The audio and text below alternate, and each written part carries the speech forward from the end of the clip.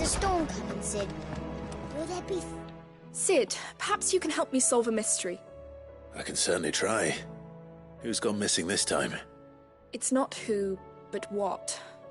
Mid's scales, the ones she made for her workshop. I borrowed them to teach the little ones about weight, and shortly after the lesson, well, they vanished. My first thought was that they'd taken them off somewhere to play, but when I asked, they swore they had nothing to do with their having disappeared. Which almost certainly means they had everything to do with it. Perhaps a visit from Sid will jog their memories. I think it just might. Thank you. I don't like to imagine that my pupils would lie to me.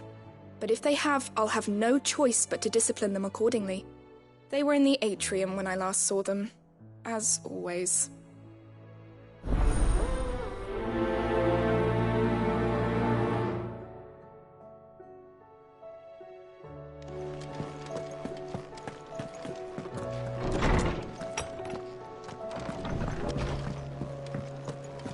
Seems the hideaway's lost its appetite. Blasted book! Can you blame them? Here, you put me in this situation, Clive. You can bloody well get me out of it. I need a hand with a recipe. Are you sure it's me you're looking for? I'm not much of a cook. I'm all the cook will be needing, thank you very much. What I want from you is a little of your time, right? Oh, and perhaps your sword. You remember Ivan's stew, right? Well, despite the look of the thing, and that awful stench, people wolf it down. So I thought I'd try making one of these supposed masterpieces myself. Had a peek at the book and gave it a go, but, well... It wasn't as straightforward as you'd hoped. Ivan had the same problem. Yeah, but this is my blimmin' kitchen, and I will not be outdone. So if you don't want to be seen as playing favourites, I suggest you lend me a hand. I've never been one to play favourites, Molly. And I would be only too happy to lend you a hand. So, what's on the menu this time? A fried mortress of skyworm. That's one heck of a name, innit? Recipe seemed easy enough to an old hand like myself. Thought I'd followed it to a T. Only, turns out skyworm livers and drake's mint are not what I thought they were. At least I hope they're not, given the rancid mess they made. Ivan said the recipes in the culinary pilgrimage date back centuries. Who's to say the ingredients even exist anymore? Wow. That's a question for a scholar, wouldn't you say? Perhaps you know of one? Kindly old fella who haunts the shelves, maybe? Fine. I'll go and speak to Harpocrates. Perhaps he'll know something. And if he does, I'll see if I can find your ingredients for you. You do that. Lest we forget, you've got a reputation to uphold.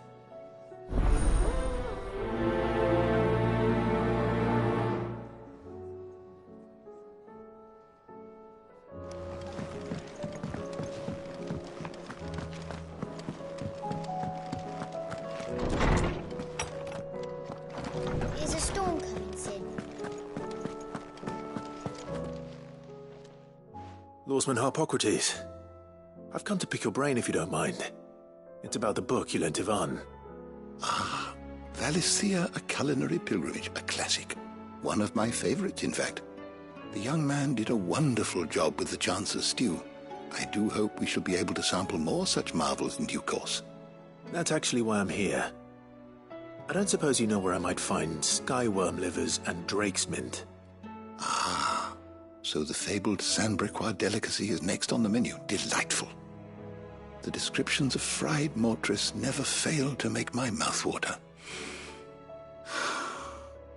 Now, skyworm is a somewhat antiquated name for the wyvern, their ground livers being the paste from which the mortress is made. Dragon livers. How very Saint-Brecois. One would have thought the disciples of Bahamut would have a touch more reverence for their icon's brethren, but apparently not. I believe the specific dragon the recipe demands is the blueback wyvern, said to be the very colour of the sea beside which it resides. So we know where to look for our liver. But what about the drake's mint? Saint's bonnet in contemporary parlance, a herb which grows along the North Reach coast. I gather that one can locate the cheerful yellow flowers by their heady scent alone, so I'm sure you'll have no trouble finding them. I may add that people once believed game was best served with the flora that sustained it in life, in which regard fried mortress of skyworm is undoubtedly a typical dish of the time. Meaning that if I find one, I find the other. To Northreach, then. Best of luck, Clive. And do save me a bite once the dish is complete.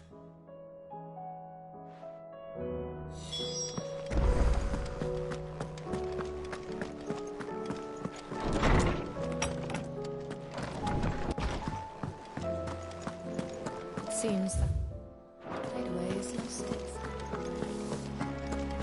Did you see the pair that got hauled into time?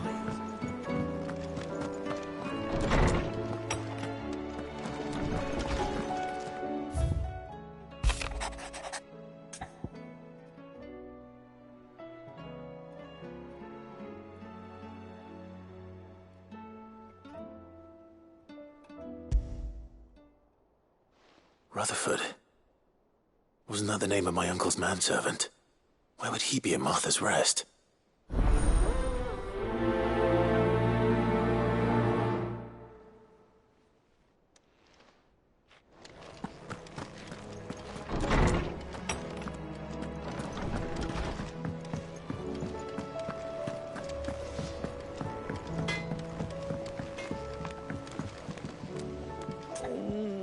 What am I gonna do?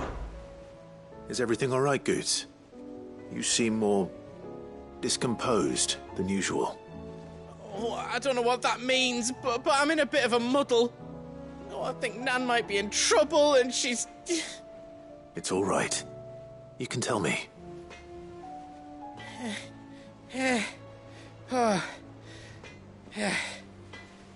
There was a trader came by. One of our usuals, like...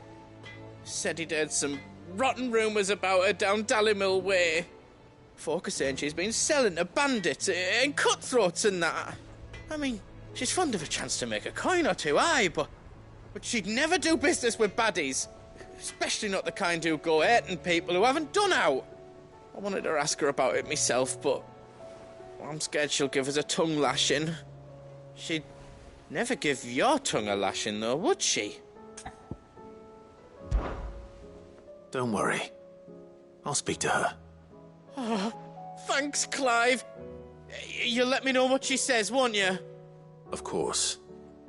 I'm sure it's all just a misunderstanding.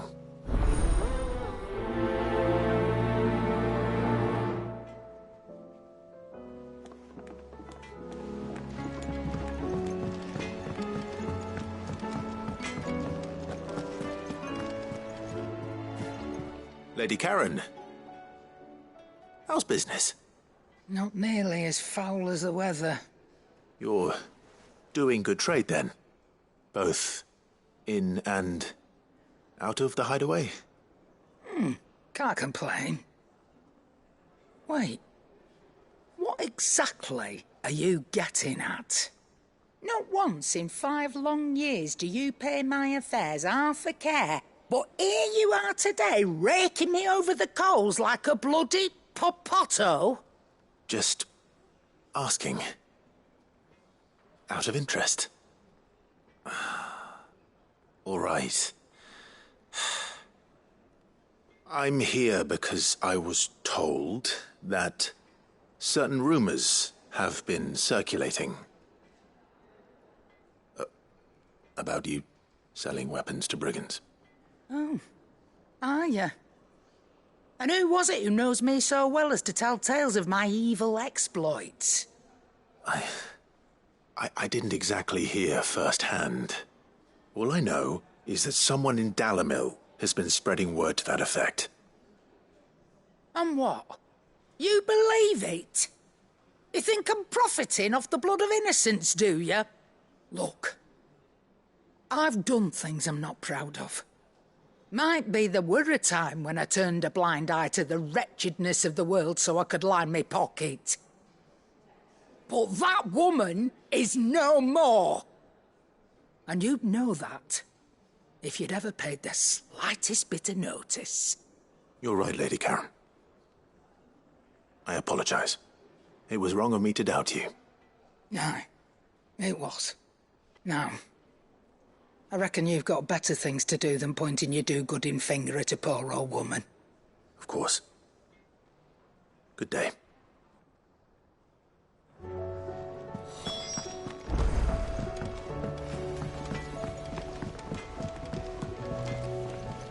I spoke with Lady Karen.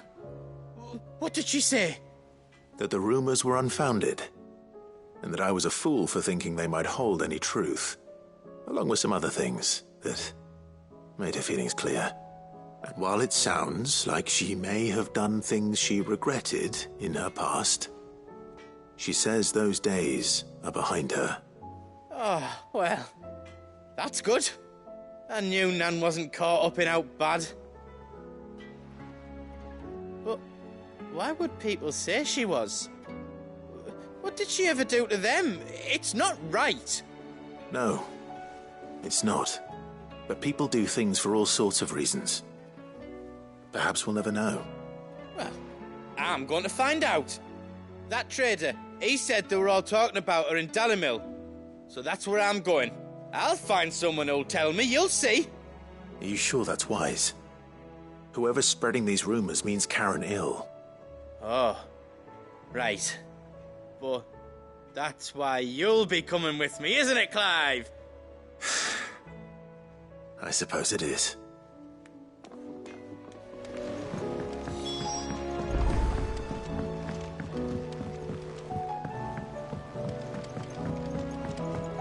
I heard the Emperor was impaled on his...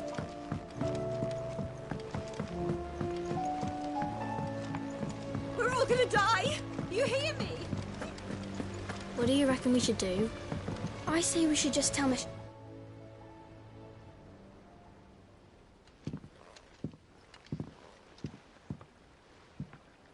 Sid! Hard at your studies, I see. And what is that? It's not a set of scales, is it? No. Of course it isn't. Well, not anymore, it's not. Oh! And just how long hasn't it been one? We're sorry. But we didn't break them. We dismembered them. Just like Miss Mididol showed us. Miss Mididol? And why would she have you dismembering her creations? Because that's the only way to become a ninja-neer. Miss Mididol said, the best way to see how something works is to take it apart and put it back together again. Well, then your work is already half done. Carry on. About that. The taking apart was easy enough, but it's the putting back we can't work out. Speak for yourself. The heavy thing goes at the bottom. Then...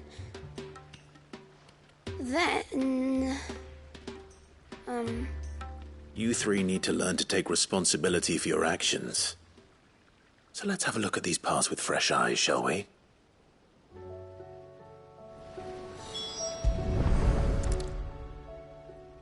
All right. Everything here was once part of Miss Mididol's scales. Every piece has its own role to play, and each is just as important as the others. If even one of them is missing, the scales won't work. So let's think about what those roles might be. You already know one of the pieces. The body. Its role is to support everything else. But what of the others?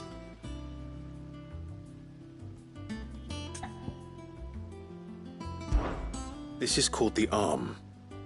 Why do you suppose that is? It doesn't look much like an arm. You're right. It looks more like a wing.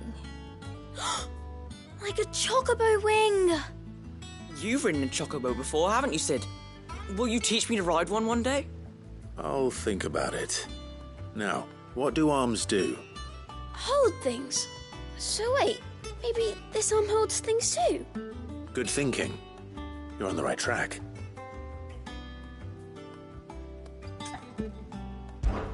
These round parts are called the pans.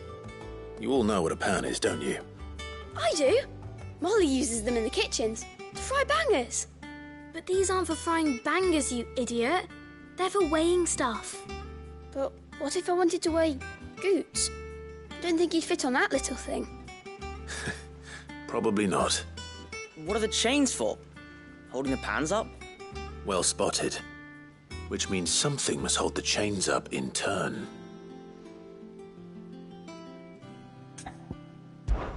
This tiny piece is what's called a cogwheel, or gear.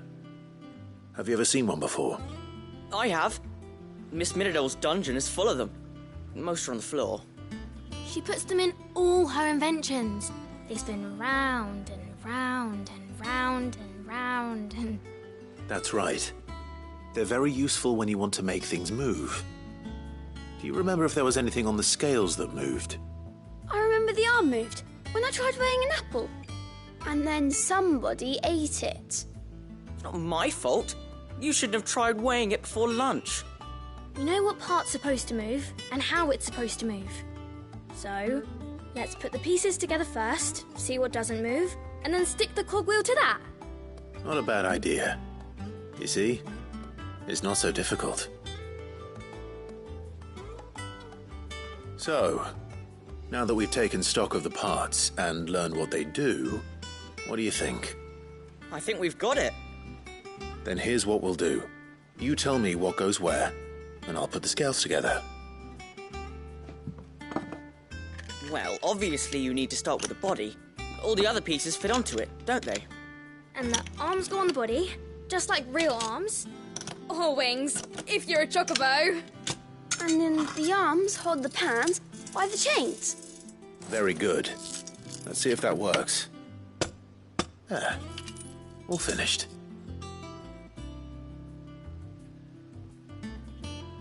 Yes! We did it! Well, with Sid's help. Oh, I just put the pieces together. It was you three engineers who showed me how. That's right. We're Miss Middledale's hares. Her hairs? Yeah, hares for the future. She's showing us her secrets now, so we can help out the hideaway when we're older. What do you think, Sid? Are we almost ready?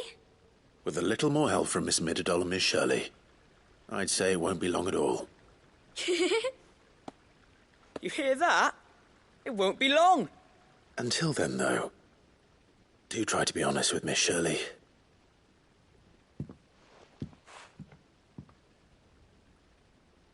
Hey, look! We never used the cogwheel. You don't think Sid forgot about it, do you?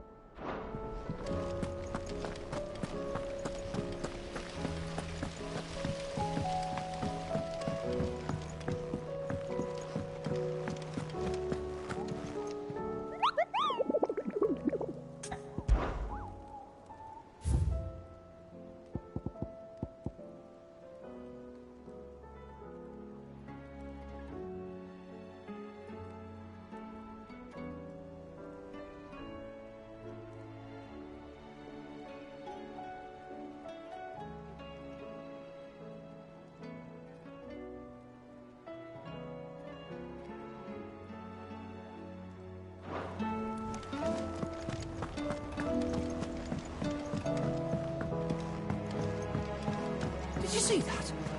Tell me you saw that.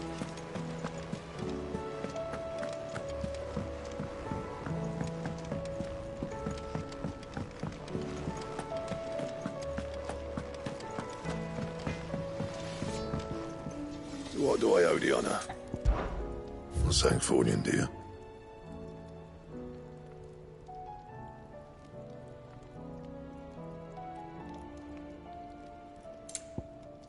And?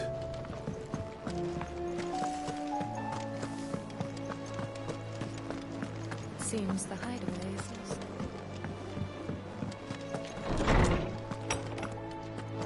Is a storm coming, Sid? Will there be... Well, did you solve the mystery? It was as you thought. The children had the scales, or The parts of them, at least. They dismantled them to see how they worked. Oh, no, Mid will have my head. Thankfully, she won't. This might even have been her idea. Although I was the one who ended up teaching the lesson. I'm so sorry, Sid. I know how busy you are. I shall see that the children are properly punished. Please, there's no need.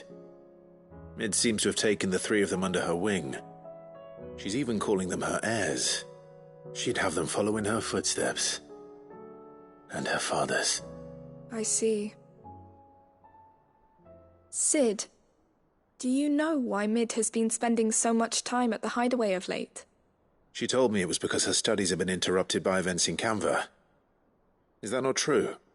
No, it isn't. The university offered her a commission. In exchange for full tuition, room and board, they asked her to oversee the design of several new war engines. To anyone else it would be an opportunity, but to Mid, who lost both her parents to war, it was a bitter pill. One she was none too keen to swallow. But that should come as no surprise. She's only ever cared about bringing people hope. The very last thing war can be said to do. Which explains her heirs. She's working to give them a better life. And so should I. What's the odd engineering lesson? Oh, you've given them far more than that. And I'm sure they're very grateful.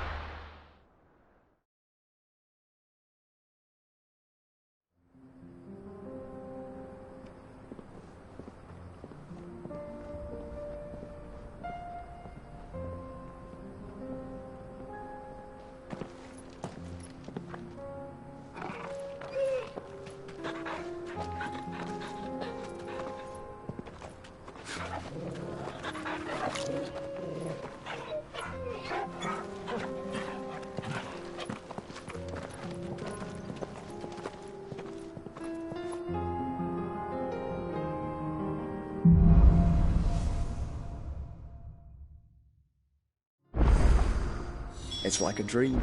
The 4 of us out walking like we used to. Enjoying this, are you? Gav and the others could be in danger as we speak. You're right. I'm sorry. Yote is a fine scout. If Canva was attacked, she will already have begun gathering information. Tabor isn't far. We should pick up the pace.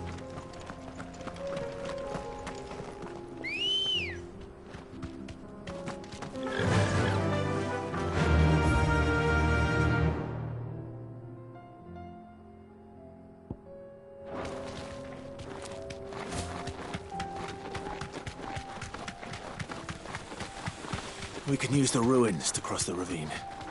Assuming they would allow it, the Echoes have a will of their own.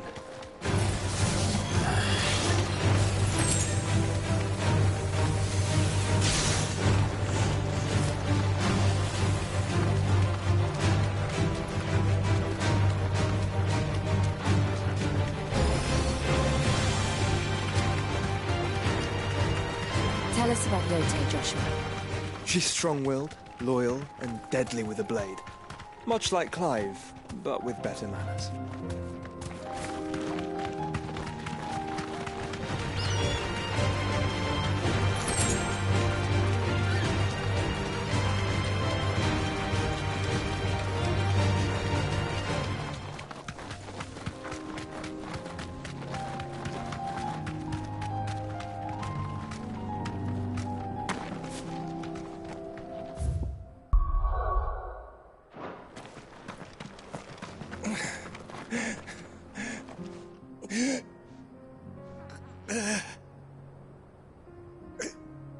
You're injured. What happened here? Where are your comrades? Ether flood. Up ahead. It swallowed our camp while we slept. My own men did this. Turned. Every last one of them. There's a village not far from here. Tabor. The people were kind to us. It's only a matter of time before they won't stand a chance. We can't let those monsters reach the...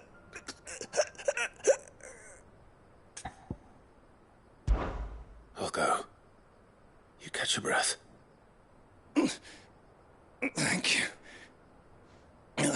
Our encampment is up ahead. Just off the track. They must not reach Tabor.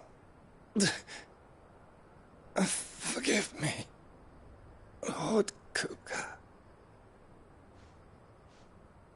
Rest well, soldier.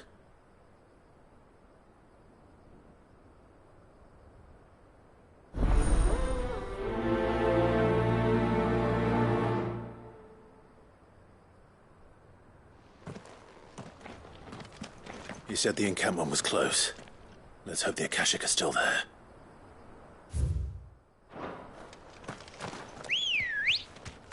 Come on. Run like the wind. Another ether flood. They're everywhere now. We can't go round it. Then we'll just have to be careful.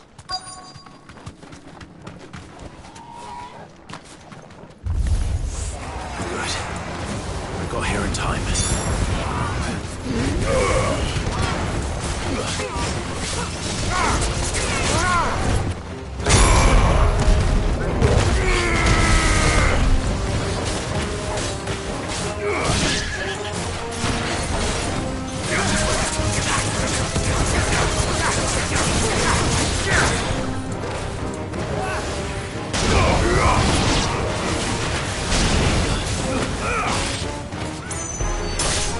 It's over.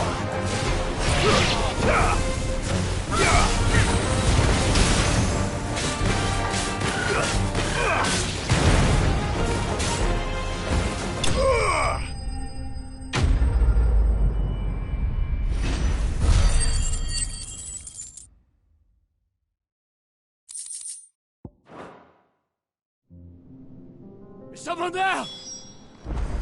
Please, I can't move my leg. That doesn't sound like an Akashic.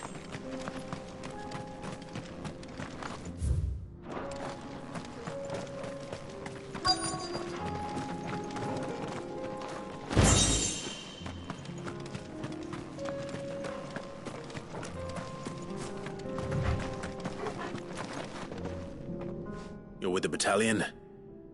I am. I heard the fighting. Are the others? Taken care of. One of your brothers in arms told me what happened and asked for help. Another survivor? Where is he? Tell me. His wounds were too deep.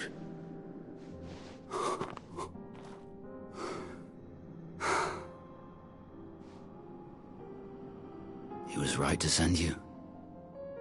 Those things you slew are no longer my brothers. Tabor is safe thanks to you. Here, you've earned it.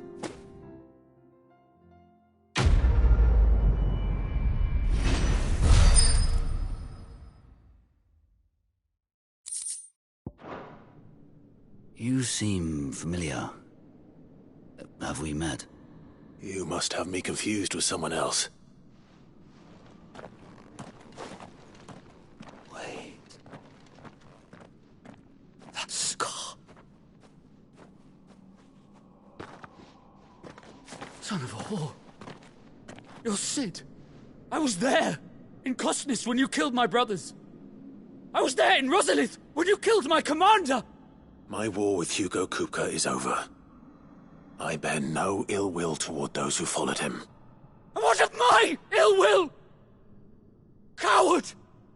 Draw your steel. Lord Kupka shall be avenged!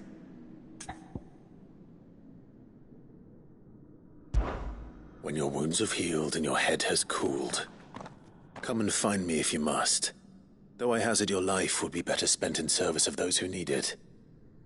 Or have you forgotten your oath to the Republic? My oath? What do you know of oaths? I know how hard they are to keep. Which is why I'm giving you the chance to keep yours. No. I won't be deceived. Lord Kupka told us of your crimes. You are an outlaw. A murderer, not some Man. Like you or anyone else. I am nothing like you. But if you're not gonna kill me, then go. Leave! Just know that I will find you, Sid. Someday.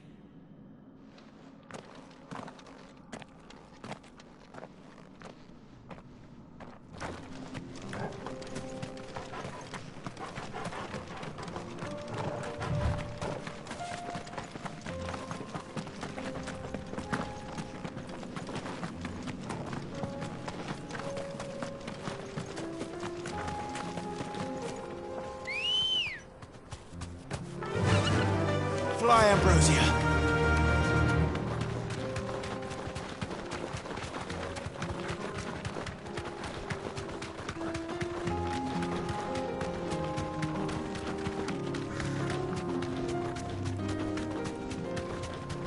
We're nearly there. Have you been to Tabor before? There are a few places I haven't. I can walk from here.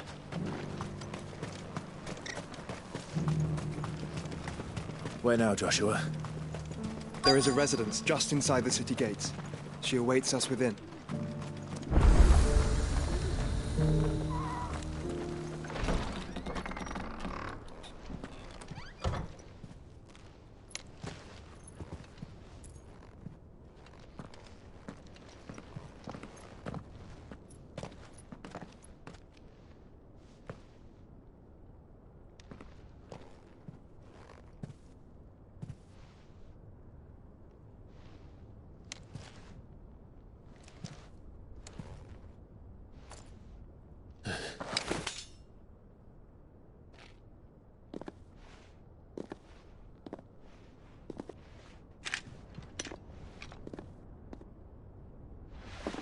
My Lord Marquis, it is an honor.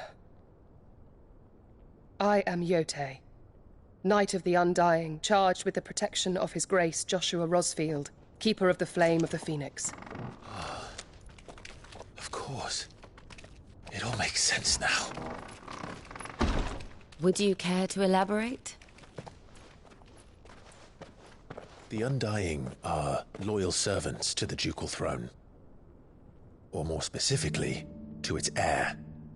They have served our family for generations, albeit from the shadows. Since their inception, they have been tasked with the preservation and enactment of the rites of ancestral communion. After the events at Phoenix Gate, it was the Undying who delivered me to safety. And since the day I left Rosaria, Yote has been my constant companion and protector. Without her sword, I would not have survived my journey across the realm. Rise, Lady Yote.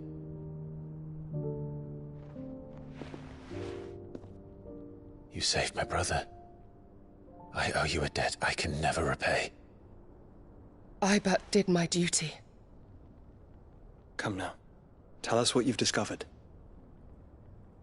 Your Grace. It is as you feared.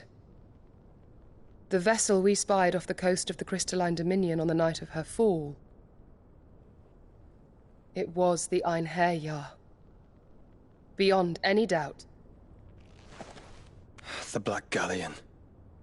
Joshua, the Einherjar is the Royalists' flagship. What business would they have in the Dominion? Upon learning of Waloed's involvement in recent events at Drake's Fang, I sensed the malign influence of Ultima, and bid Yote and the Undying look into the matter. We have reason to believe that the Black Galleon weighed anchor shortly after the fighting began, and set a course due south. For Canva. Then it is Waloeda Knights who besiege the cities. What is left of them? Yes. And the Black Galleon sails at but one man's behest. Barnabas Tharm.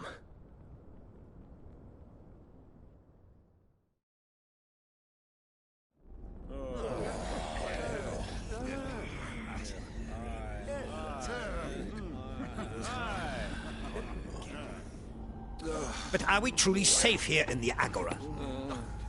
The city guard have been paid, if that's what you're implying. All the more reason for them to run. Well, you are free to leave, Lord Minister. Markets abandoned, warehouses aflame, blackened hulls choking every port in the capital. Canva is ruined. The realm teeters on the brink of chaos, and all you can think about is commerce! Forgive us. We were not aware Dhalmekia now subsisted on charity. Not quite. How dare you!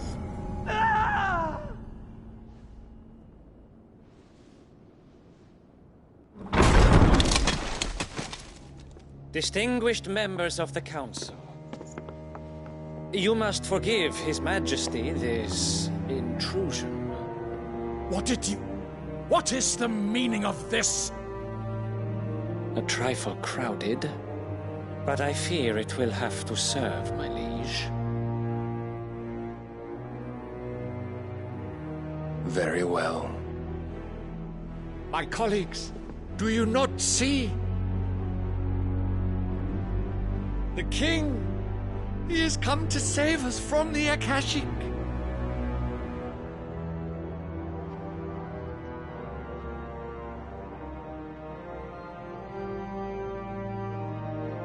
He is a gift from the heavens, divine intervention, our very salvation. And of course, if it is compensation he requires, we would be most willing to negotiate a fair price for services rendered. Fools. Your ignorance unbecomes you.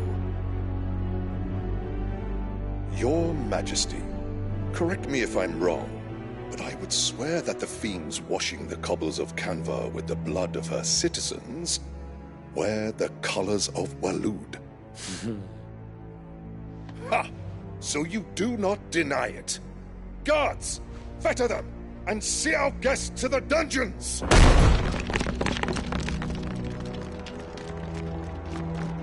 Enough.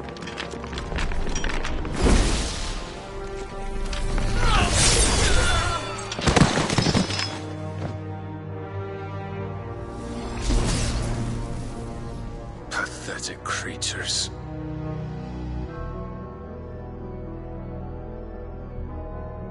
That you should imagine yourselves worthy of salvation. The girl is still here, somewhere in the city, her consciousness fair dripping with her late father's hubris. A consciousness to which Mythos is inextricably bound and inexorably drawn. See that he is made welcome. Yes, Your Majesty.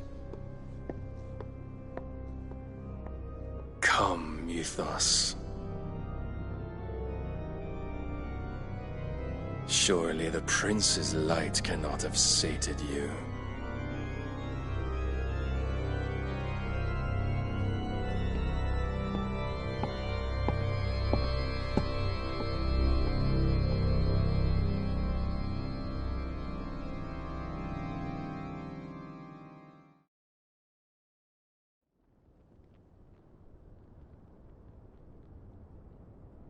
So then, how long has Waloed been under Ultima's control? How long indeed? Based on what we know of Barnabas's actions, I would guess some few years, mayhap more. But to what end? What does Ultima want? The tapestry. Show them.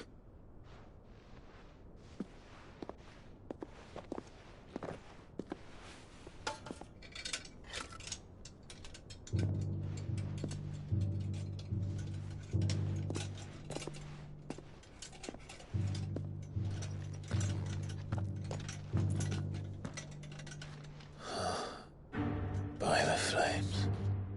Phoenix Gate, Drake's Breath, and now here. But what is it? It is old, ancient, even. Naught remains of the faith it represents, save what can be gleaned from the image itself. None could tell me what the one in the apothecary meant, even the Undying. But I believe it may be the key to discerning Ultima's purpose. That figure in the center, the one beneath whom the icons congregate, that I believe to be Ultima. He is a god, or at least godlike, his very existence beyond our ken. The icons, and by extension their dominants, are meant to be his subjects, and while some, like Barnabas, have accepted this role, others have rejected it, like you, Clive, which is rather inconvenient, as it appears he needs you most of all. And gods don't like to be disobeyed. No, I don't suppose they do. Clive, may I tell Yote of the lake? By all means. Yote, I will be accompanying my brother to the Free Cities. Whilst we are afield, I would have you watch over those Clive has made his wards. Omielos delan tuisag ilith. Though well concealed, the hideaway lacks trained fighters to defend its occupants should they be discovered. But it is my duty to... As it has ever been my brother's duty, remember. If that is your wish, Your Grace. But please be safe. If aught were to befall you, You have my word.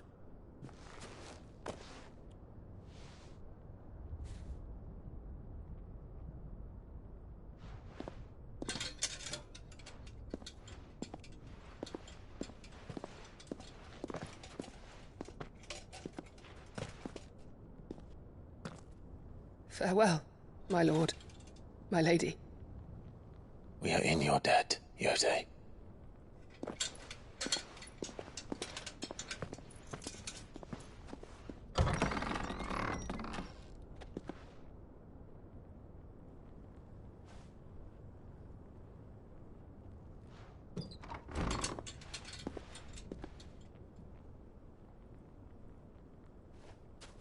Let's find our friends.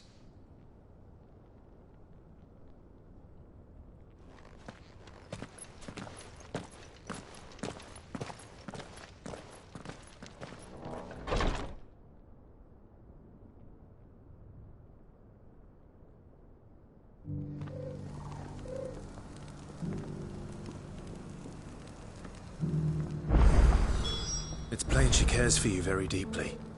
And I her, which is why I had to let her go.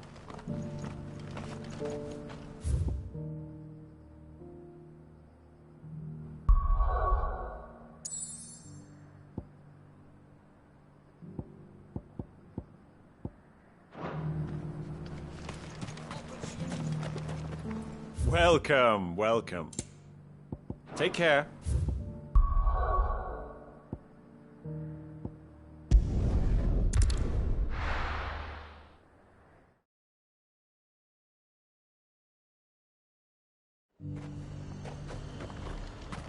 Nothing like a little unrest.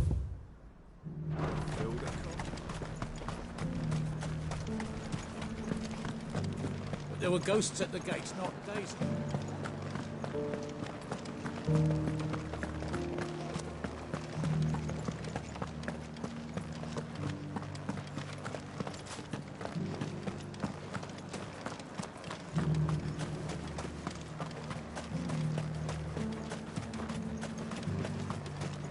You heard the herald. The Emperor's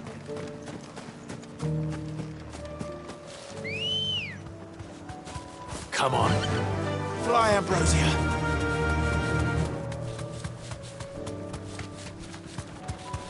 Hippocrates said I should be able to find what I'm looking for somewhere nearby. Bright blue dragons and bright yellow flowers. Should be easy enough to spot. This must be our wyvern. All right. Let's get this over with.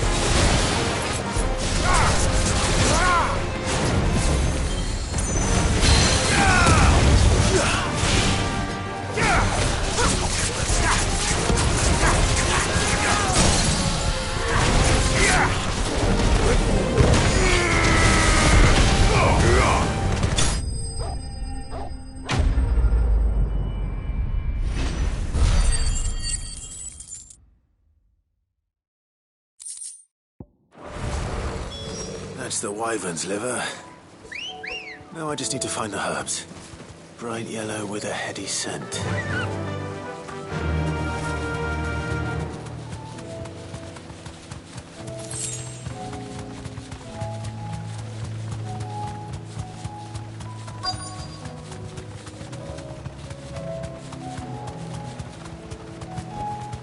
Be safe.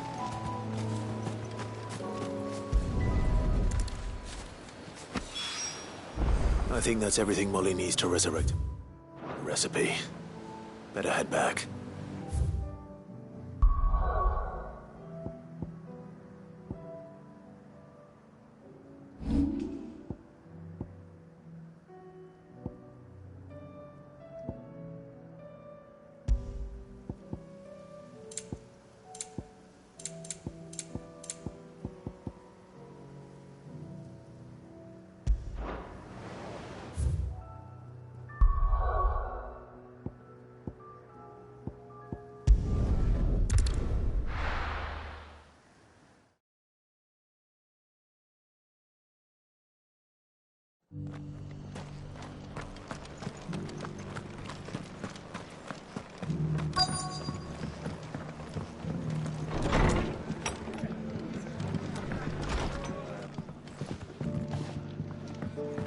Fate seem bent on driving me from my inn. If they want me out, they're gonna have to try harder. My lord Marquis, is that... It is you. Then you received my letter. I am Sebastian Rutherford, chief steward of your lord uncle's estate. Of course. We met once before. Yes, my lord. Thank you for coming. And what was so sensitive that you couldn't put it in writing? 1,000 apologies, my lord. I did not mean to offend. I merely... It's all right. Continue. I am here at Martha's Rest, at the behest of your lord uncle, tasked with learning what I am able of the realm's current state of affairs. And what I have learned is grim. The fall of the Mother Crystals has left Storm in a state of utter disarray. The subsequent darkening of the heavens has only made things worse. Akashic attacks, once unthinkable, are now commonplace. The gears of governance have ground to a halt, and without a steady hand on the tiller, the realm threatens to drift into utter chaos. Your lord uncle, however, believes there is a way to avoid this fate, and is determined to see it set in motion. That sounds like quite the undertaking. It is.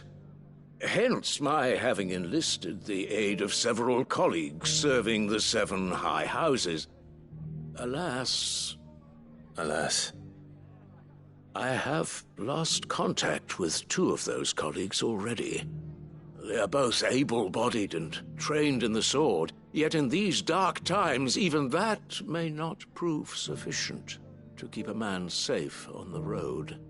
So you want me to find them? I'll need to know where they went. One I sent to investigate the Republic, the other the old Imperial capital of Oriflamme. That doesn't exactly narrow it down. I suppose I'll start in Dalamil and work my way east. Thank you, my lord. I shall pray for your success and safety.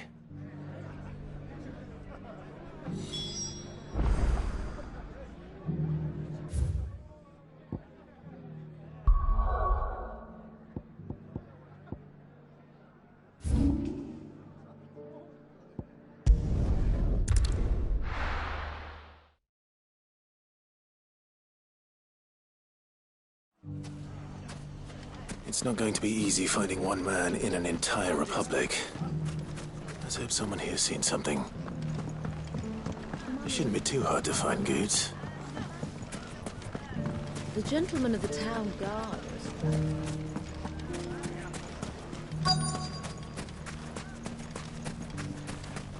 Could be I know something more. Clive, listen! I found someone who says he's heard the rumours about Nan. Have you? Go on. Tell him what you told me. All right. It's like I said.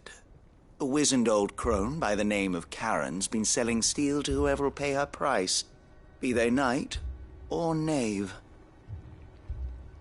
Says the more swords and spears she puts in people's hands, the more war they'll wage. And the more war being waged, the more call for swords and spears. And who will they all turn to keep them in steel? Why, the good Reaper herself. And you've seen this Reaper at work? Aye, it just so happens I have. You'll find her right here plying her trade most days. Here in Delamil? Where exactly? She has a stall here in the market, but if you're not the patient type, you can probably find her at her storehouse on the edge of town. But it'd be a bolder man than me that braved that particular nest of vipers. Feeling bold, traveler? I hope so, for your sake. Now, if that's all, I have places to be. Sorry to have kept you. You don't think Nan's the Reaper, do you? Not unless she's discovered the secret of how to be in two places at once. Eh? What do you mean? Lady Karen hasn't left the hideaway in weeks. So who has been running this stall he spoke of? Good question. I'll go and have a look. And I'll visit this storehouse on the edge of town. All right, but be careful, Clive. You too, Goots.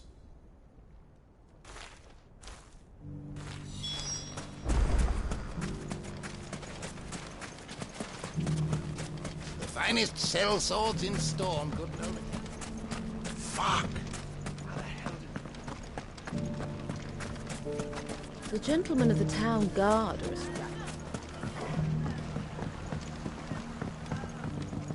what a mess. Where do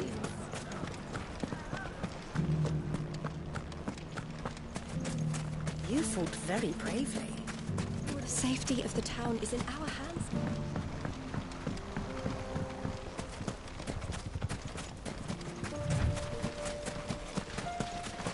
Time to brave the Viper's Nest.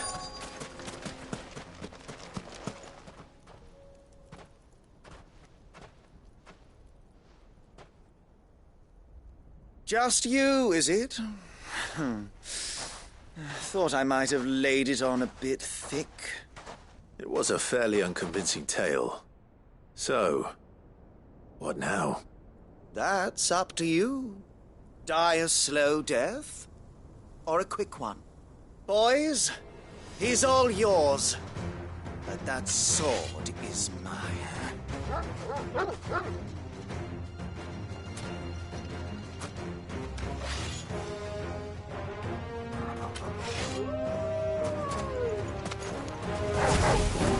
Leave now and we can pretend this didn't happen.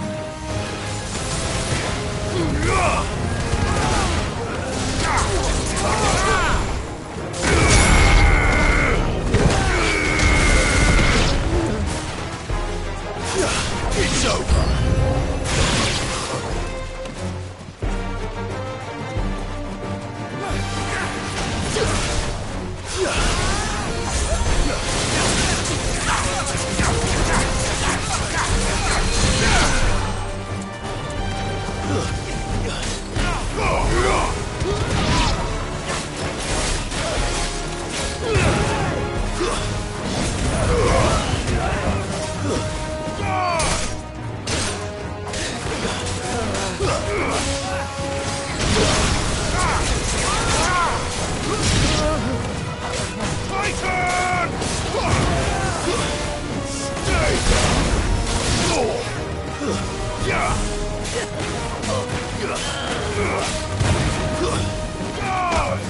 It's over.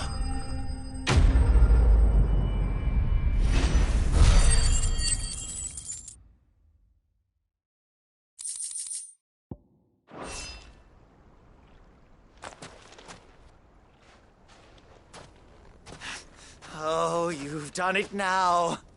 Go on. Tell me what I've done. When the Borgwyn finds out you've killed his men, he'll have your head. He only wanted that bull of a manservant, the dim one always clinging to Karen's skirts. You weren't even supposed to be here. Who the hell are you, anyway? What were you going to do to him? The Borgwyn wanted him to get to Karen. I was only supposed to point the lamp in the right direction once he arrived in Dalamil. But then you turned up. Well, go on then. If you're going to end me, end me. You're not worth the effort. Now be gone, before I change my mind. Fucking coward! I need to find Goetz. Right now.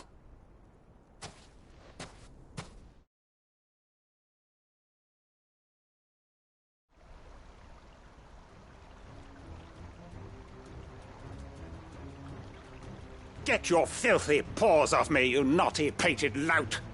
Stop calling me names! And stop spreading them horrible lies about Nan!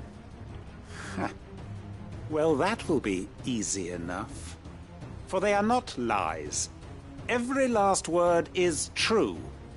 And she must pay for her crimes in blood. Blood? Goetz, are you all right? He's gonna kill Nan! He said she had to pay in blood! After what she did, it is only right. She ruined my life and the lives of countless others. That loathsome harpy's very existence is a crime, and I will not allow it to continue. Goetz, was it? I have no quarrel with you. Only with your employer. Run along now. You need not pay for her sins. No. No? I don't care what she did. I won't let you hurt Nan. Promise me you won't hurt her, or I'll kill you myself! Goetz, no. Enough, all of you! Karen. But how did you? You're a sight less clever than you think you are, the pair of you. Did you think I wouldn't notice the two of you slinking off together? Well, the whole thing got me thinking, who in Dalamil might bear me a grudge? And a certain snivelling shit I ran afoul of in my fairy years came to mind. Though it was just Bogan back then, wasn't it? I thought the years might have taught you some sense, but I see you're the same pants-pissing craven you've always been. What was it we called you? Wet legs? You bitch! Everything that happened, it was all your fault! And now you'll finally pay for what you did to me!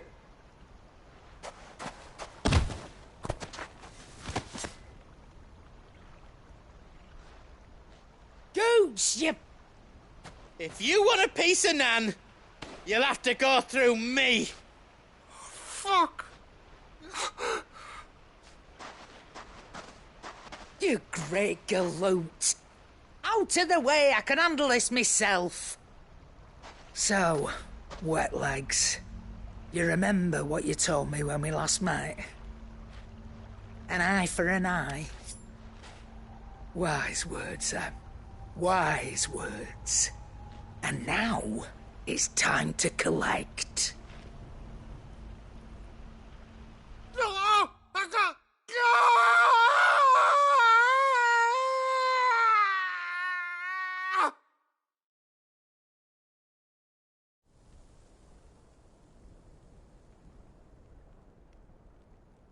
Sorry to keep you waiting.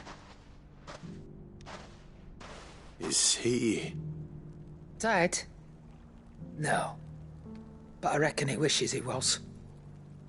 It isn't easy going through life one eye short of a pair.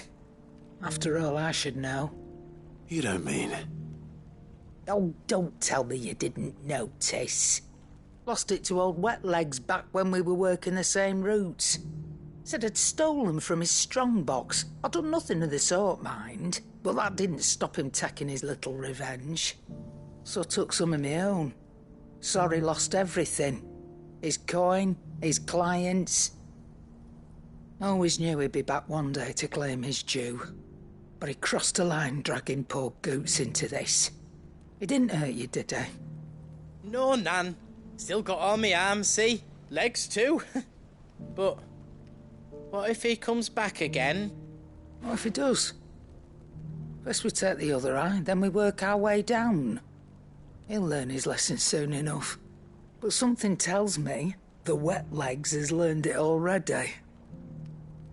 Right. Let's get you back to the hideaway. You've attracted quite enough attention already. Ta-ra, Clive.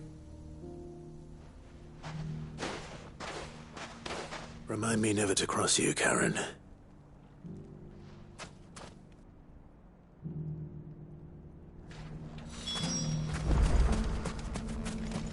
If you ever do that again, I'll whip you.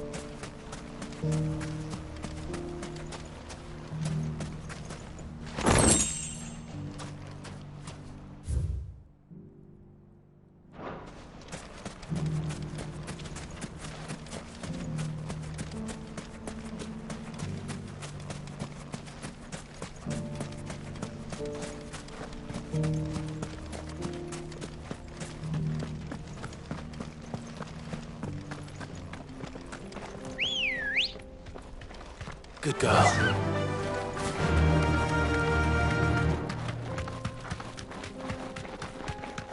Someone's got himself in trouble.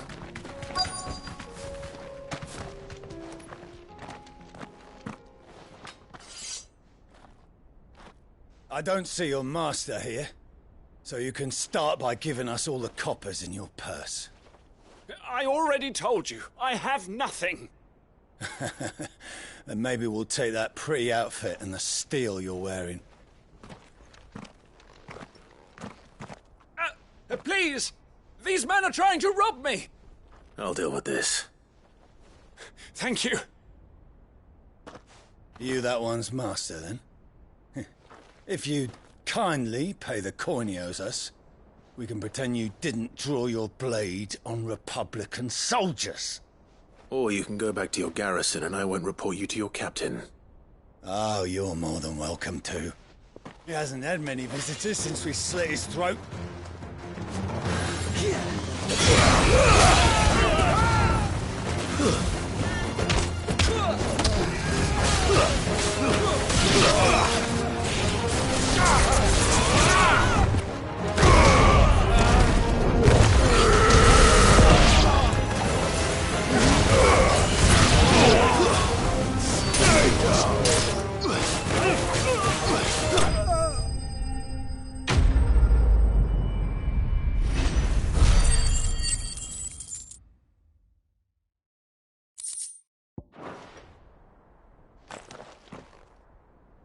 I'd expect as much from Hugo's faithful, but these were men of the fist. Much has changed in the Republican army since they lost their rock. You've seen this kind of thing before, then? Many times. I was sent here to observe the situation. You're one of Rutherford's men. He sent me to look for you. Well, then you have my thanks. I fancy I could defend myself against one, perhaps two, but a whole regiment. I arrived in Dalimil several days ago, but when I called upon the captain of the local garrison to make inquiries, his men confiscated my effects and locked me in a cell. The captain is no more, and his men make the rules now. Fortunately, I was able to bribe my way free, only to be stopped again by those soldiers you so kindly dispatched. What of the Fist's Central Command? Surely they wouldn't allow such lawlessness amongst their ranks. I would imagine they are unaware of it. Most of the army has fallen back to the capital and hunkered down behind her walls. Those who weren't recalled now rule the fringes unchecked, answering to no one but themselves. Then it's worse than we imagined. You should return to Rosaria. It's not safe here. I'll find a caravan heading north. You won't mind if I borrow one of these soldiers' coin purses?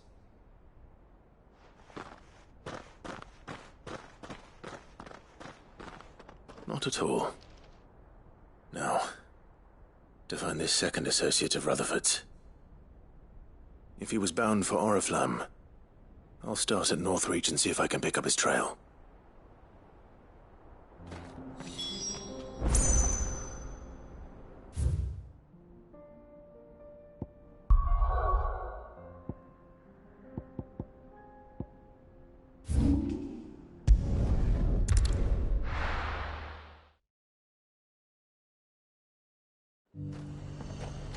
There's a lot of road between here and the capital.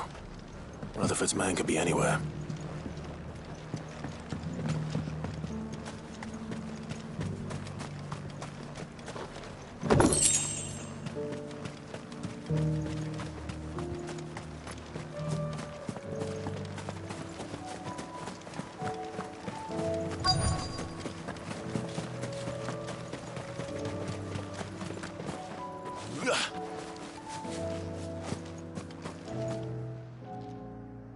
What happened here?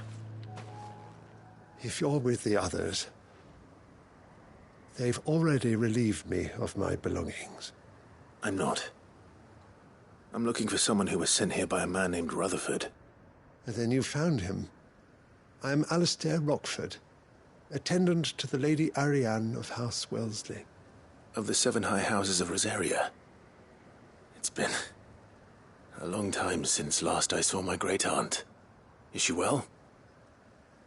My Lord Marquis? Yes. Yes, she is. The Lady Dowager has granted me leave to assist your Uncle Stuart. I was on my way back from the old capital when I saw some villagers being robbed on the road here. Bandits? They looked more like field hands, but it didn't matter in the end. I did what I could to help the victims, but all it earned me was a pommel to the temple. Which way did they go? South, toward the gate. All right. I'll take care of them. Founder knows I've met enough of their kind. You head back to Northreach, visit the Vale, tell them I sent you. Thank you. I shall. Founder be your shield.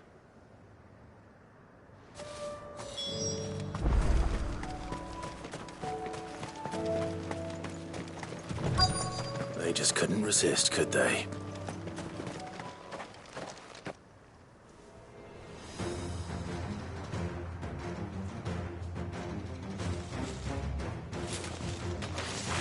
This one's ours, pretty boy.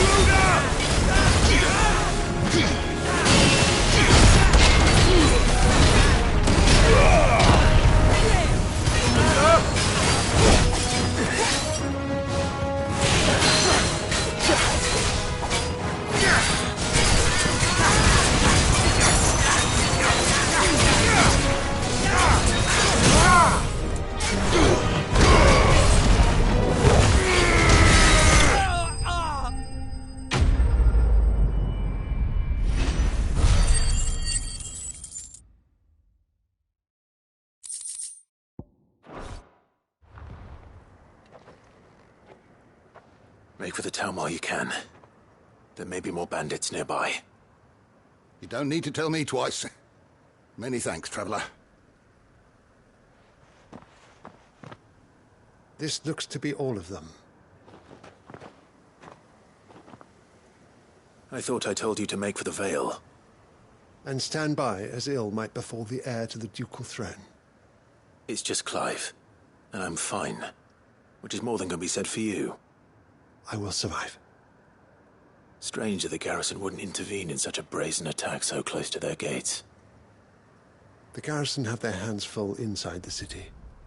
Some days they don't even send out patrols. There are few hands left to work the fields, and even fewer to transport the grain. The market stalls are nearly bare, and the price for what remains is exorbitant. It's not uncommon to see a fight break out over a crust of bread. When I said the ones who attacked me didn't have the look of bandits, I meant it. They were probably just desperate. Rockford, listen to me. If you are to continue your investigation, you first need to seek the attention of a healer. Of course. I shall return to Northreach right away. But allow me to thank you first.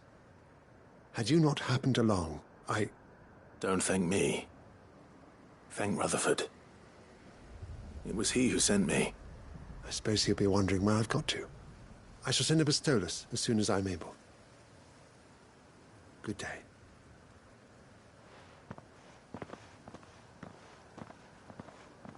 My uncle certainly has his work cut out for him. If it isn't already too late. I should go and tell Rutherford that his colleagues are still in one piece.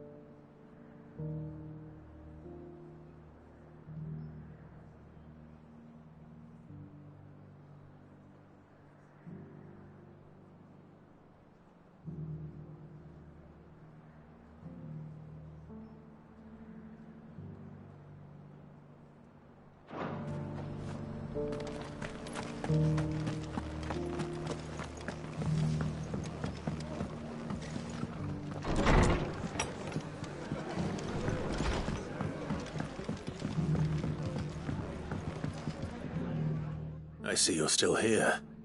The Rest's location affords a constant flow of traders, and with it, a constant flow of information. Speaking of which, I received word from both my associates. They have resumed their investigations, thanks to you. I only happened to be in the right place at the right time. They both seem to think the realm's prospects rather grim. I am afraid that grim would be putting it lightly. Storm is in crisis, and if we are to free her, we must work quickly. And we must work together. Such is your Lord Uncle's wish. As it is mine.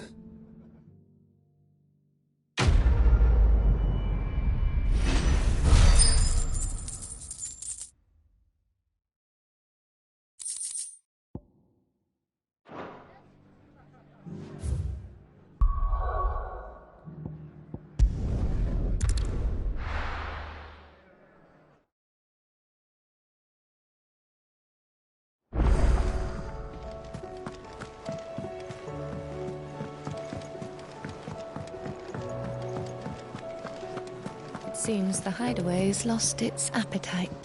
So, did you have that word with Tomes then? I did, and he was as helpful as ever. He told me exactly where to look, in fact.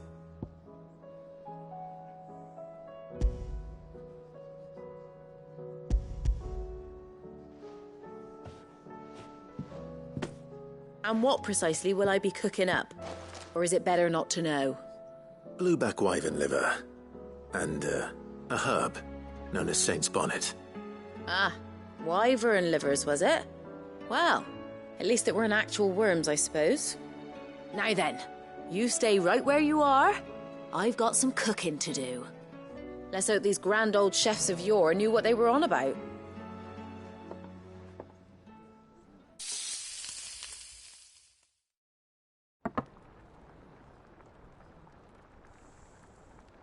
And here we have it. Fried mortress of skyworm. Ivan's offered to make sure it's fit for consumption. Well, I say offered. He as good as begged. And rightly so. Is there any higher honour than partaking in a slice of culinary history?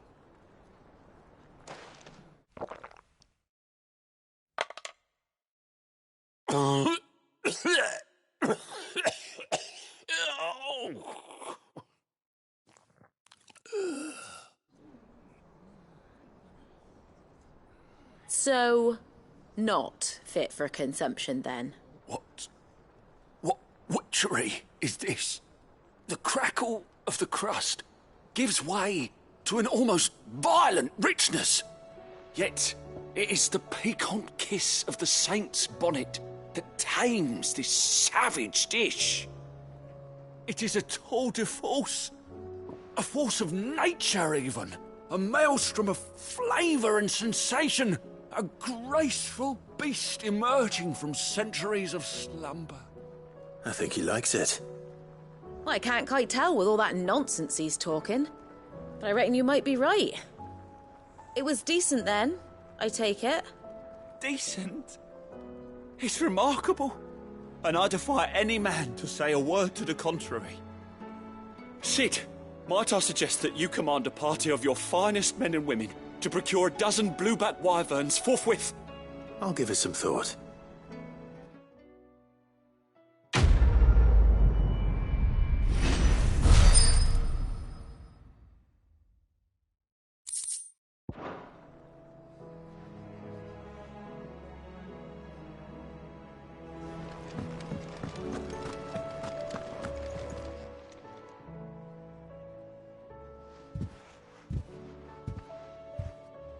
Nothing like a dish of cold vengeance to foul the gut.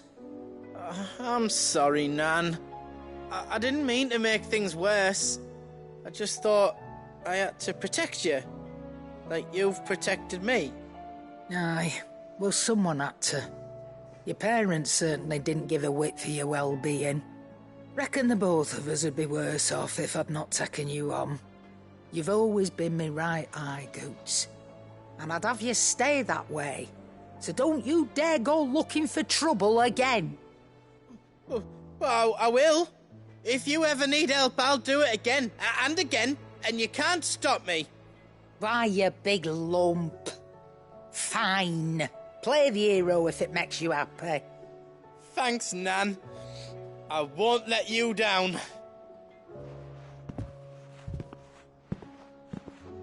There's nothing he wouldn't do for you. That's as maybe. But if he's ever to make his own way in life, he'll need to start looking out for himself as well. Till then, he'll need people to watch his back, just like you did in Dalamil. Don't think I didn't appreciate that. Of course. His family. Stop it. You make me one good eye, mister. I don't go thinking that'll do you any favours.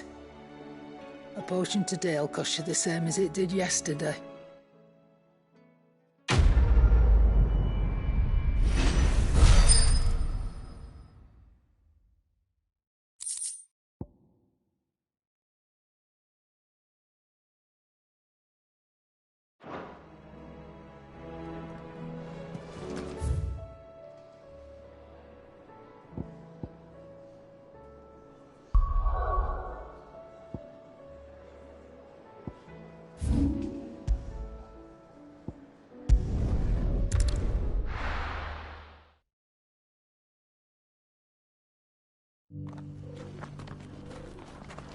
Opportunity beckons. Who among you is bold enough to... Is that blade for hire, perchance? Because I have a mind to make a killing. Figuratively, I hope. Well, yes and no. A passing caravan carried with it a rumor most fortuitous for one in my trade, that an elder Dread Evis had been sighted in the fields of Corava. Dread Evis are aggressive beasts. Compelled as they are to acts of violence, few survive to maturity, but those that do develop a hide of phenomenal value. A hide you want to sell? Eventually, yes. Though I would have it tanned first that it might be crafted into marvels the likes of which the world has never seen. Dread Evis skin is a rare thing indeed. But the worked hide of a well-aged beast, now that would fetch such coin that Gilbert himself might weep with envy. Bring me that beast's skin, and I will share with you the bounty of our combined labors. All right. I'll hunt your Evis. Of course you will. When one lives in such troubled times, it is a fool who lets opportunity slip his grasp. Leave Tabor through the east gate, but take the path that branches west. Once you reach the checkpoint at Tovany, you are a mere stone's throw from the fields of Corava. I eagerly await your safe, and above all, triumphant return.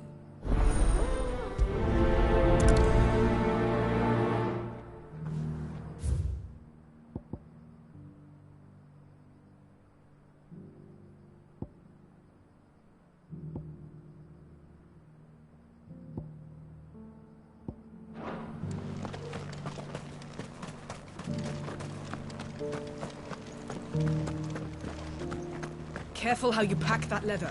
Any creases or scratches. You there! Finally, no one was paying me the slightest heed. Is something wrong? At the university, the students would hang on my every word. Sadly, this far from home, I'm just a vagrant greybeard. The university? You're a scholar. A specialist in ancient cultures. The most accomplished in all Valisthea, some have said. Not that I look the part in these tattered rags. In my heyday, no obstacle could have kept me from my studies. Yet here I am, a wizened windbag, bested by the many steps of Tabor. The answers I seek lying just beyond my enfeebled reach. Would you do an old man a kindness and brave the stairs in my stead? You'll be amply rewarded, of course. Climb the stairs and memorize a few inscriptions for me, assuming you know your letters, that is. Some courteous soul is rumored to have carved clues to Tabor's rich history into stones dotted about the village. 3 of them, to be precise. 1 each to the north, south, and east. I'm here in the hope that those carvings might shed light on a riddle I've been pondering for some time. Namely, the otherwise undocumented origins of Tabor's unique people. People quite unlike those of neighboring lands. I can't promise I'll remember everything perfectly. Remember what you can. I'll piece together the rest. Make for the domed pavilions, and you'll have no trouble finding the stones.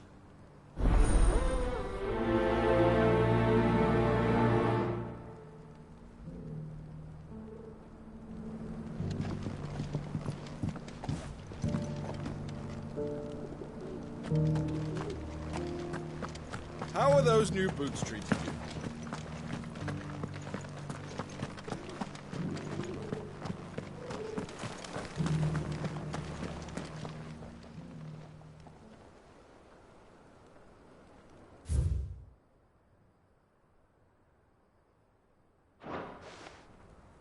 No history would be complete without mention of the mother crystals. Why won't the sky go back to how it was? I don't like it. Nor do I, dearie. So it's these stones to Canva, and the rest of the boxes to Dalamir.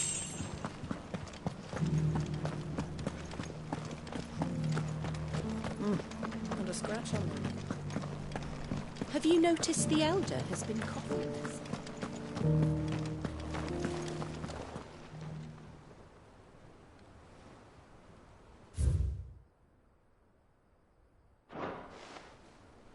What golden plains might the Wanderers have called home, I wonder? Recent quarry's been hard to find since the sky's turned. It has indeed.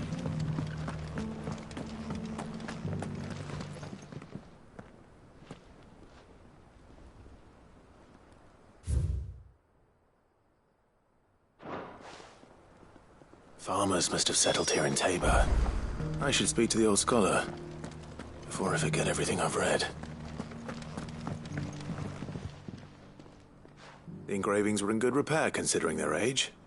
Oh, would that I could have seen them for myself. Come, don't tease me now. What did you learn of this place and its people? Let's start with the engraving to the south, shall we? What did it say?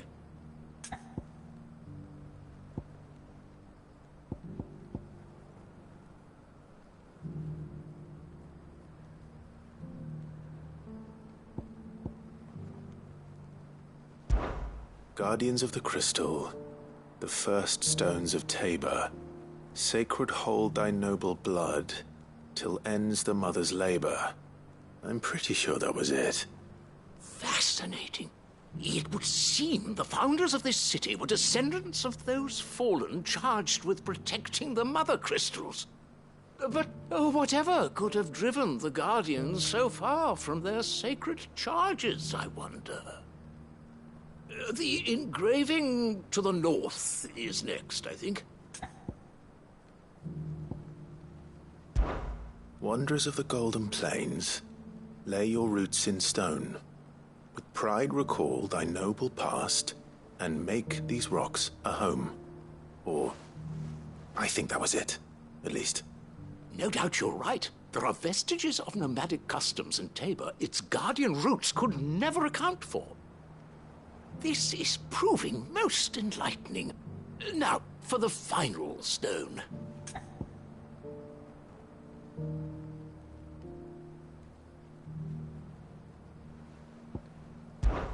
Children of the hunters, now tillers of the land, reap her promised blessing and give praise her gracious hand. That's all three. And so, we add primitive farmers to Tabor's founding peoples, the final piece of the puzzle. 3 engravings, one for each of the 3 peoples to have settled Tabor in ancient times. Guardians of the Mother Crystal, wanderers from across the plains, and last but certainly not least, hunters turned farmers. Little wonder it was so difficult to trace the roots of Tabor's culture. Those roots reach down through 3 distinct traditions. Nonetheless, one cannot help but wonder why this fact is not better known among scholars, given that the stones stand here for all to see. Too many stairs, perhaps. Ha! Too many by far. Here, and thank you.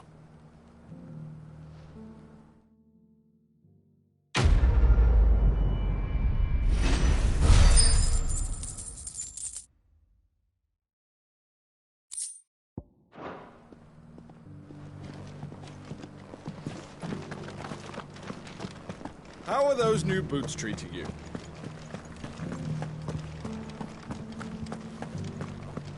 Beneath the flood, yes.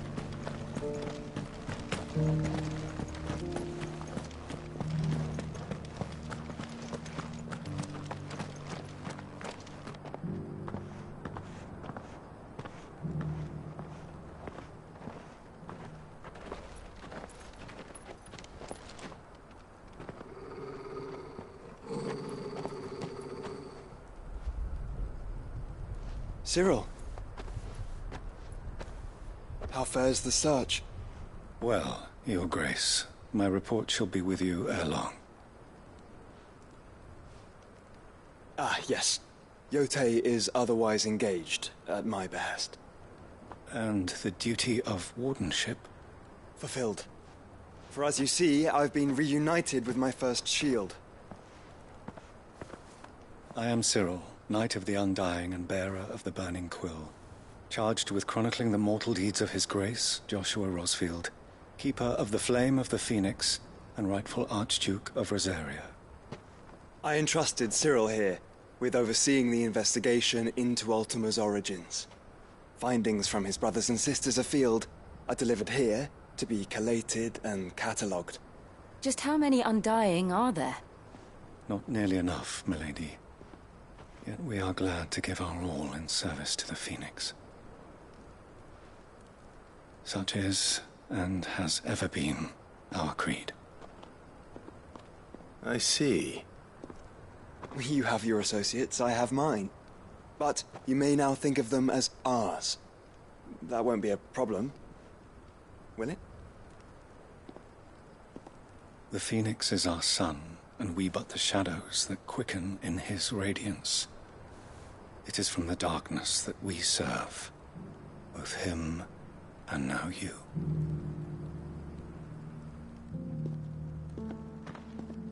Pray accept this token.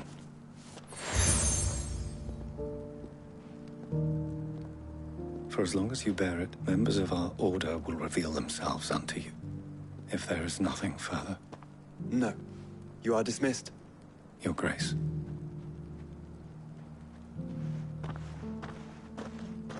To Canva, then. We'll talk about this later.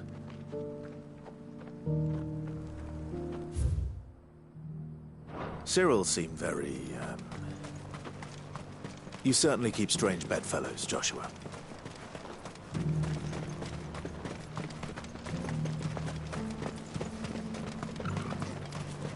The free cities and the sea.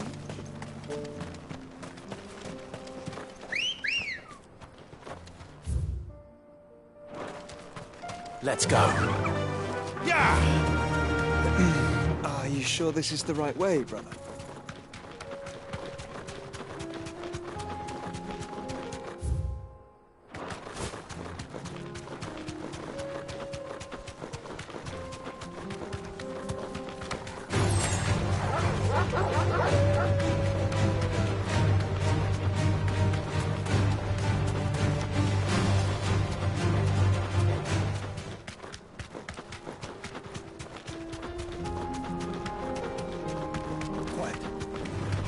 Enough of you, are there?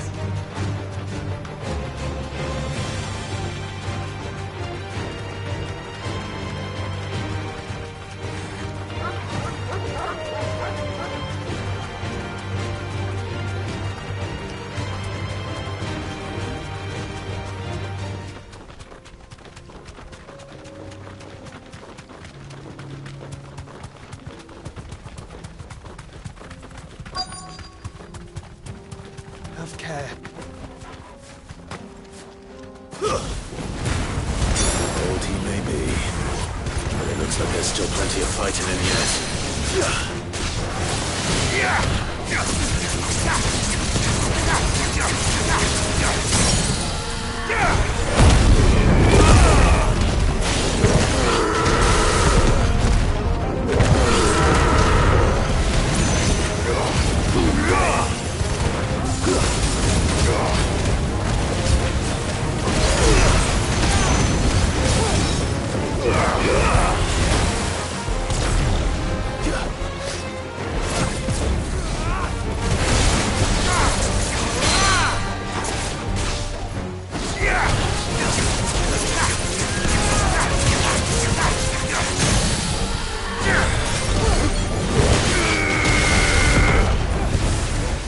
Farewell.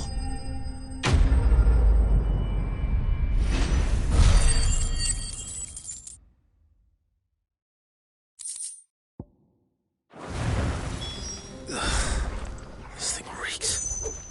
The sooner it's off my hands, the better.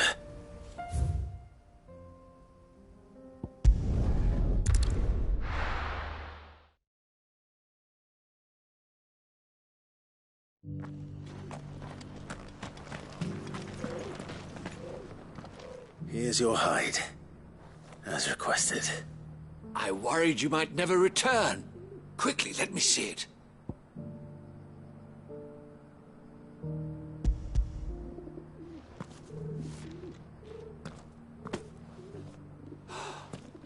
Oh, as supple as a maiden's cheek, yet as adamant as her virtue. This is everything I had hoped for, and more. Clearly, my trust in you was not misplaced. You must be a hunter of considerable talent to have bested the beast with nary a scratch. Join me as my honored partner. With my means and your might, we shall be as wealthy as the merchant kings of Zemeckis. I don't plan on making a habit of this. I'm busy enough as it is. Very well. Though I believe fate had a hand in our meeting, it would be unbecoming of me to beg. Do not allow me to keep you from being about your business. Here, for the hide.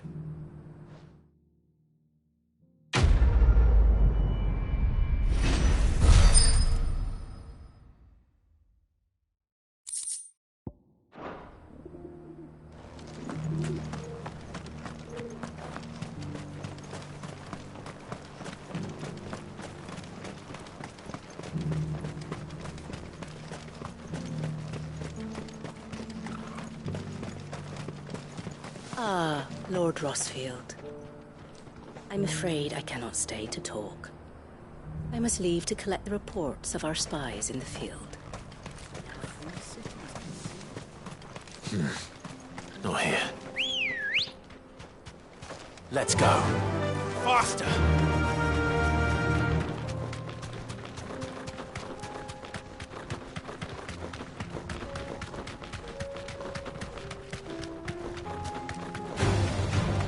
Orcs. Then let us be rid of them.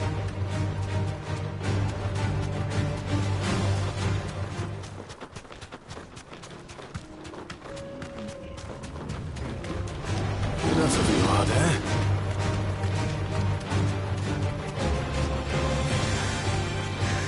Clive. Smoke. Is the city fallen?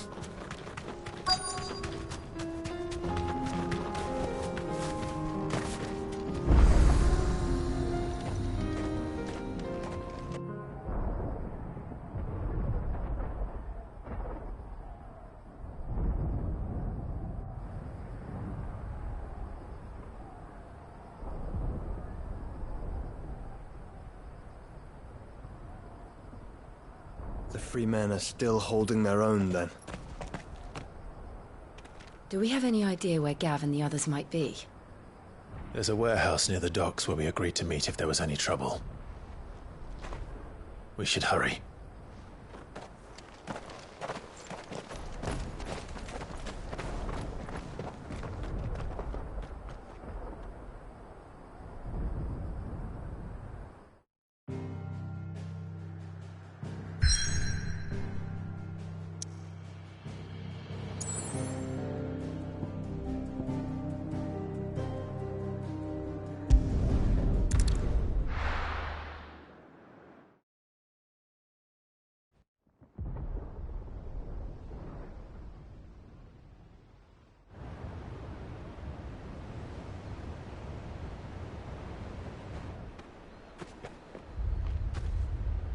Sounds like thunder.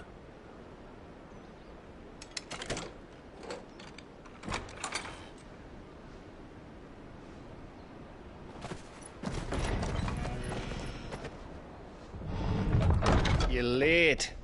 We're starting to think you'd stumbled off a cliff. I seem to recall that was you, Gav. Good to see you. Any trouble on the road? Nothing we couldn't handle. I knew you'd come.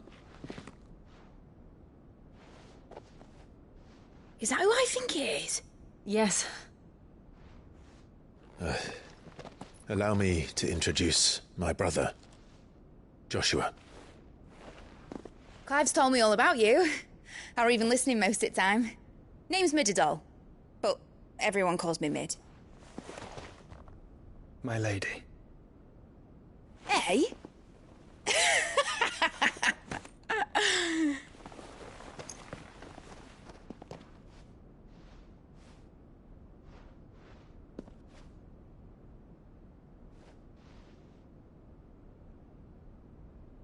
My boy. Uncle Byron. It's really you. I never thought I'd see the day.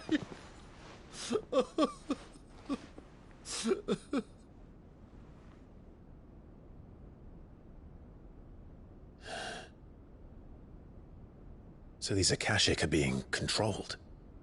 That's what it looked like. Empty eyes, eerie blue glow. No doubt they were turned, but silent as monks, every last one of them. Your man here speaks true, Clive. We saw more than a few in this city. They moved in ranks with a purpose, and not of their own. Ultima's doing. Perhaps. What of the city? The people? Dead, mostly. Mostly, but not all. A handful managed to lock themselves in their villas before the Horde arrived. Some in the Merchants' District to the west, and a few others on the far bank. If the Akashic stumble across either hiding place, a few bolted doors won't hold them for long. We need to find them. And quickly. What do you propose? We split into two parties. I will make for the Merchants' District, while you look to those across the river. Mind keeping an eye on my brother? Not at all. We find the villa and try the servants' entrance. Understood. And what of us?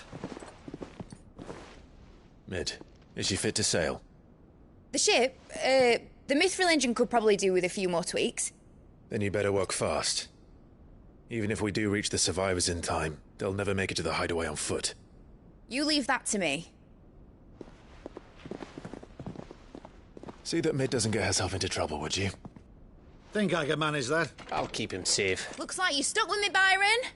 That's Lord Rossfield, you little gutter snipe!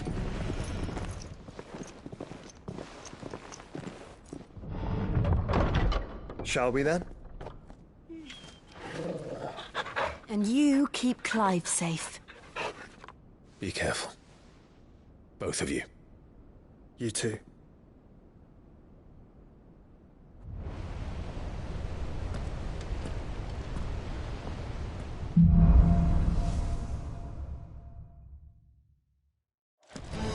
All right, Torgal. Let's find those survivors.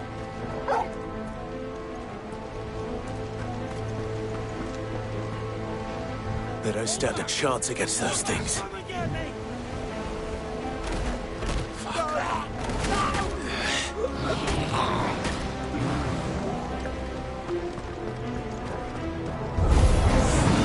They've been routed.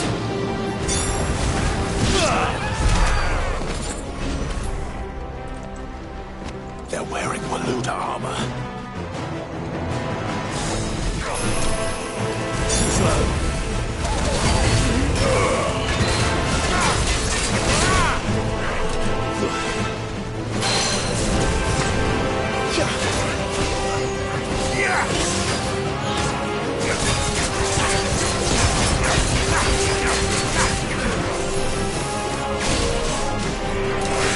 Nice try.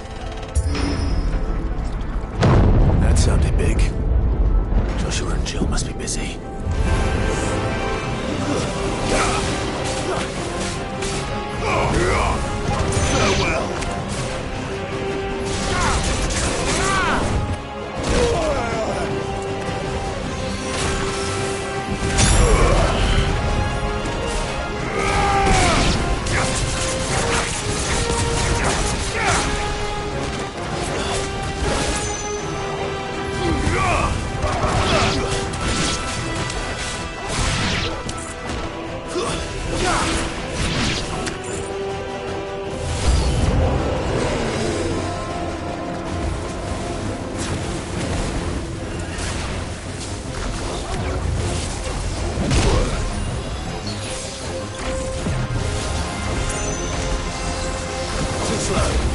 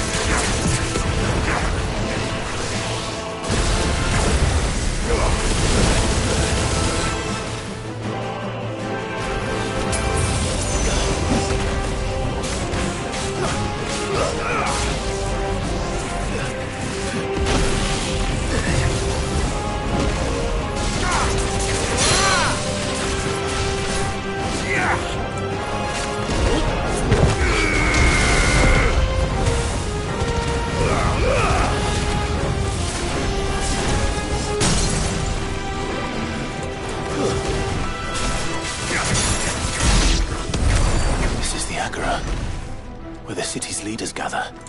There may still be survivors inside.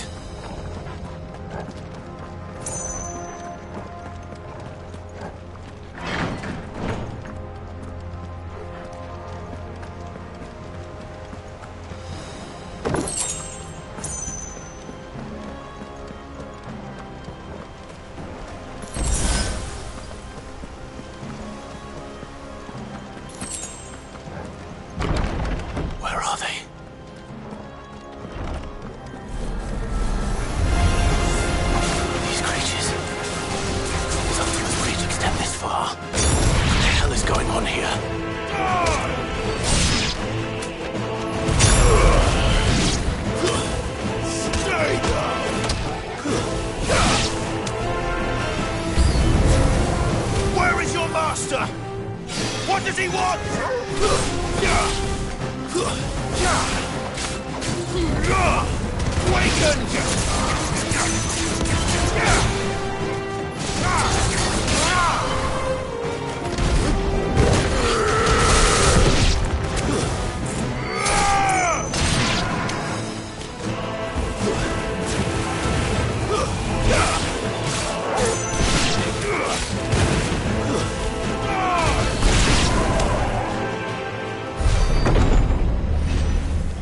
You've caused quite the commotion. But then I would expect no less from you, Muthos. You again. I don't believe we've been introduced. You were in my family's crypt. And now you're here. With an army of Akashic thralls. Manners, Lord Rosfield?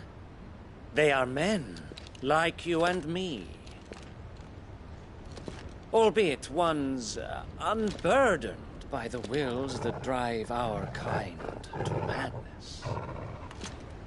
They are pure.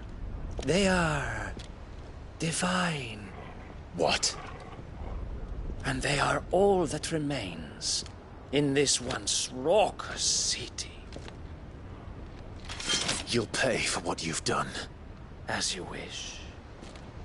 I confess I have been very much looking forward to this.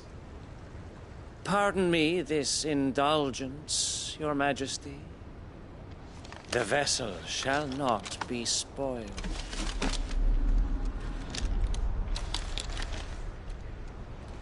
I am Sleipnir of House Harvard, and you will yield.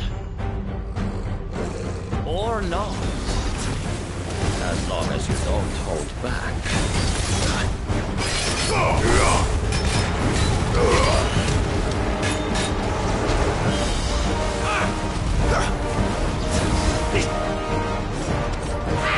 Nice try.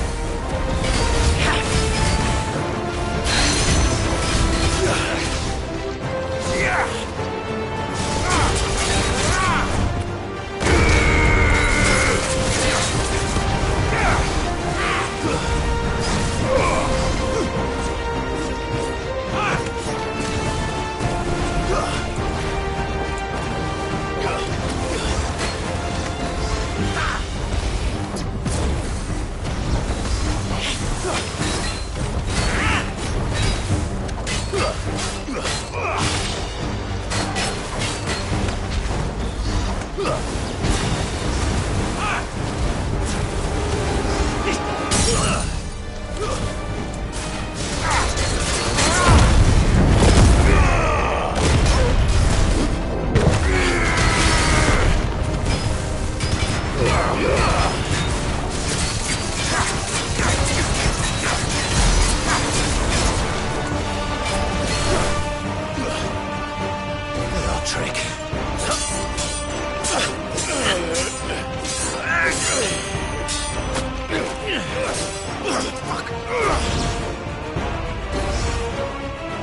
will forgive me if my performance seems uninspired.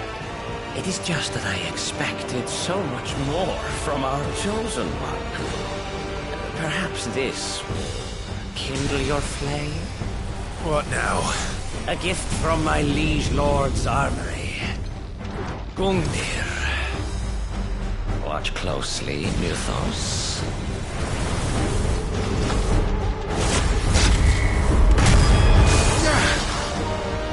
Yes! Yes! Nice try.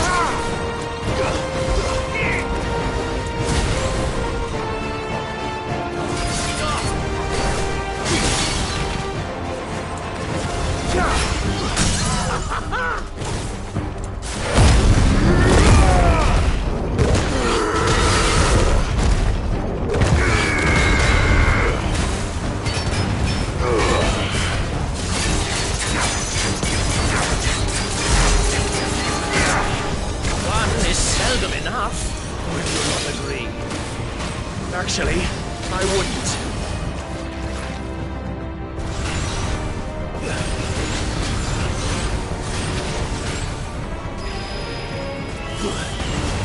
Too slow.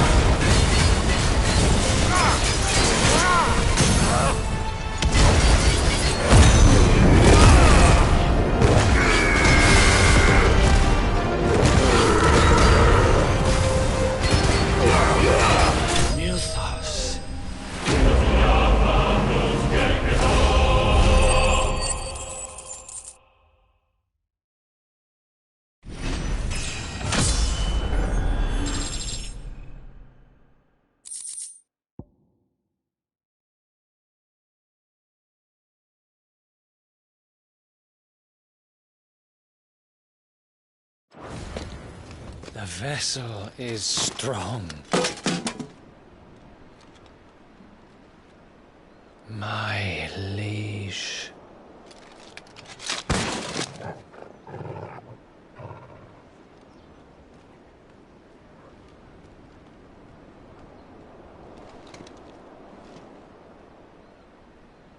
Clive! You're all right. As are you, I see. We are, yes. I'm sorry, but we couldn't save them. It was over before we arrived. Well, you did what you could. I fear we were all too late. What's wrong? Nothing. I hope.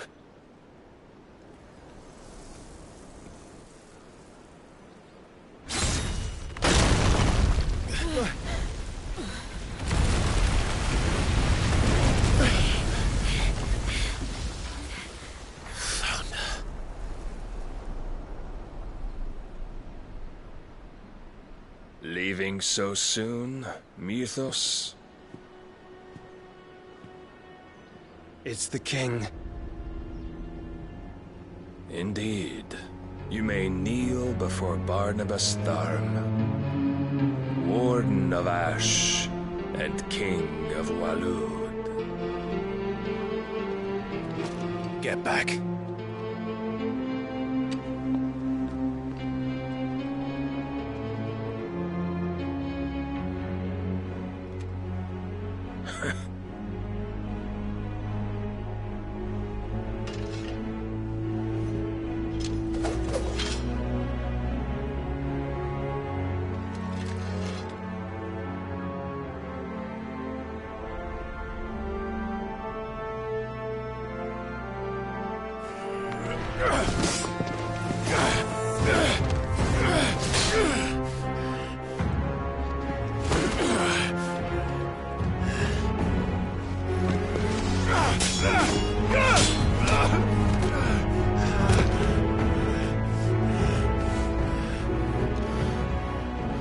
Wild and impetuous. I expected more of the boy who bested my Lord Commander. Yet I see why my master covets you so. The power within you, Mythos. The potential.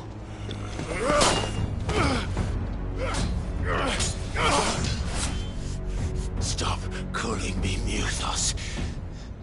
But Mythos is everything.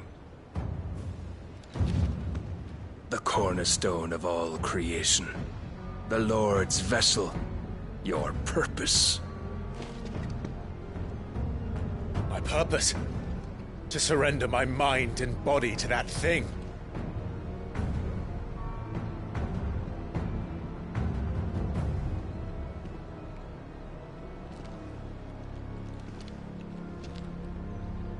No, Your Majesty. My purpose is my own. I made a promise to my friends, to my people. And nothing is going to stand in my way. You would allow this delusion of free will to bar your path to greatness? Truly, your volition is a cancer. One that must be excised.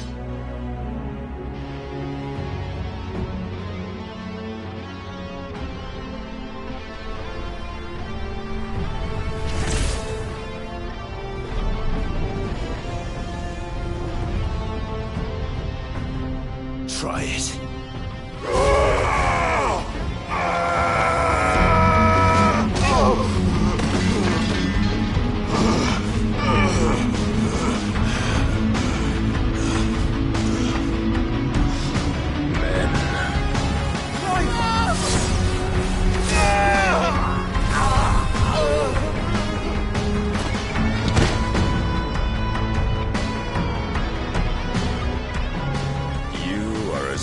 As all the rest.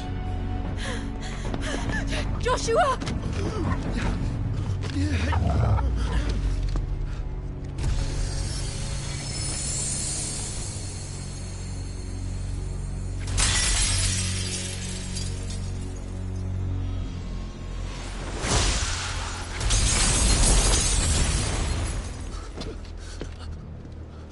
Oi! Oi! This way! Hurry!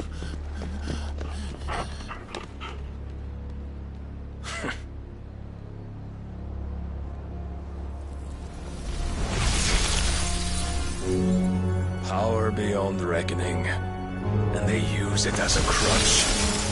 Such a waste.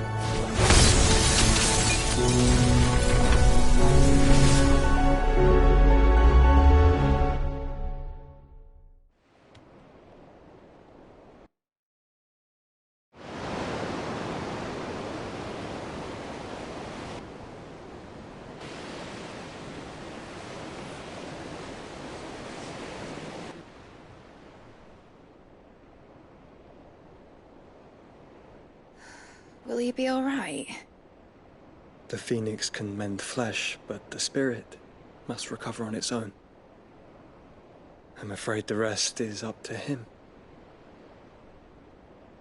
This place is remarkable. Outfitting it must have been no small feat. But why go to such trouble? That beauty's belly's filled with wonders the world ain't ready for. If the guilds caught wind of what we were up to, they'd all want a piece. All right? And how is he? Do not blame yourself. He was barely breathing when you brought him here. We would have lost him if it were not for you. No. Barnabas may have severed nigh every sinew in my brother's body. But he made certain the wounds were not fatal. Nigh every sinew? Allow me, your lordship. Don't know what I was thinking, putting you to the trouble like that. 'Tis no trouble carrying comestibles to my ailing nephew. I know, but you've already done so much for us. Pouring your gil into the hideaway and now the ship. I don't want to take the piss. You risked your life. And for what? Some girl you hardly know. Why'd you do it? You not mad or something? I wouldn't go that far. Clive! You're awake, my boy. Oh. All I want to do is help. And the world won't save itself. It was Sid. Your father, who taught me that. Sounds like him. Don't you dare do that again. What of the Royalists? Fucked off, the lot of them, along with the galleon. With the king on board, no doubt. The Iron Hair wouldn't sail without him. Clive. Jill didn't come back. What do you mean? She kept the king busy while the others dragged you out. It's all right, Mid. Jill is fine. The ether of her icon endures. And as long as it does, we can be certain she is alive.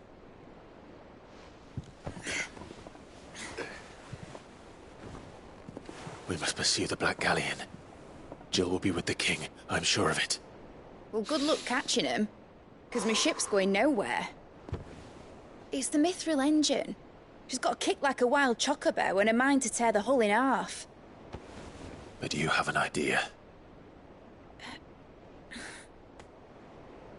Well, of course I do. My dad'll have seen this coming a league off. If I had his old writings... If you had his old writings, you'd be sitting under a fuckload of rubble. The ones Otto didn't save anyway. I suppose he might still have a few pages in his stores. We'll have to hope it's enough. Do what you can to ready the ship. I'll speak with Otto. In your condition, you really are mad. Perhaps. But the world really won't save itself.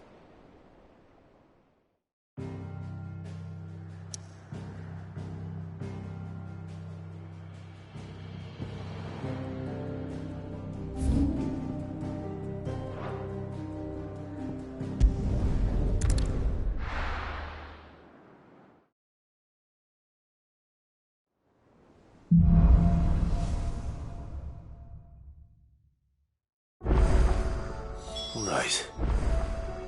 Gav said that Otto might know something.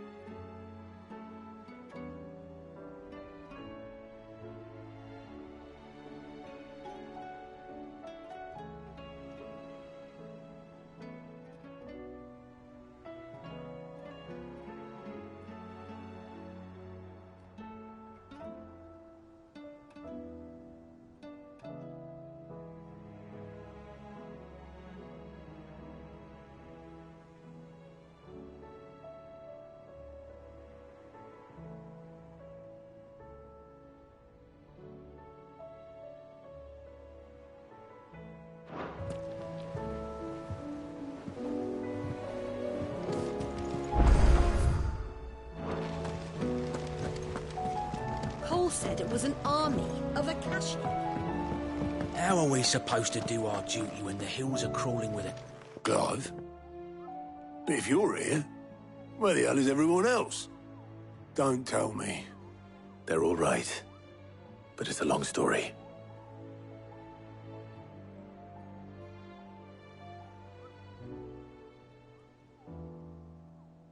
You lot don't do things by halves, do you? Well, at least everyone's still breathing. Now, as for these writings, I'm sorry to say, Clive, but if you had those, you'd be... Sitting under a pile of rubble, I know. But we were able to save a few bits and pieces from the ruins, most of which ended up being used to build this place. The more personal items we gave to the next of kin. In the case of Sid's things, that would have been mid. Then I'll check the workshop.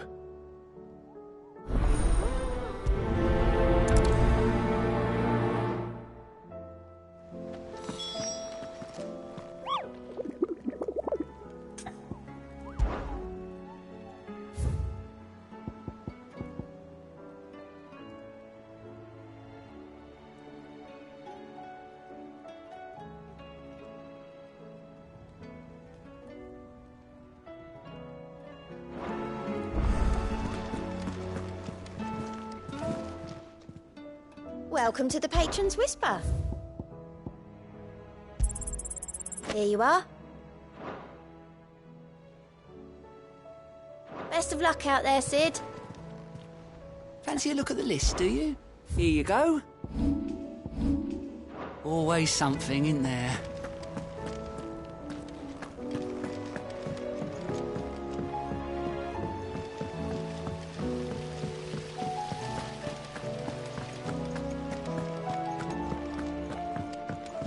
If Amber and the Lazarus are gone, do you think Mid's ship will ever sail?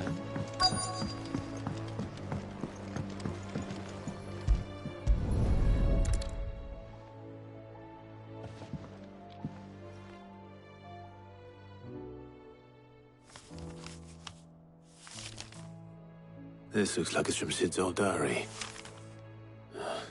But you'll already have read it. I'd better keep looking.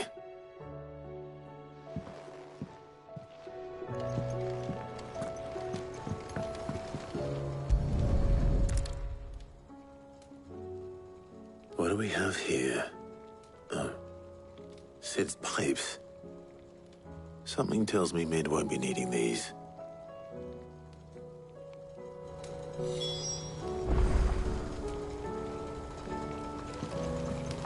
We've had no word from Canva for days. Please tell me Mid is all right.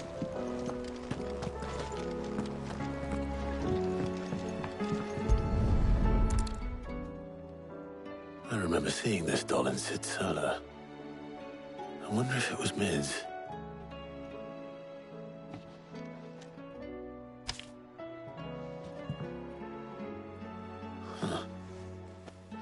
What's this tucked inside it?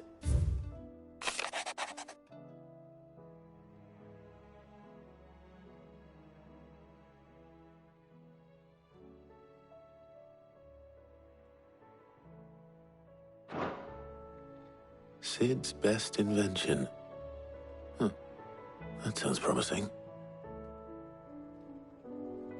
So Sid hid something in Mid's first opus. But what would that be? Perhaps Otto might know.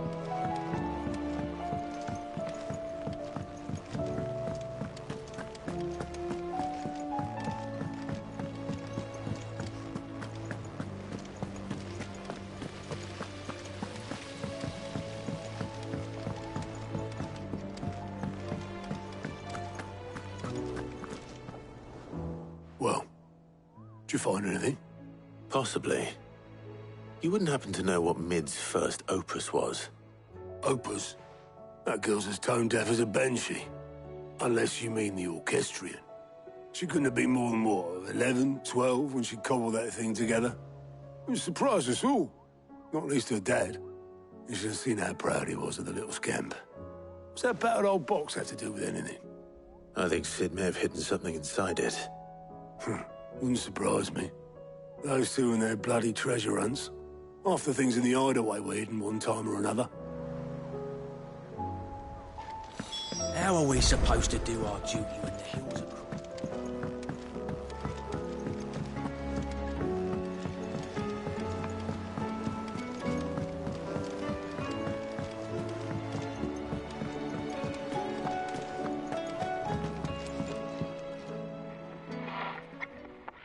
I didn't break it. Well, I didn't break it.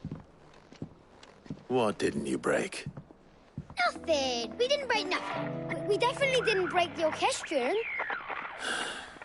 What's wrong with it? It's broken. Except when it isn't.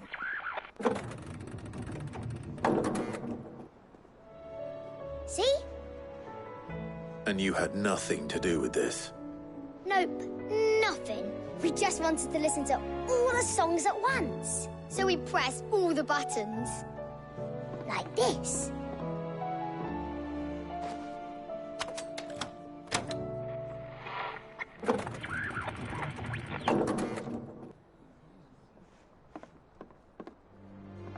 See? All too well. All right, out of the way.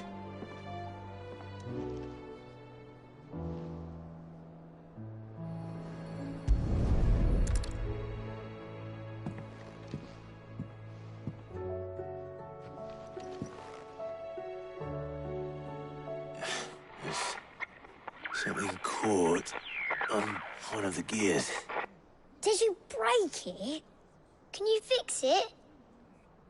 No, I mean, yeah, yes. There. How about now? You fixed it! Sid fixed it! He more than fixed it!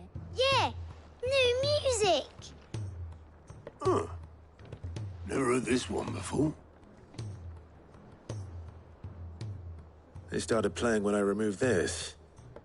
Whatever it is.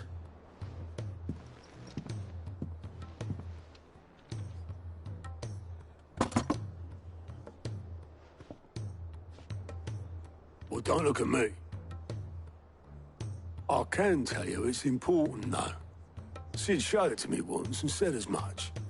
Said it was the stuff dreams were made of. Let's just hope it's the stuff ships are made of as well. Indeed. Let's see if we can make some dreams come true.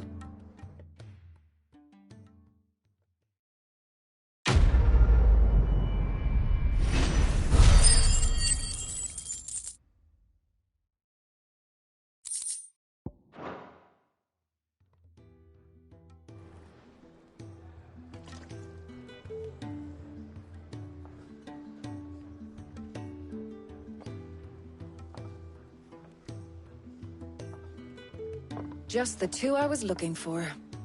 Aye, aye. Who's a patient? Actually, yes. The Crown Prince just left. Dion left? Unless you've another word for stood up and walked off. Yes, left. He did have the decency to leave a message with Obelisk before commandeering one of his dinghies. Should we go after him? No. We're not the Prince's keepers. He's free to do as he sees fit. I'd rather he did so in bed. His wounds are nowhere near healed. Much like yours, I suspect. Otto told me what happened in Canver. What is it with this realm's princes and their aversion to rest? Ask me when I get back. Though I may be sometime. Then at least try to stay safe.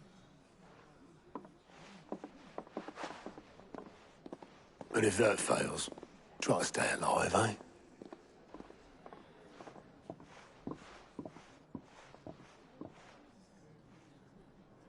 Every moment I waste here, the further the flagship sails. I have to get back.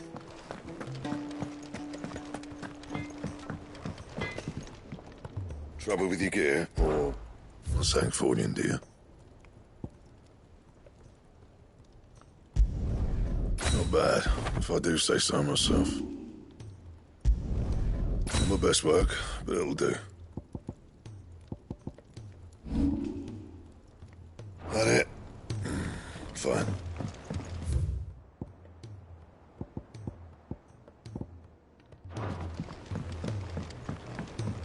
He's a surly soaker.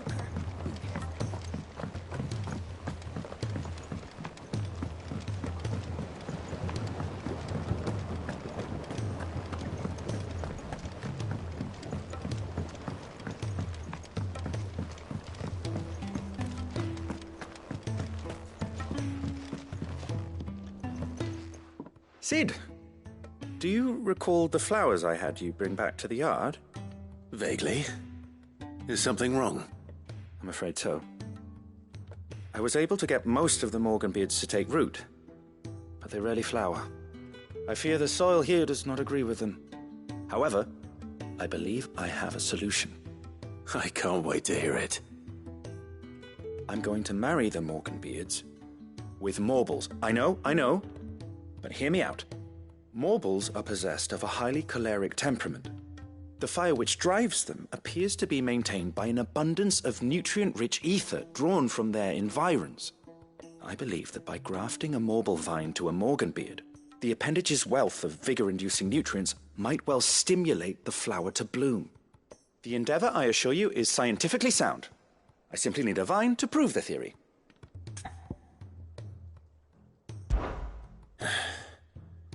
And all you need is a single vine from an ordinary Morble.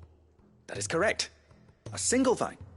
As for the Morble, I fear ordinary may not suffice. But, as luck would have it, a most extraordinary specimen is rumored to haunt the swamps of Rosaria. Why, a notice concerning this very creature was only recently posted on the hunt board. How timely. Well, I shan't keep you any longer. I know you have much to do, as do I. Now, where did I put my watering can?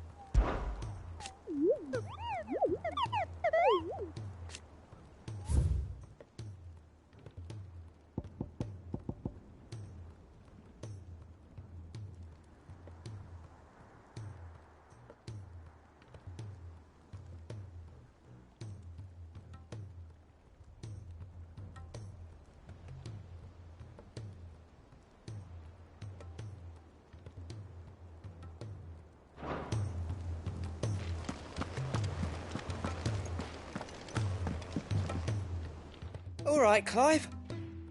Blackthorn told me you helped him out again. Tough of that. Speaking of which, I'm actually a bit, Worried about him. And you want my advice? afraid so. It's a bit of a funny one, this, but I saved this posh knob while I was out on a mission, and he gave me this flashy ring to say thank you. So, obviously, I show it to Blackthorn, thinking he'll be impressed, only for him to go white as a sheet and quiet as a curl instead. Try as I might, I can't for the life of me work out what could have got him upset like that. And seeing as how Blackthorn opens up when you're around, I thought maybe I'd speak to him again. Well, I suppose there's no point leaving him to stew. Cheers, Clive. I'll be sure to pay him a visit as soon as I have a moment. All right, I'll meet you by the forge then. You come along when you're ready.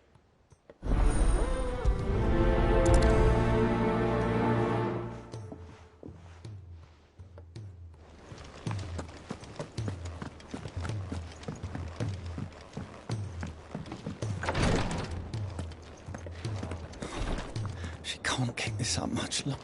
Glory to Griga. There you are. And not a moment too soon. What's happened? Taya's busy working herself into an early grave. Since the arrival of her latest patient, she's refused to stop, even for a moment. I've tried offering to see to him in her stead, but she won't hear of it. Clive, she hasn't left the infirmary in days. She's pushing herself too hard. And if she doesn't rest soon, will you talk to her? Order her to her chambers if that's what it takes. Because if she keeps this up, I fear the hideaway will be without its best physica before too long. I know better than to order Taya to do anything. But I'll speak to her. Thank you.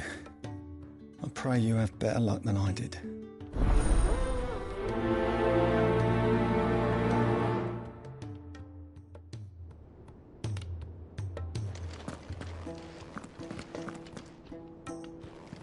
Well, Taya, Rodriguez worried about you. And if what he says is true, then so am I. We all admire your dedication, but you do need to rest. I will, when it's time. Until then, I'm staying put. We owe him that much. Who is he? Someone from my past. Someone who doesn't deserve to die alone. It won't be much longer. The crystal's curse has almost finished its work. If I had the tears, I could ease his passing.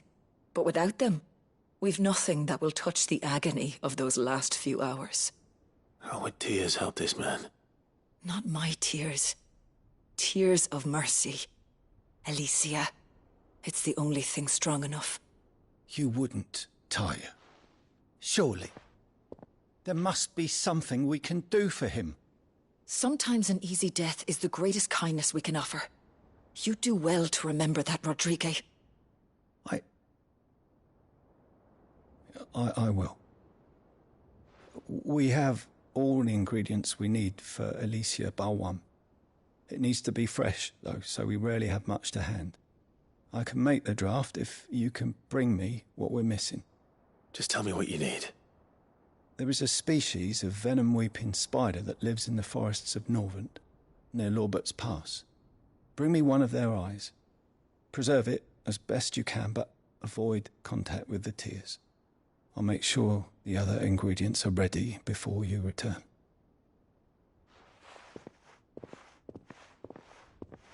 Thank you, Clive. I won't forget this. If it was me lying there, I know he'd do me the same kindness.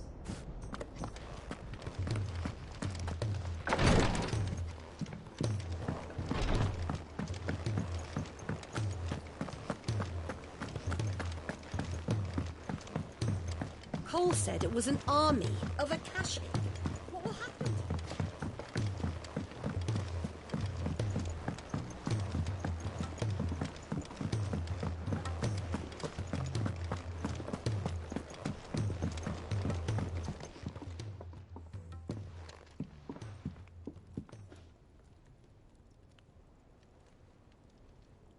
Bloody hell, Clive. Not this again. Oh, ain't you got better things to do with your time? That remains to be seen. August tells me he showed you a ring, and that the sight of it clearly upset you. Would you mind telling us why? Come on, mate. Bottling it up ain't gonna help no one. If it weren't the ring, and it was something I said, then I'm sorry. It was the ring, right? It brought back some unhappy memories, that's all. Memories better left forgotten. Memories of what? There are things we'd all rather leave behind, Blackthorn. But sometimes it helps to talk about them. And sometimes it doesn't. Is that so hard to understand? Don't be like that. Fine. If it'll get you off my back. That ring you flashed was the work of Zoltan. We apprenticed together, back in the day. You've never mentioned him before. Why would I? Ain't seen him in decades, and the last time I did, we almost came to blows. The ring brought it all back. I could tell it was one of his the moment I saw it. Bastard's improved, though. More than I thought possible. That thing's a work of art. So it was a nice ring. Worth a few gil, maybe. What's it matter to you? It matters because engraving metal's a nightmare, and I've got no bloody idea how he managed it. The fact is, I couldn't make anything even half that detailed. So what? You're an armorer, not a jeweler. I'm the Hideaway's master craftsman. I'm not stealing a living at some backwater village forge. My armor keeps you lot safe, and my swords keep you dangerous. As far as I'm concerned, every swing of my hammer's another blow struck in the name of our cause. So I put my heart and soul into my work. Because the curse breakers deserve better than second best. And I refuse to be shown up by the likes of Zoltan. Very well. Why don't we go and pay him a visit? Learn his secret. I doubt he'd be too happy to see me. Then just this once. Make peace with being second best. Swallow your pride, and focus all your energies on the task at hand. Keeping the curse breakers armed and armored. Provided you can do that, you'll hear no complaints from me. But if you can't, and it's going to distract you, we need to do something about it. What'd you say, Blackthorn? You know he's right. And it's not like you'll be going alone. All right. Magic. So, where do you reckon old what's-his-name is then? Zoltan, was it? In Dravozd, my old village. He won't have left. He's the chief. Dravozd, eh? That rings a bell. Not far from Tabor, right? Just north of the fields of Carava. Got that, Clive? Meet us at Dravozd as soon as you can, yeah? And I'll make sure Blackthorn don't get cold feet. Good luck with that. I'll see you there.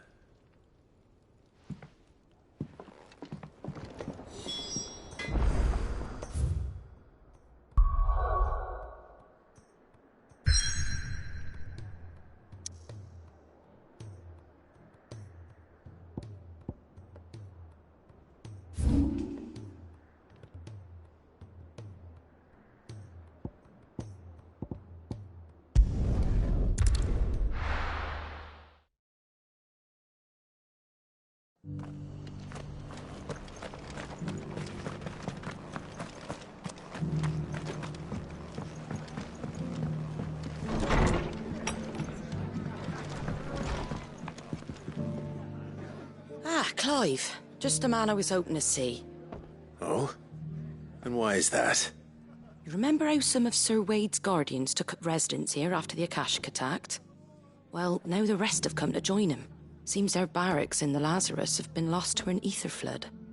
Now, I don't mind having a few more brave boys around to keep them animals at bay. I ain't daft after all. But we ain't got nowhere for 'em to bed down. Poor buggers are having to make do with haylofts and chocobo pens. I'd build 'em a new barracks here if I could. But where would I put 'em? There just ain't enough room up here on the rock. Which leaves us in a bit of a pickle. The people we're counting on to keep us safe are living like beggars. I see. And it ain't just that lot. There's bears to think about too. There's been more and more of them turning up lately, coming from all over looking for safe haven. But there's only so many we can shelter with the room we've got. We can't keep cramming more and more people into less and less space. What we need is a new home for our new arrivals.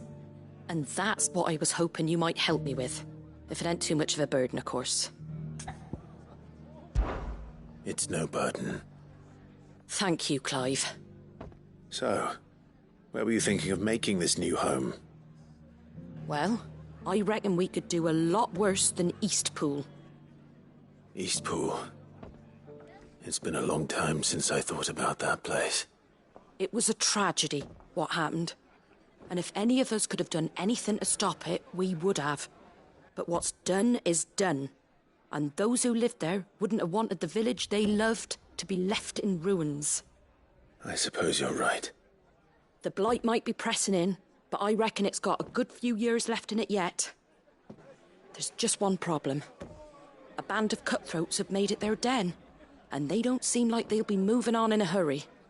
Nasty bastards they are too. I've lost some good men to their raids. Would have sent someone to clear 'em out sooner if my boys didn't already have their hands full fending off the Akashic. But now we've got a few more Guardians of the Flame to call on. I reckon it's time we made our move.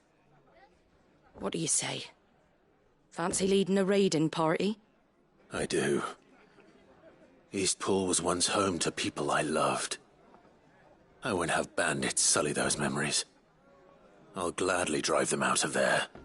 And I know the men will gladly follow you.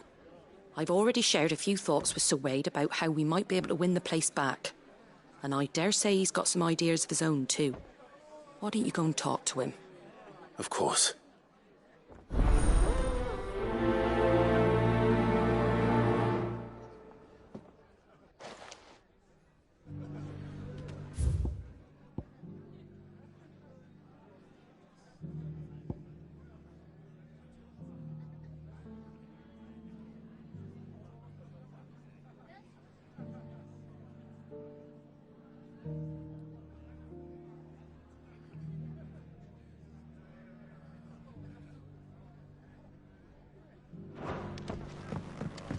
All right, Sir Wade.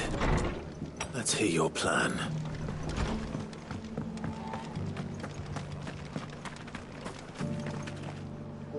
Sir Wade, it's good to see you well. And you, Lord Rossfield. And you. I spoke with Martha.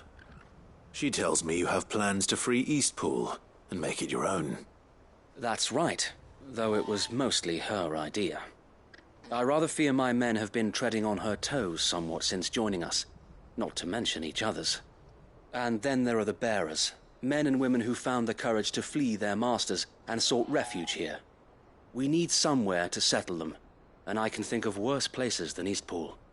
As can I. Which is why I agreed to help you win it back. That's very kind of you. I'd be most grateful if you would. With you beside us, we shall soon send that rabble of rogues running for the hills. So, what can you tell me? That thankfully there aren't too many of them. Fewer than a dozen at our last count. And rather less, thankfully, the road that leads there will more than likely still be crawling with Akashic. A small force would suffice to clear the village, but if the Akashic were to follow them in, that force could end up trapped between a rock and a very hard place indeed. I'll head into Eastpool and deal with the bandits. You and the Guardians can stay outside the village and fend off any Akashic who come too close. Make sure I'm not taken unawares. I can't ask you to bear all that risk yourself, my lord. The Akashic are the bigger risk. I can handle a few bandits. Well, if you're sure, I shall summon my men at once. Shall I wait for you here? No need, my lord. You go on ahead. We'll be with you before long. All right. I'll meet you at Eastpool then. We shall see you there. And may victory await our coming.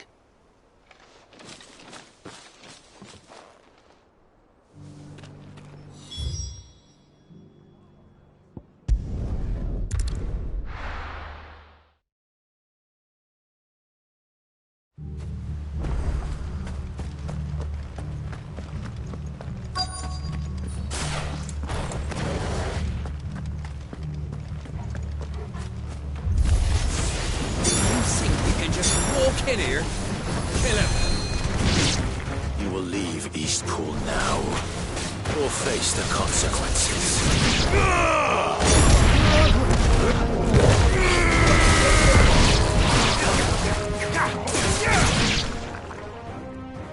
That's the end of that, then. Or maybe not. What's that thing doing here? Doesn't matter. It goes to Titan!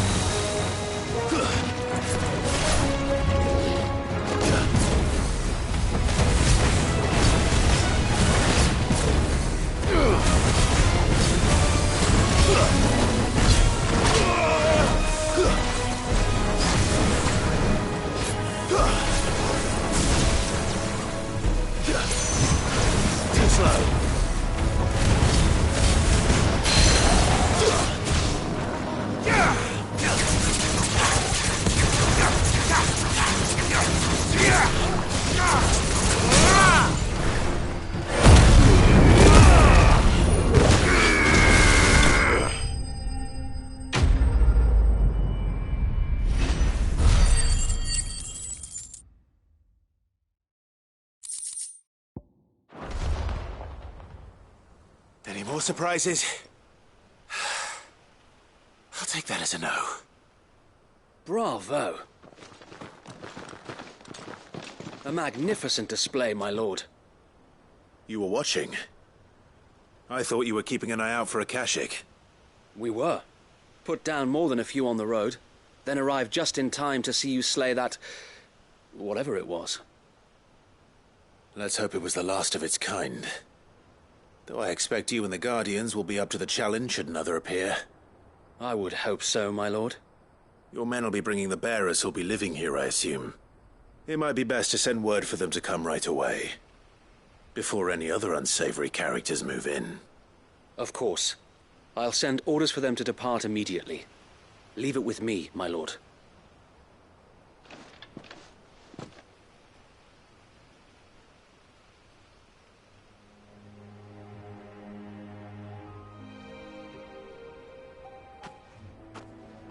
Home. Without masters. No. We're the masters now.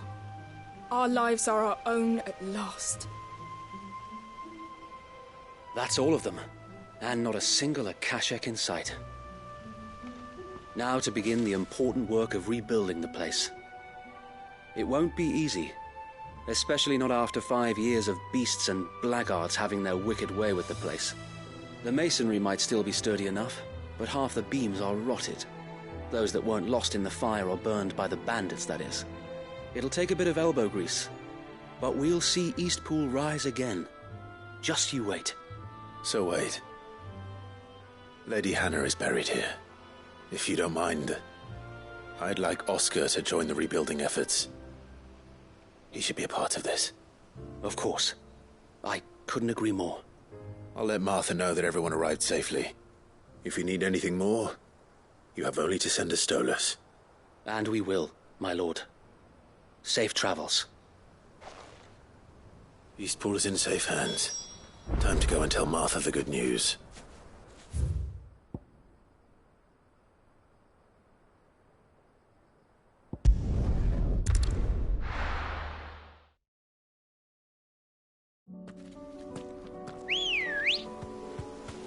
Come on.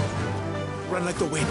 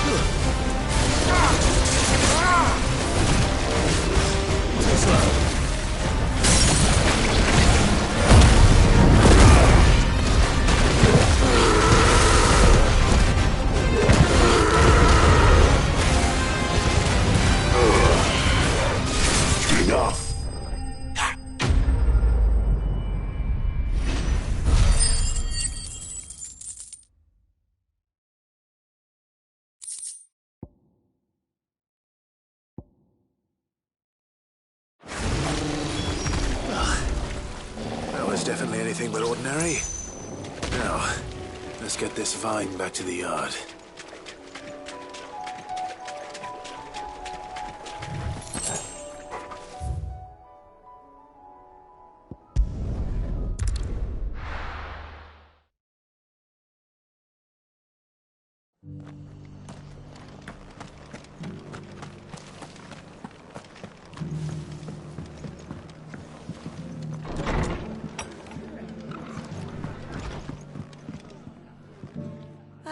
There you are. All went well then. Sir Wade told me you got rid of the bandits while his lot kept an eye out. Nicely done. And what's all this about some shape-shifting nightmare showing up? On second thoughts, don't tell me. It'll only give me nightmares of me own. What matters is you did it. And now we can build our new village. I suppose it will be. What will you call it? What else? Eastpool. Sir Wade said it best. There's plenty bad happened to that place, but that don't undo the good that happened there. No need to throw the baby out with the bathwater. Did Wade say that? Well, something along those lines. Anyway, the poor souls might have made it to Eastpool, but their work ain't done yet. So the way I see it, neither is mine. If it's food or lumber or strong backs they need, the rest is ready to provide it. Thank you, Martha. No, thank you. You didn't have to help us. I wanted to.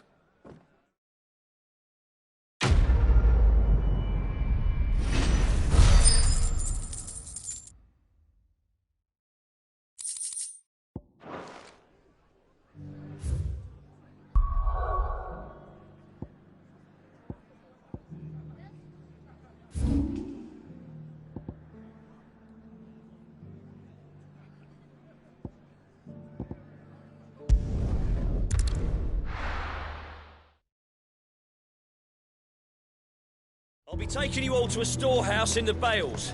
Leave anything you don't need.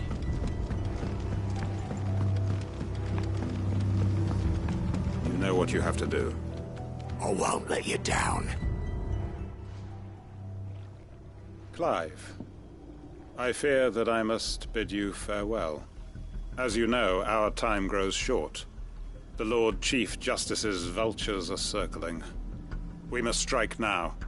Before we part, I want you to know that, though I may not always have been your most vocal ally, I trust you, as I trusted your predecessor. Thank you. I appreciate the sentiment, and I understand more than anyone how you feel.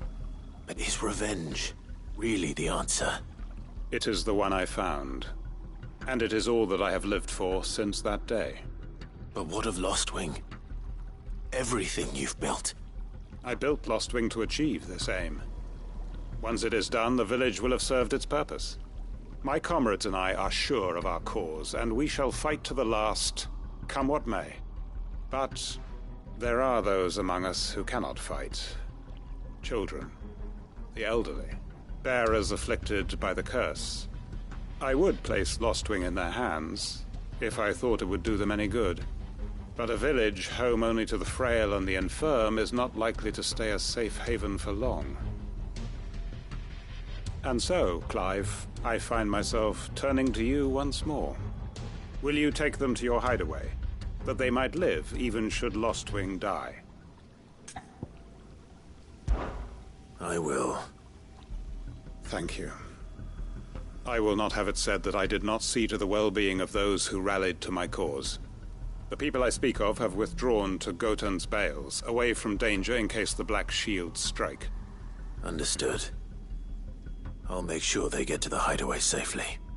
Then the last of my preparations are complete. Fare you well, Clive. And may Griga guide us. All of us.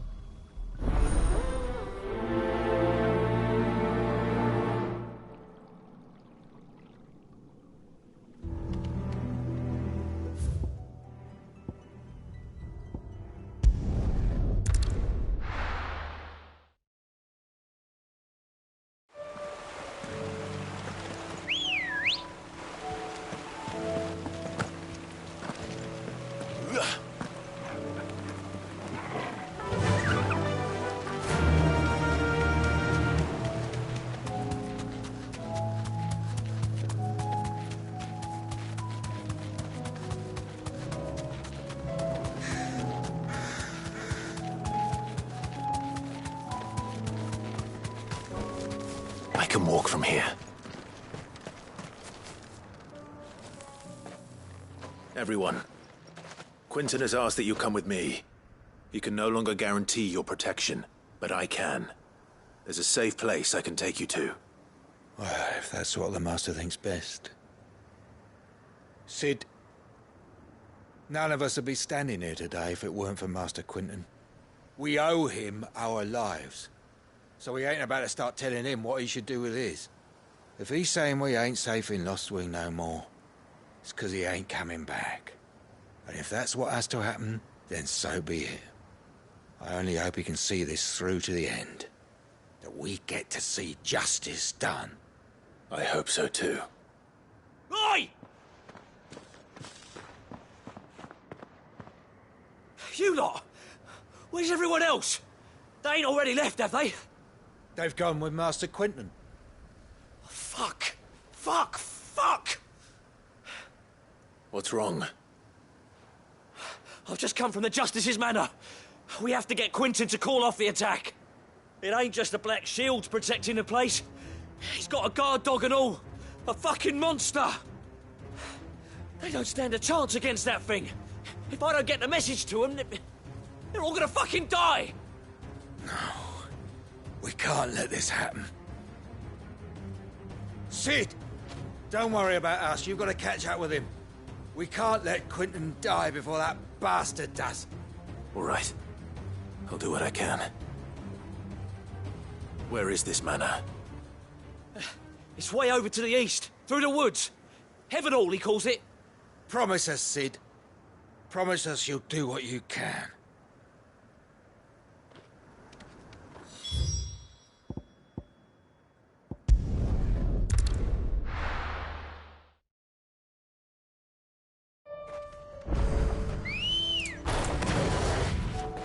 Good girl.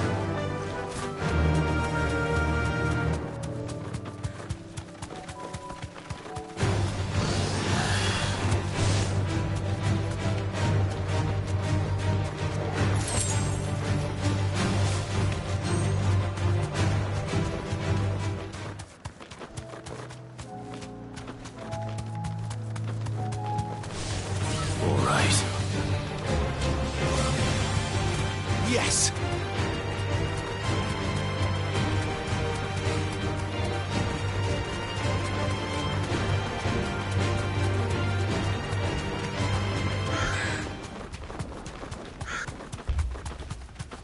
Damn it. Don't tell me I'm too late.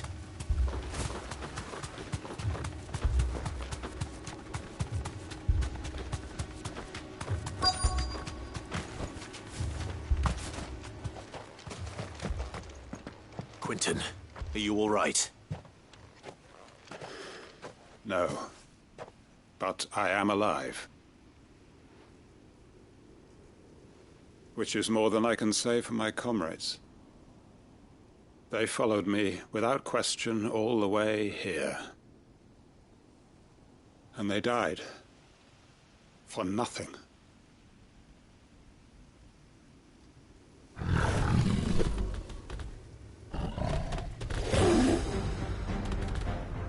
This must be the guard dog. Quentin. I'll hold it off. You go. But... your comrades didn't die for nothing. They died for you. Don't let their sacrifice be in vain.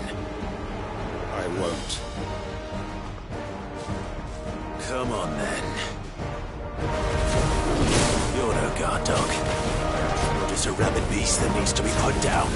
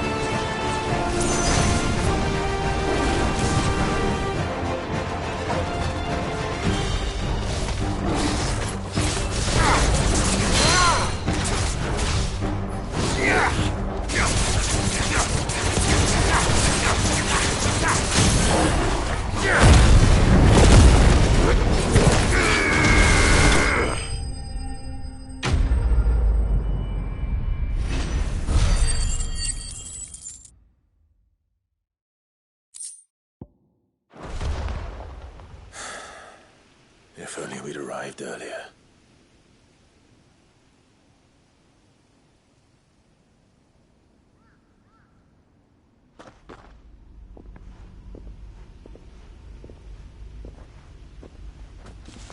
Is it over?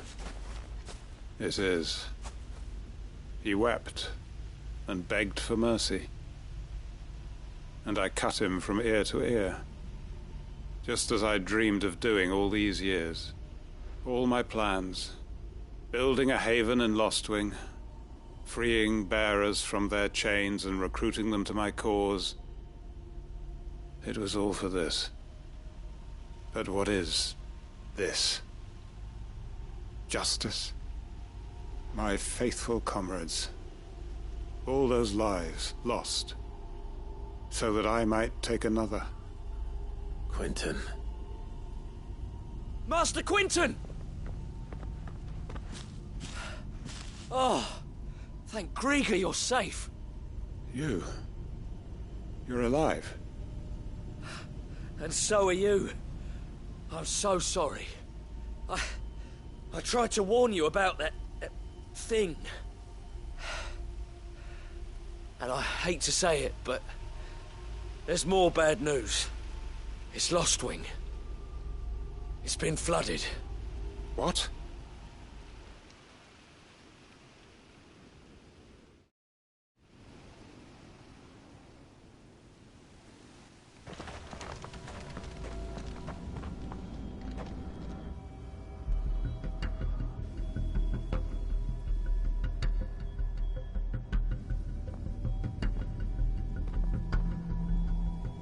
Lost Wing.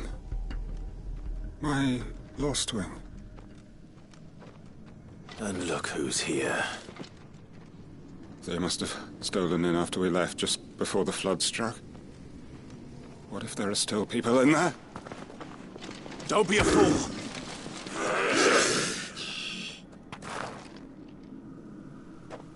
Damn it.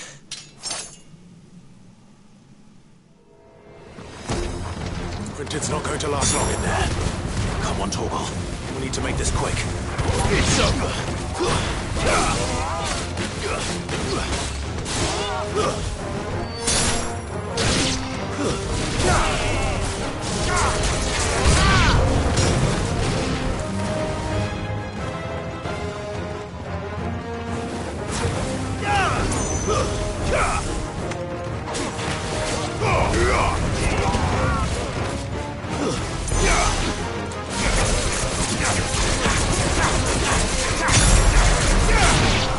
Titan!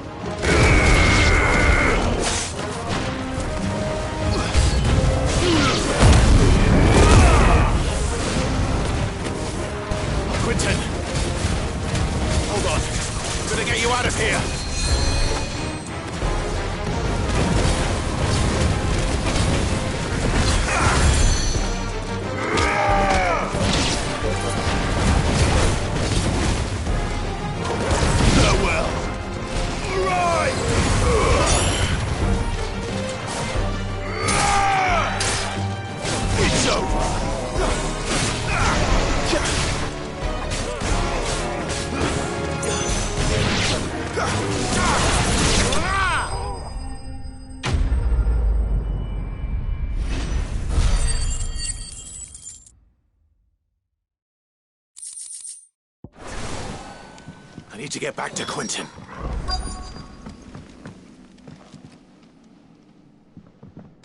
Quinton! Quinton! Look at me! Thank the Founder. He hasn't turned. I'm going to get you out of here.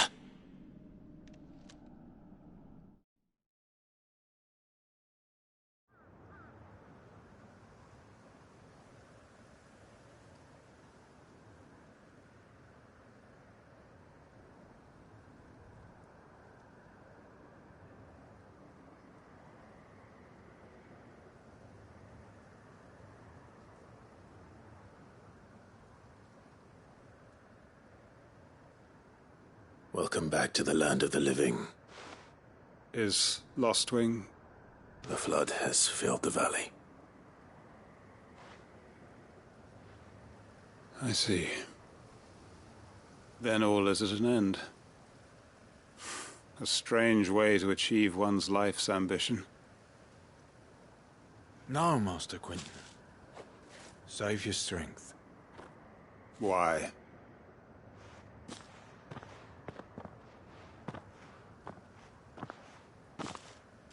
All that I strove for is gone. Only emptiness remains. I have nothing left to live for. What the heck are you on about? You've got us, ain't you? Don't try telling me you only freed us so you could get revenge. We're more than that to you, and we all know it. I thought you weren't coming back. But I prayed, and you did. There's got to be a reason for that, right? Can't we just go back to how it was?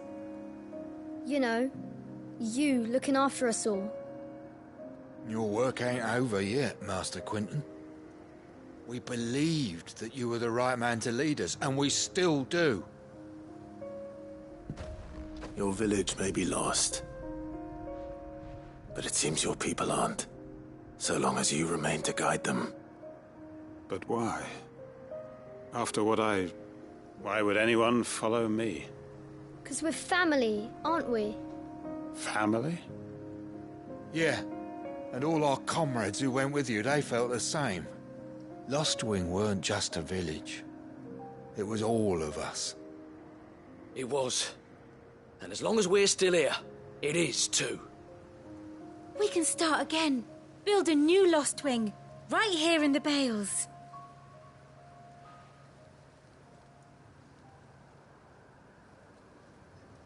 A fresh start. One life ends, and another begins. Why just a village? We could build towns. A nation, even. What's to stop us? That's the Master Quinton we know. Please. I am nobody's master. Quinton will suffice. After all, we are family.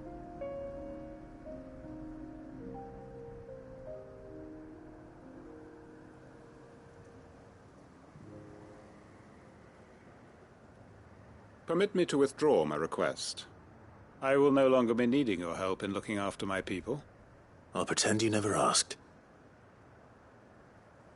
But you must be rewarded for your efforts on our behalf. You saved my life twice over.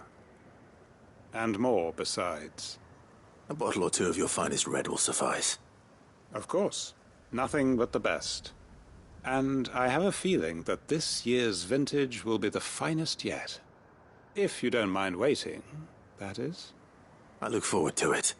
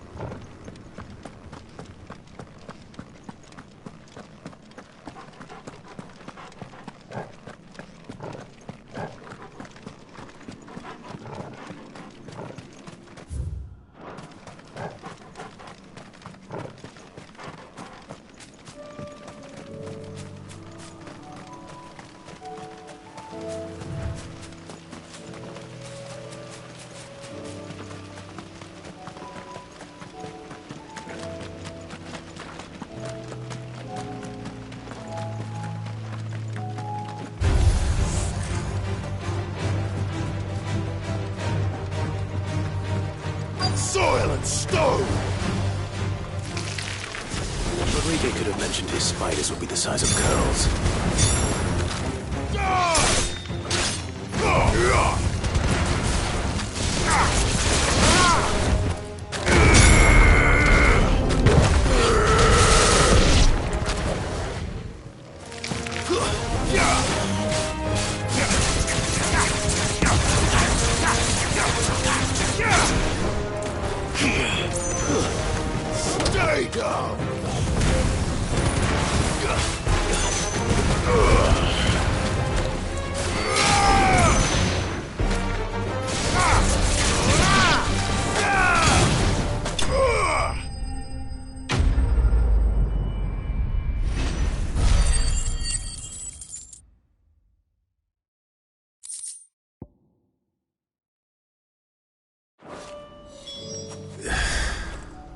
Hopefully one won't be enough. Rodrigo will have prepared the other ingredients by now.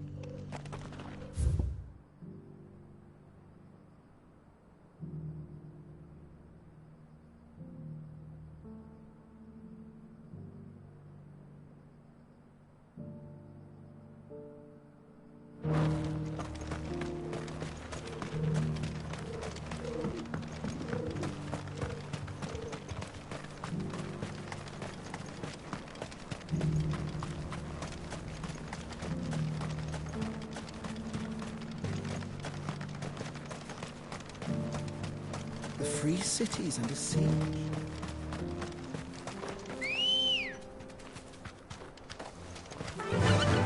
Run like the wind.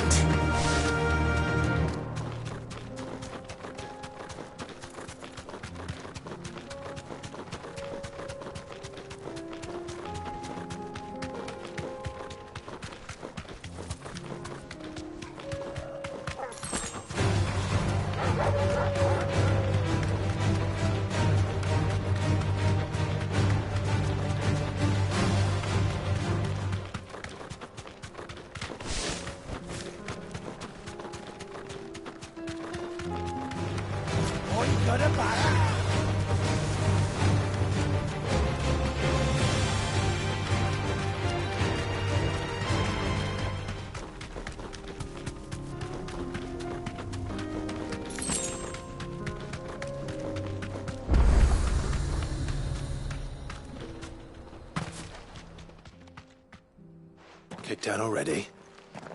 No. This charmer ain't letting anyone through.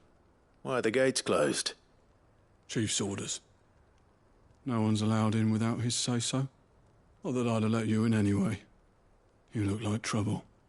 I suggest you go home. That's what I'm trying to do, you little prick.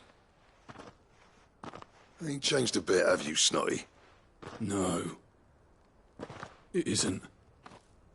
Blackthorn. Long time no see, eh? What the hell are you doing here? Well, it was meant to be a surprise, but since you asked so nicely... I'm here to see Zoltan, you fucking numbskull. Now let us through. All right. Just... don't go starting anything with the chief. Yeah, I promise I won't throw the first punch. That good enough for you?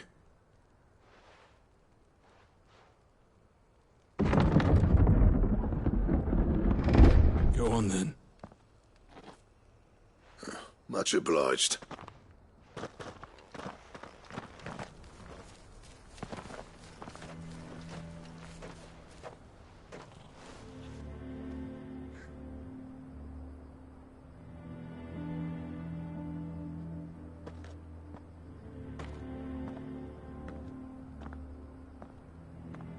So this is Dravosht. Not much going on, is there? It's a smithing town. When I was a lad, you'd have to shout to be heard over the sound of hammer on anvil.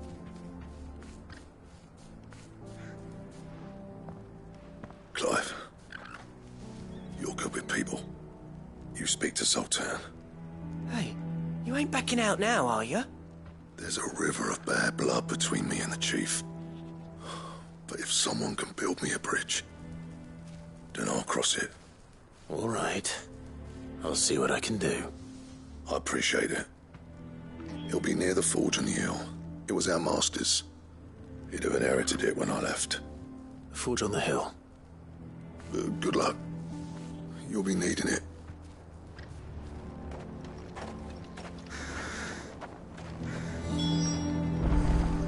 Well, if we can't fire the forges, how are we going to earn our keep? Mama?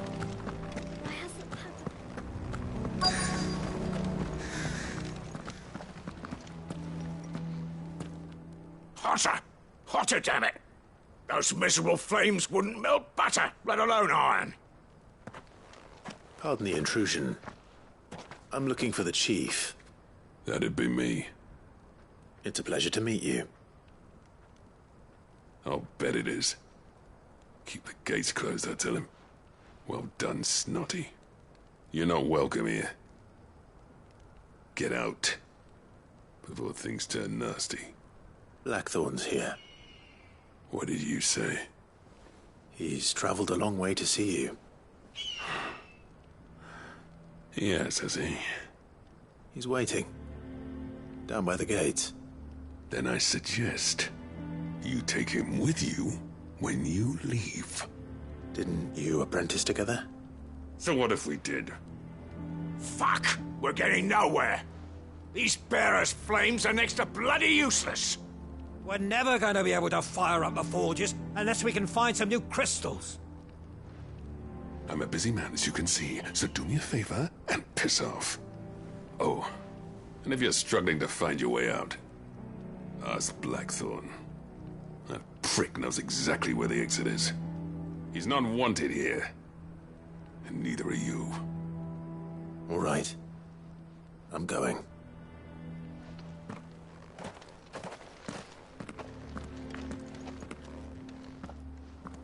Please, Chief, you've got to do something.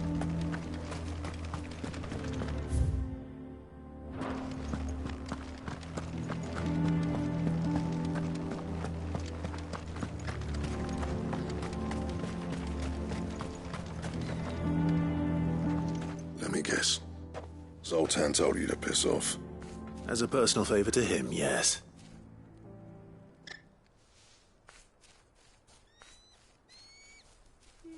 Well, at least he didn't beat about the bush.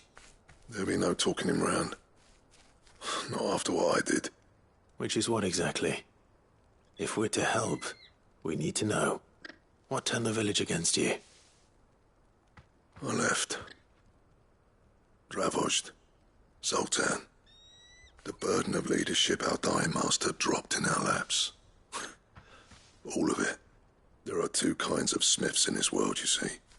My kind, who are in it for the love of the craft, who labour on a single piece from dawn to dusk to get it just right. And the other kind, who are in it for different reasons. People like Zoltan, whose work is quick and cheap. The kind of smiths who shit out a few hundred blades, reap the profit, and divvy it out among themselves. There wasn't a single day we weren't at each other's throats. And bit by bit, people started taking sides. You would have torn Dravozd in half had it gone on. So, I left. You didn't have to do that. Zoltan's a better chief than I would have been. His way of doing things kept food on people's tables. Dravozd prospered without me and my lofty ideals getting in the road. Until the crystals run out at any rate. Without magic to fire the furnaces, this place is as good as dead. It depends on how you look at it, though. There's got to be other ways of making fire. We manage it in the Deadlands. Thanks to Sid's ingenuity, yeah. He saw all of this coming. Knew crystals were the problem, not the solution. And spent years coming up with ways of doing without. You know what I mean, though, right?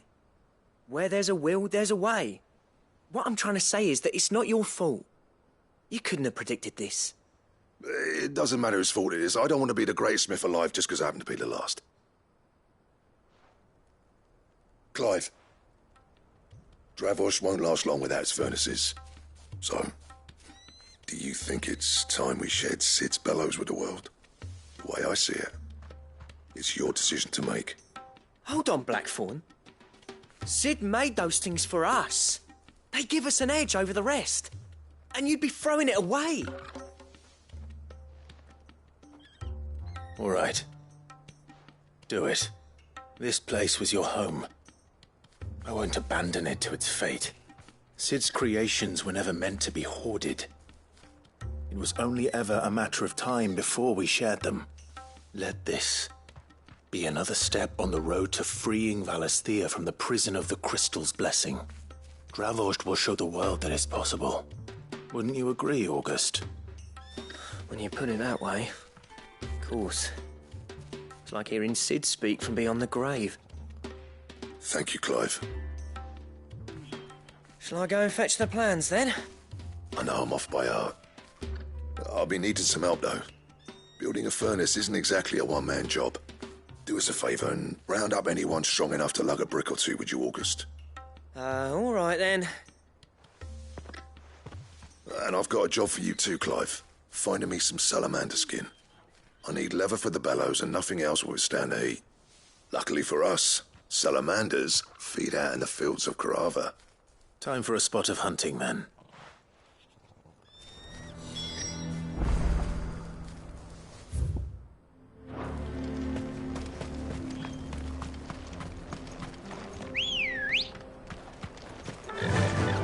Faster!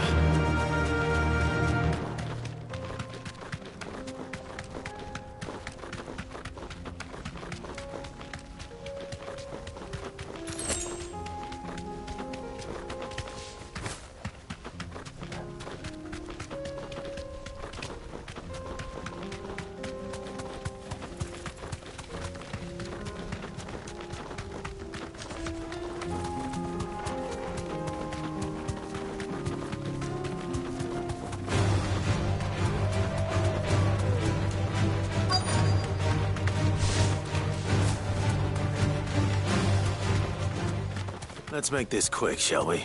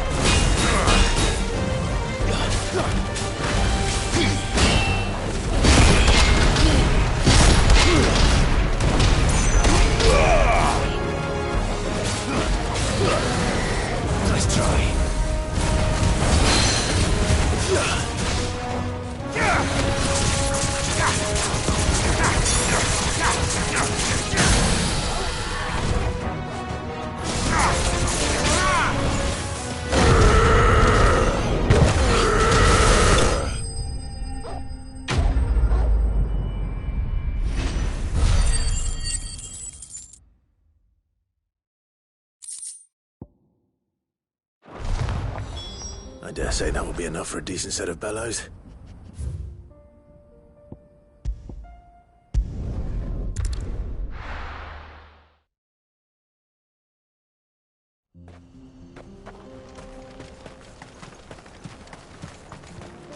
What's this all about, then? Dunno. Some kind of new invention. Any trouble finding the skin? Nothing I couldn't handle.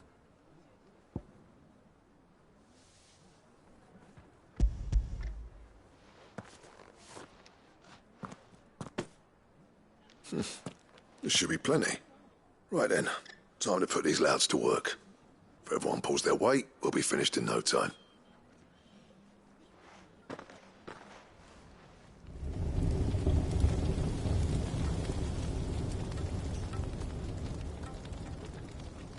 Well, I'll be damned.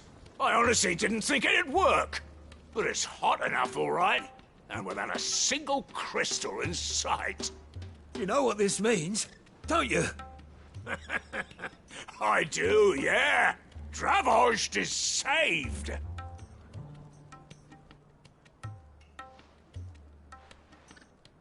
Sorry about earlier.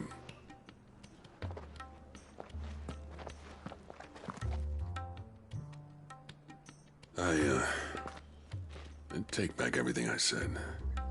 That thing you built us is an honest-to-God's marvel. You've saved our village. It's Blackthorn you should be thanking. He oversaw the construction. Give this to him, would you? What is it? Pet Cole's cinders. After he left, I spent years trying to eke the most out of our forges. That there was my answer. Chuck it in the fire, and your forge will burn hotter for longer, which will do wonders for your steel. Our secret for yours. Only fair. I've always envied Blackthorn. Since the day I became chief, I spent every spare moment trying to match up to the bastard. No amount of sleepless nights at the anvil will ever bridge that gap, though. He's a genius. Plain and simple. The man Dravosht needed. But he took all his talent and left. Gifted and free. Is it any wonder I hate his guts? The cinders would mean more coming from you. I need to forgive him first. And that's not gonna happen.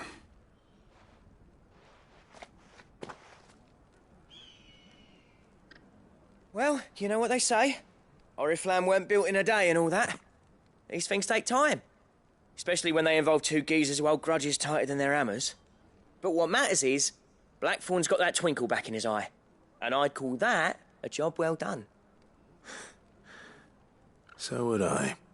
I reckon he's going to be at it a while yet, though, so why don't you head off without us? I'll see that the old git gets home safe and sound. See that you both do. I'll save the cinders till then. All right.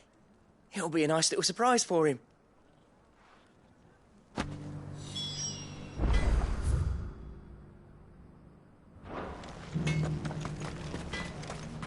These things are going to take some...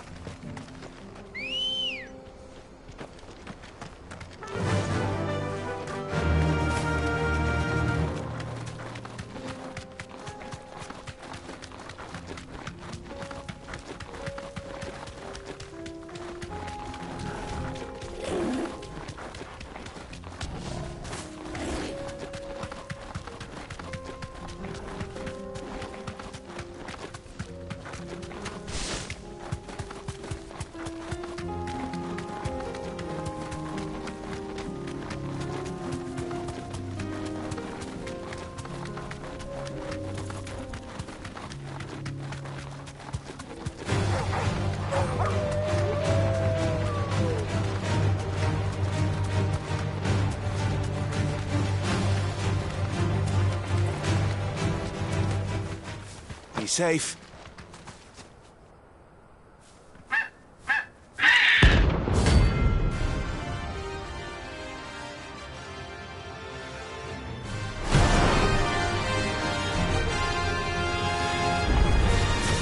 That's like no chocobo I've ever seen. Something tells me it won't be easily broken.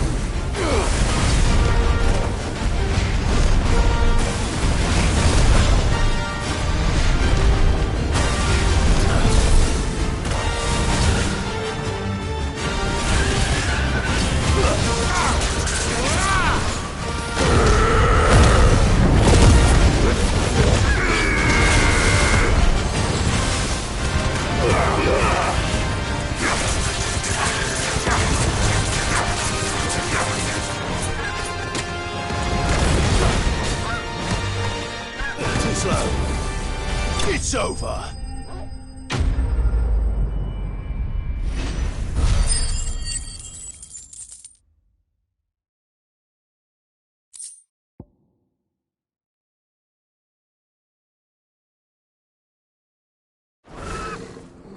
Poor beast. There was nothing I could do.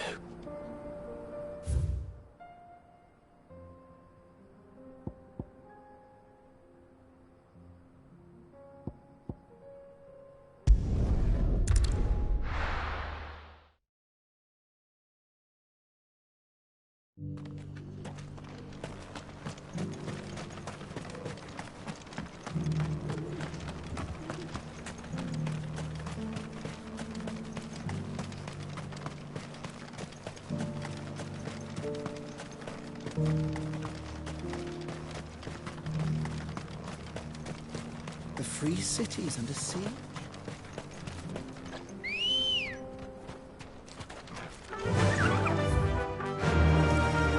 Faster!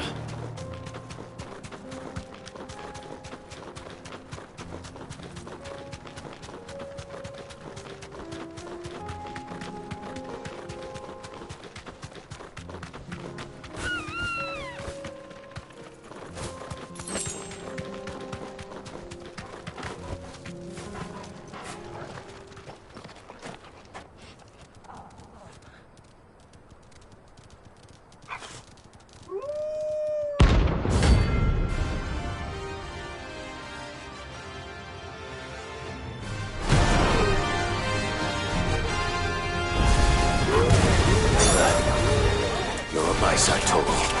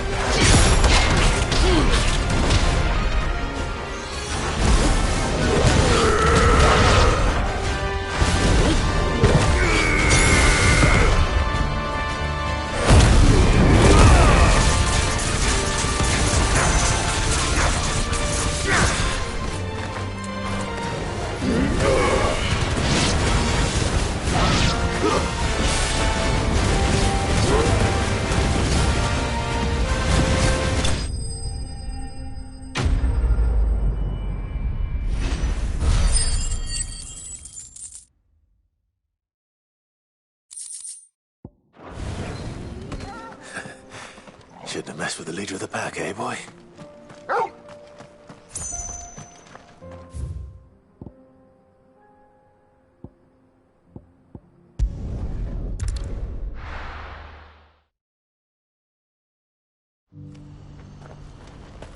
What's happened? If we're going to do this, we'll need help. Clive, your timing is impeccable. It just so happens that right at this very moment, we're in need of someone with your talents. And what talents would those be? Why, your fearlessness, and your skill with a blade. I'm listening. Well, as I'm sure you're aware, when these dark skies swept over the Republic, so too did a wave of chaos and confusion. Randalar has been particularly badly affected. Many of the capital's bearers have lost their masters, or taken the opportunity to flee them. None remain free for long, of course. Most find themselves under the protection of the Fist before they get far. But the army too is in disarray, and finds itself unable to provide for its new charges, which means it has been looking to sell. And you've been looking to buy, to make sure these masterless bearers remain that way. Precisely. It's the perfect opportunity to free dozens more, and for an attractive price, no less. So where does my skill with a blade come in? Though we may have the funds to buy these bearers, we have nowhere to house them. So we've been searching for a place where they can be resettled.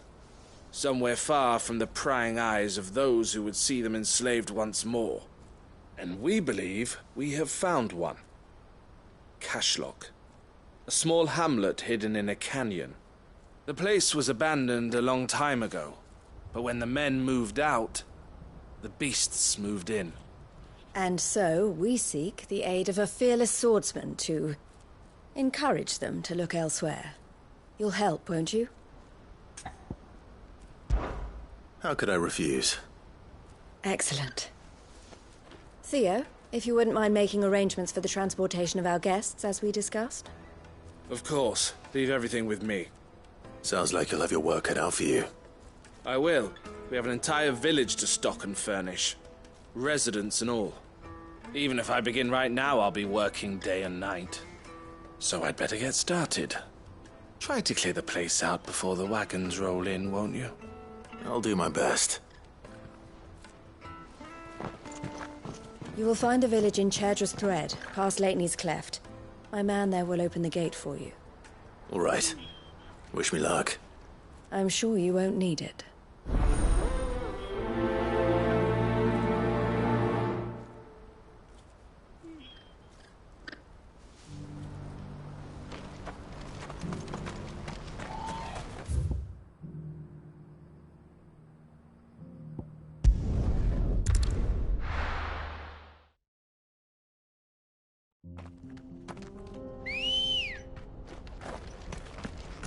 Good girl. Fly, Ambrosia.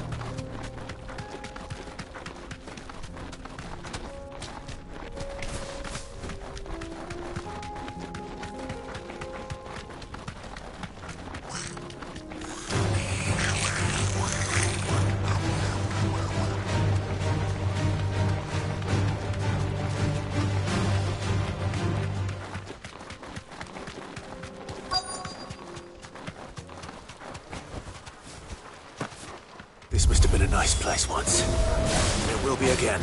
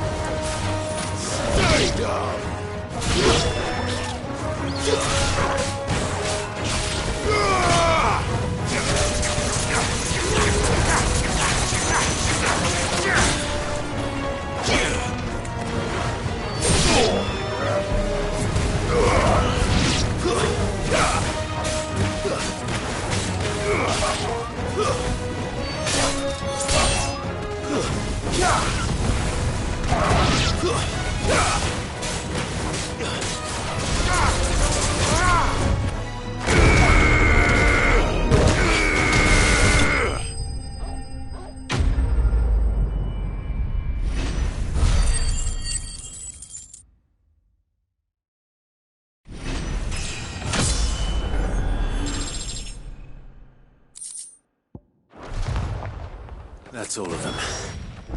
Come on, Toggle. Let's head back to Orklad.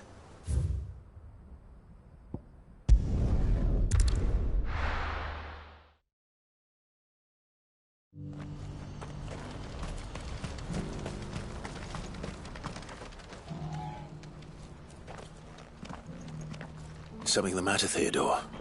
Quiet. Those are our terms. I trust that you will give them your full consideration. I shall. Thank you.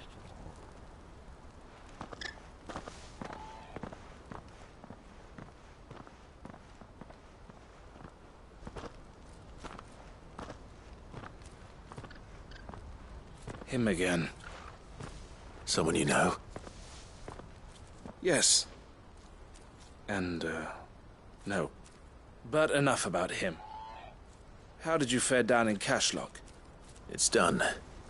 The village is safe now. You made quick work of it, as always. I should go and let Eloise know. Don't let me keep you. But Clive, don't tell her I was watching her, will you? She'll only get upset. I'll explain everything once you've finished with your report. All right. We'll speak then.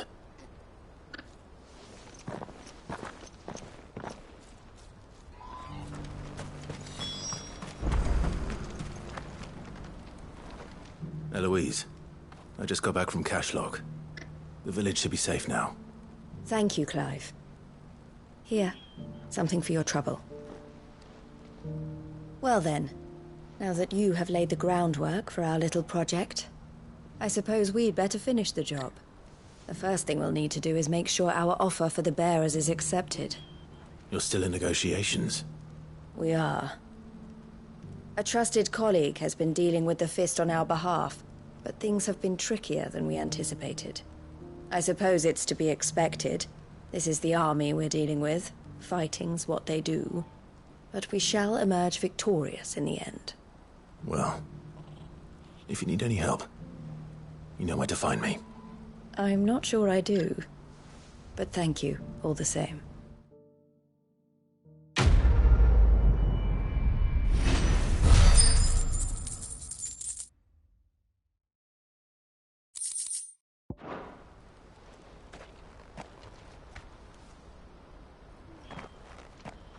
Ah, Clive.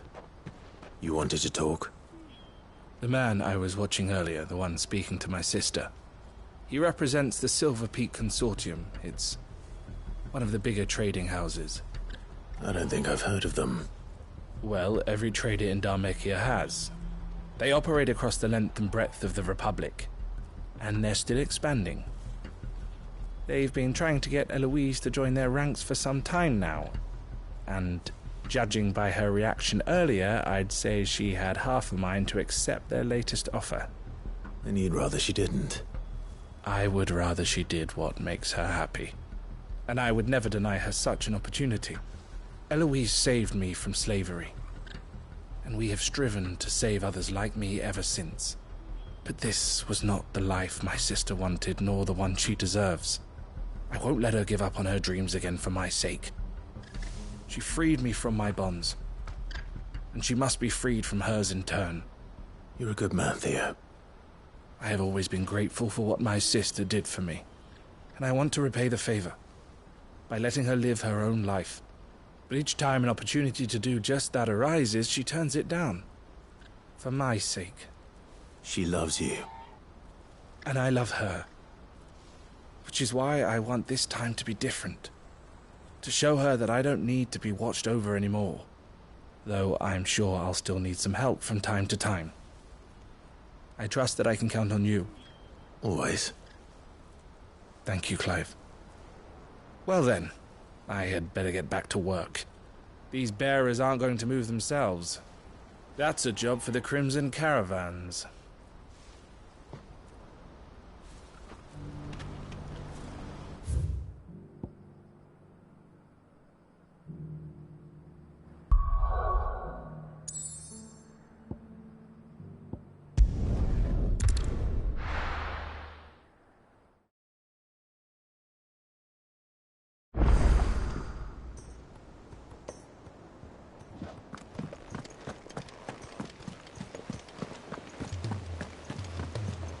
Cole said it was an army of Akashi.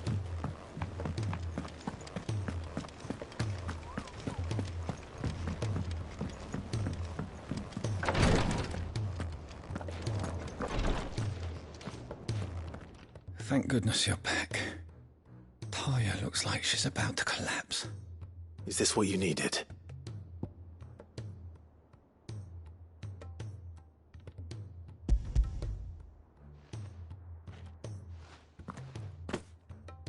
Yes, it is.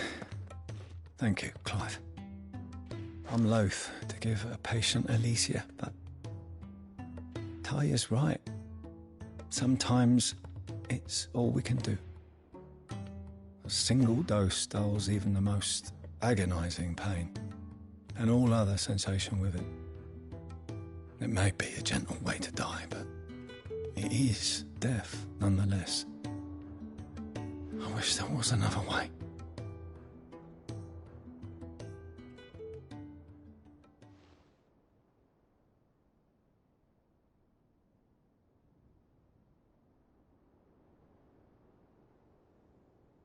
How are you feeling? Light, mid-here. Drifting on waves. Good. Just relax. Let the waves carry you to a better place. Thank you, Taya. I'm so proud of you.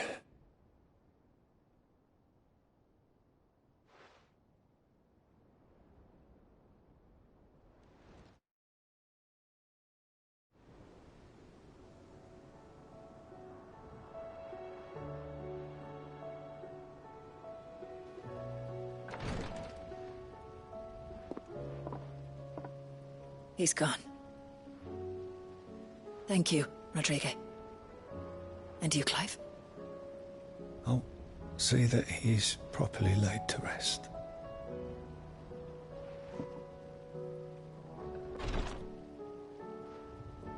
The man you helped today was my mentor, back in the Southern Isles, on the front lines of some meaningless war. I was still a child when they shipped me to their triage tents, to treat the wounded with my gift. But in such blighted lands, I was next to useless. Until he taught me the true physicker's art, that is. An art we would be lost without. Tears of mercy were his gift to the bearers of the world. A respite from the agony of the curse's end. And a kindness Sid would have approved of. You know as well as I what life is like for a bearer soldier. Marched from one battle to the next, never knowing which might be your last.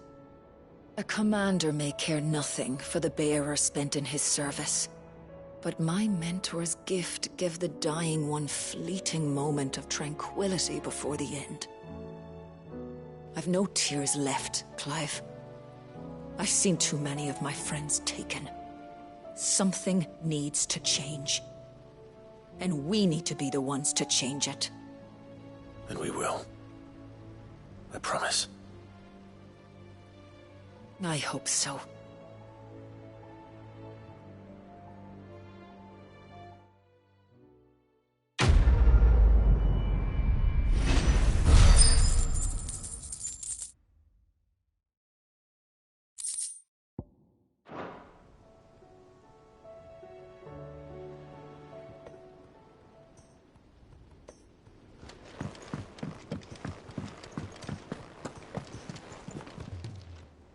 Welcome to the Patron's Whisper.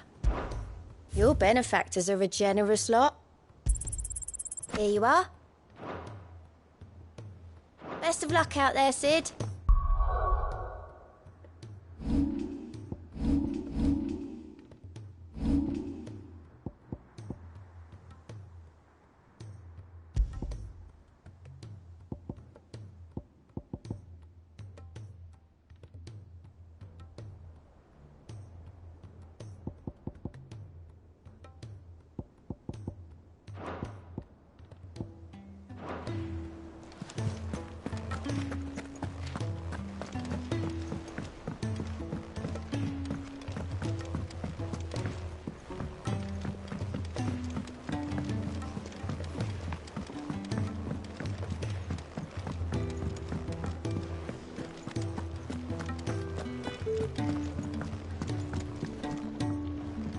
Gentlemen, I see you both made it home in one piece.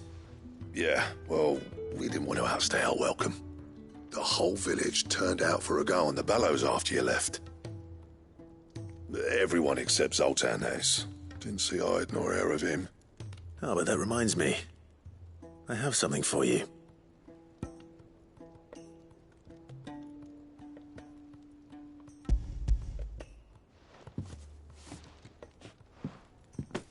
Pick gold cinder? How'd you come by this?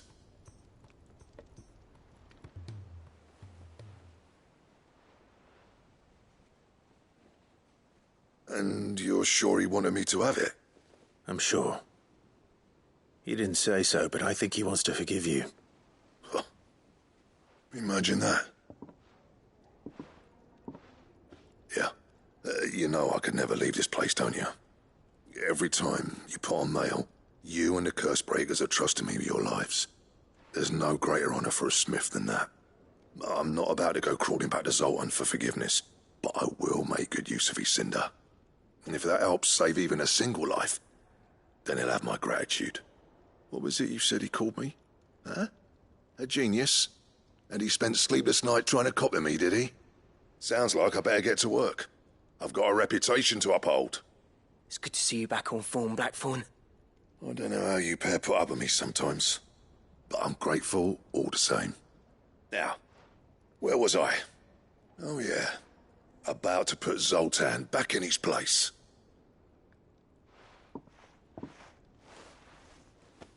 Ain't got the art to tell him how similar they are. Stubborn bastards. A little healthy competition should be good for him. You're not wrong. Still, it's a shame him and Zoltan couldn't let bygones be bygones.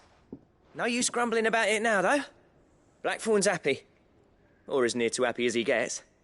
And that's good enough for me.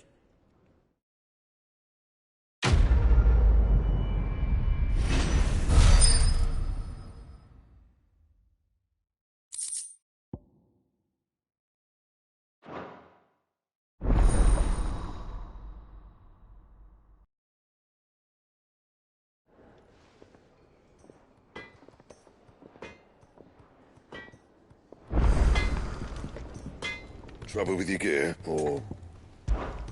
What do you want?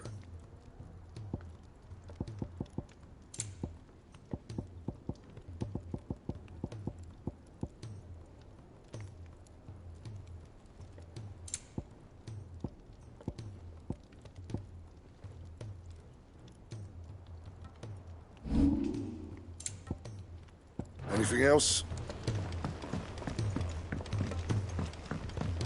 He's a surly soaker. Who cares?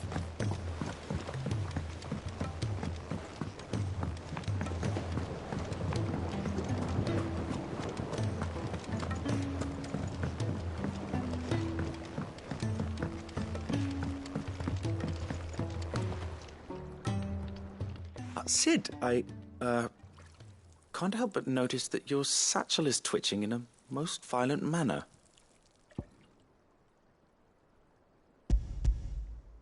Here. It's your problem now. What an amazing specimen. The flesh positively throbs with vitality. If I can successfully graft this to the Morganbeards... When I successfully graft this to the Morganbeards, I suspect the results will be immediate. I shall begin at once.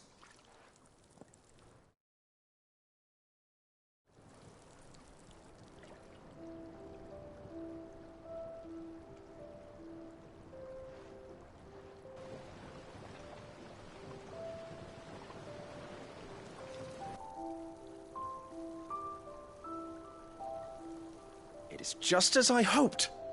Witness how the Morganbeards have taken to the blighted soil. How they bloom with heretofore unseen vigor. Why, I dare say such a vine graft would yield similar results when applied to other specimens as well. I'm glad I could be of assistance. You've not only helped us, Sid. You've saved us. Do you recall the extract with which I provided you before? I took a moment to distill some more, but this time with the petals from the invigorated Morganbeards. And would you believe? Its potency has nearly doubled. You must accept this phial as thanks for your assistance. The rest, I shall give to Taya.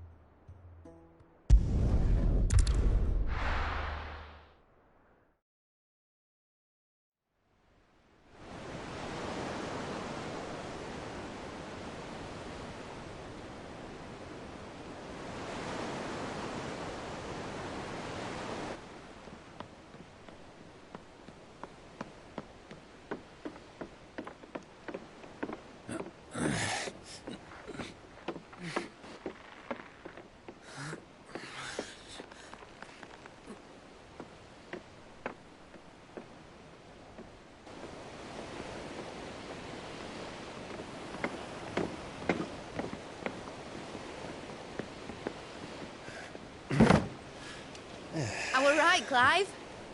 My dad had it all worked out. He'd be proud of you, Mid. His writings may have helped, but this achievement is all yours. Can we catch them? The Ainayar's one of the largest, fastest vessels ever built. And it won't help she has the wind at her back. Any other ship would be hard-pressed to keep pace with her, let alone reel her in. But this isn't any other ship. This is the Enterprise! And the world's never seen anything like my dad's engine. It certainly hasn't.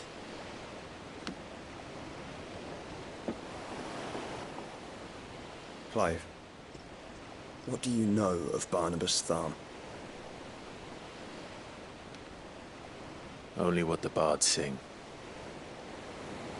That he sailed to Ash from southern lands. That it was his mastery of the blade which won him the throne. And that his sword, Odin's sword, can sever the very threads of creation. But don't lose any sleep over our last tilt. We'll do what we must to survive. What we must. The light! I thought this cove was meant to be hidden.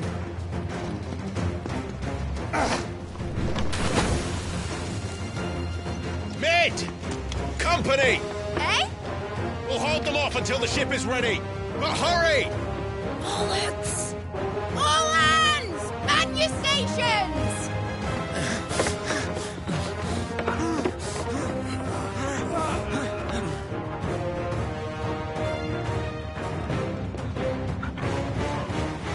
Everyone with me?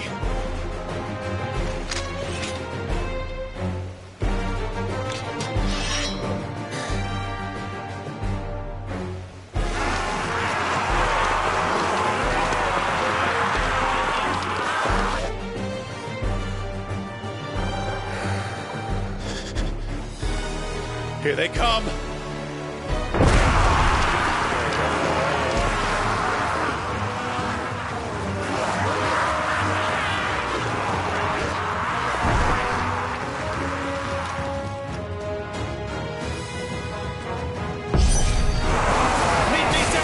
We can give her. Behind me, Lord Rossfield. I'll take care of these fuckers. England! I'll have you know earth-breaking here. One struck fear into the heart of every man in the fleet.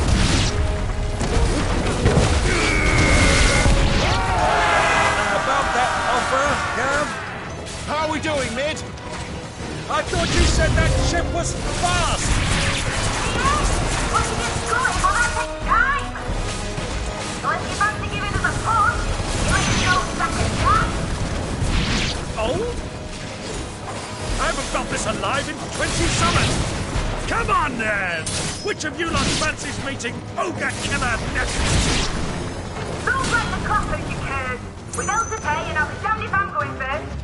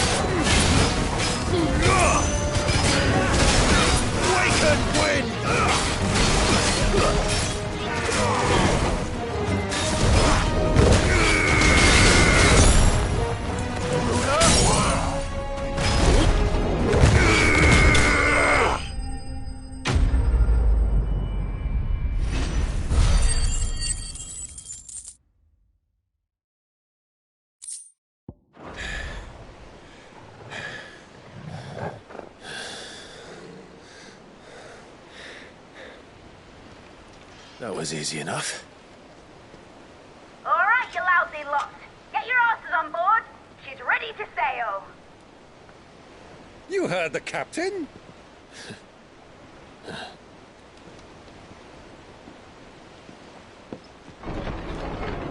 Clive?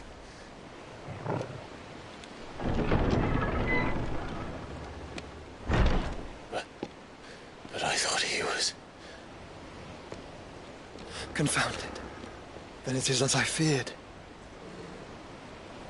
Sleipnir is no man, but a creation of Odin.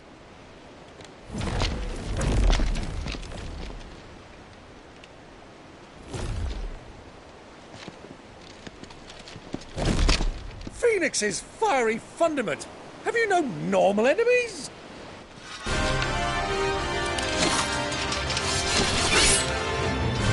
Up for another round? Of course we are.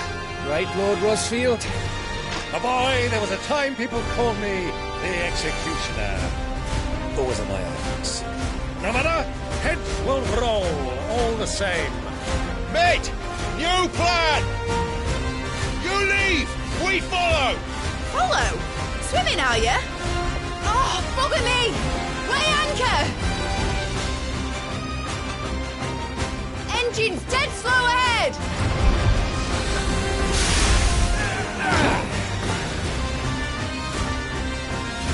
Have care, my friends. 'Tis not blood that runs through in these veins. These foes will not fall easily. But they will fall. Like oaks before a woodman's axe. Good thing I brought one!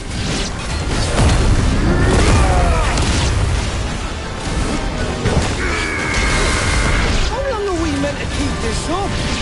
As long as it takes. Unless you have a better idea. Well, I've already killed at least 5 of the bastards. Fuck it! Let's do the lot!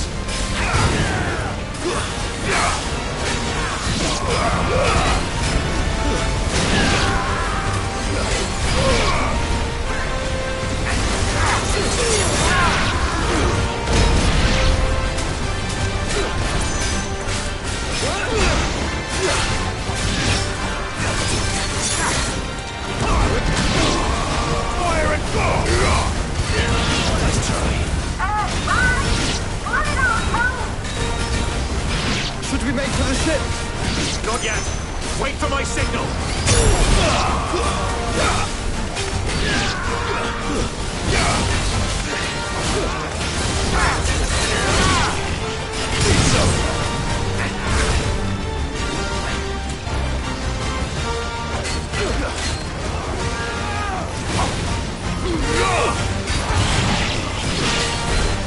In your own time, Clive!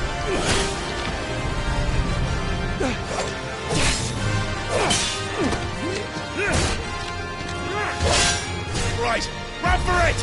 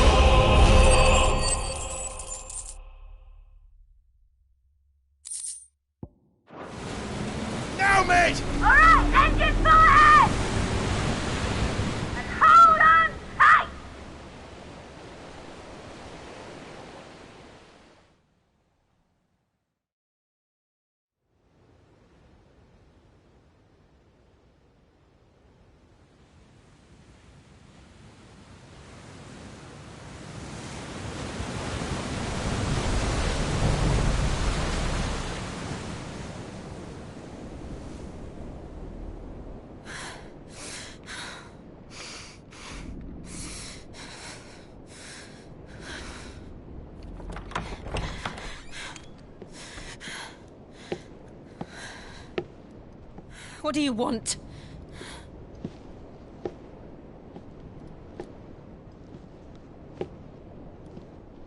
That's quite a mess you've made. And wholly unnecessary. You are my offering to Mythos. I would not see you damaged.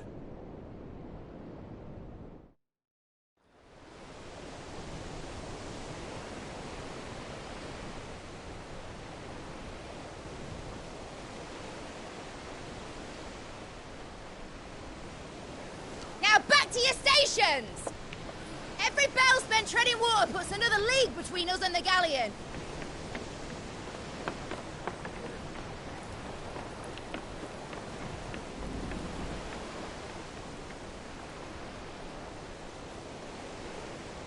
I don't suppose Mid has a spare engine? Since you rose from the grave, my fortunes have plummeted. Are you absolutely certain of this quest of yours, Clive? The foes you face are as terrible as they are numerous. Aye, and they'd have us live and die on their terms, which should answer your question. Ha! You have that same stubborn look as your father did when he set his mind to something.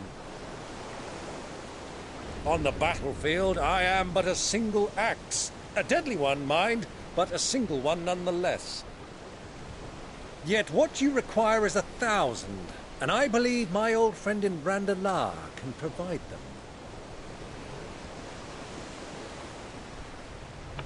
Take care, Clive. I have many more tales of your father's exploits to share. And I cannot very well do that if you're dead. Again. Good luck, Uncle.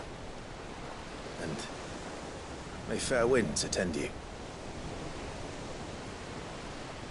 As for you, Joshua, take care. I shall do my best, Uncle. Farewell, my nephews. When next you see me, it shall be with an army at my back.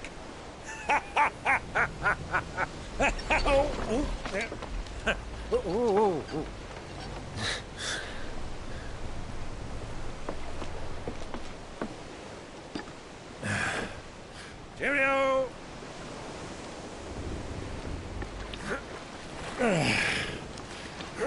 Oh, yeah. Do keep up, my boy.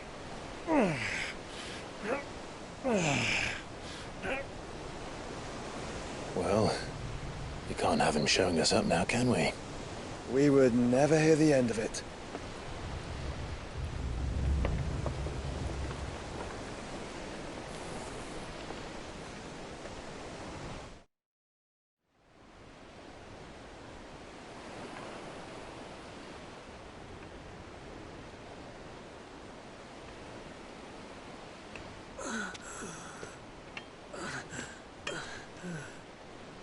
Rigor of mercy.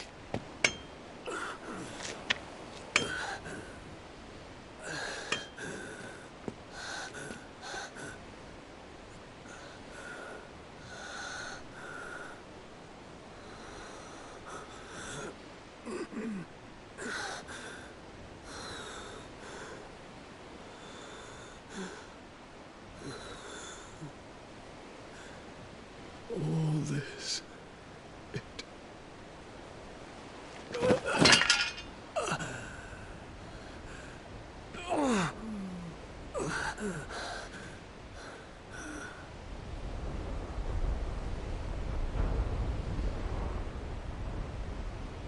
What have I done?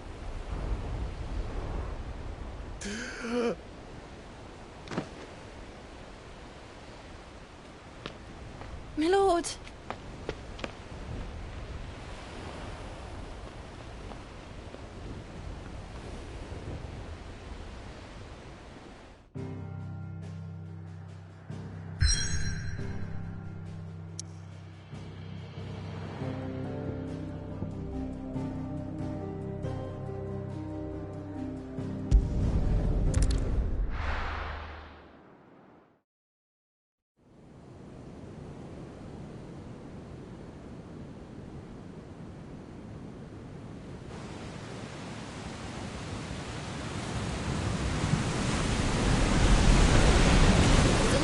between here and Waloed. But any ship heading north has to round Zemeckis and put through the Narrow. Maintain our current bearing north-northeast, and we'll catch the Black Galleon before she vanishes again. What's to prevent her from circling around Ash from the south? With these winds in those waters, it'd taken forever and a fortnight to reach Stone here. Mid knows what she's talking about, Clive. Better than any of us lot, anyway. I say we do as she tells. Sails on the horizon. She's ours.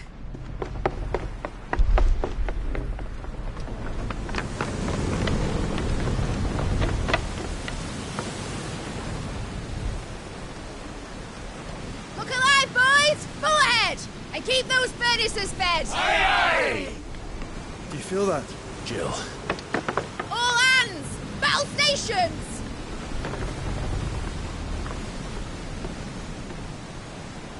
Let's see what this girl can do.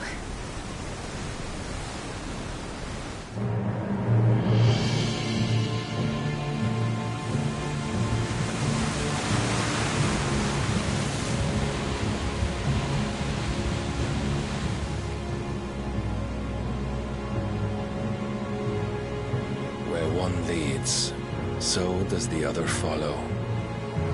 The bond of consciousness which joins them condemning both to the same fate. Yet my every attempt to strike it from their hearts serves only to tighten its hold.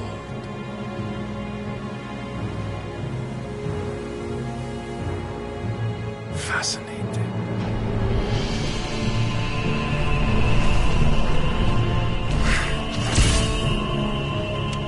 But then, there is naught my blade cannot sever.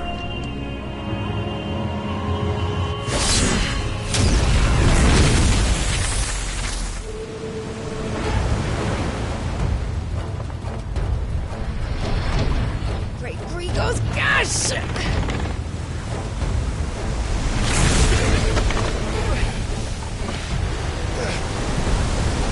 One of us. Hard port! Heads down, you brutes! And brace for impact!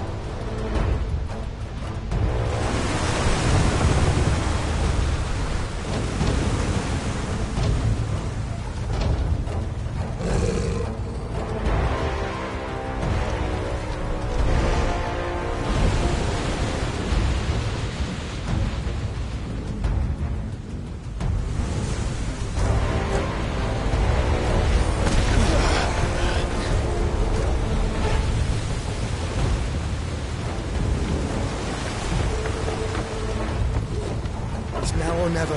I'll find her.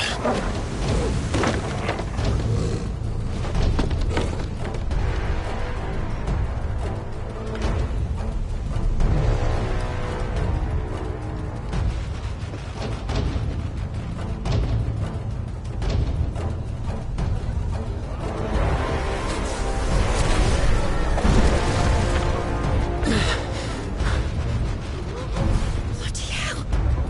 Hard to starboard!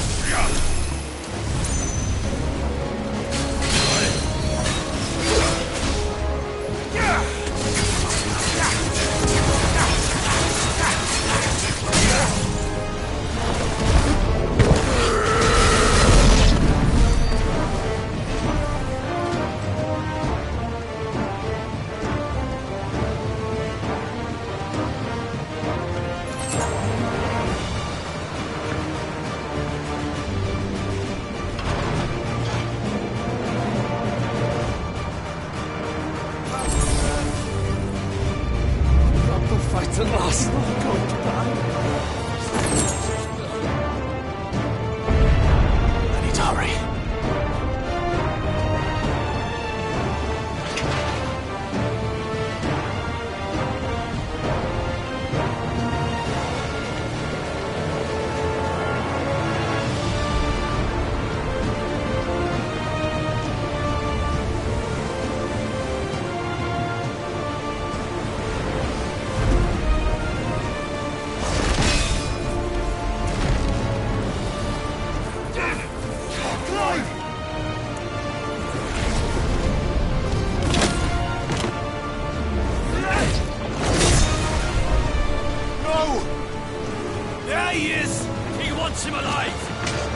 Hold on. I'm coming. For both of you.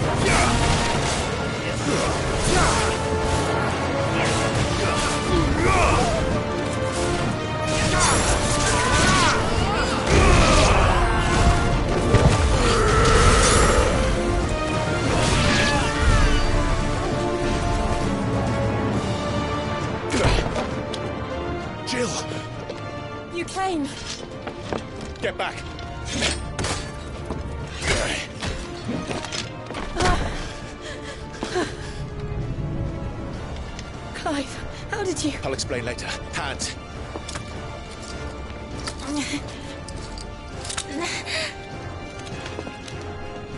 Can you walk? Out of here I can.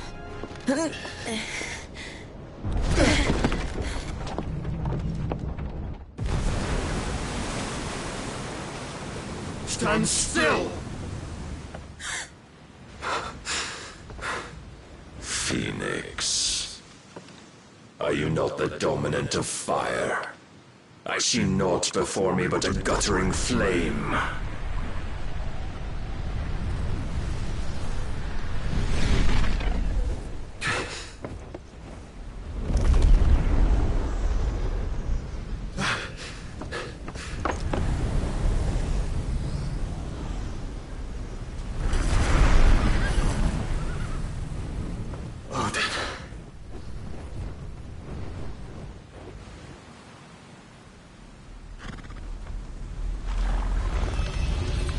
In earnest, then.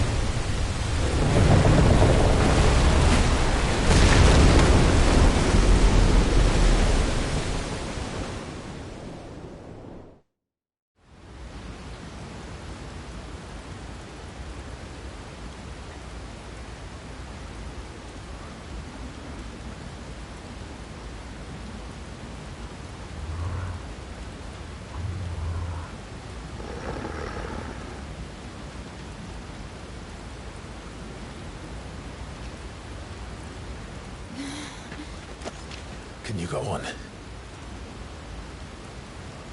I think so.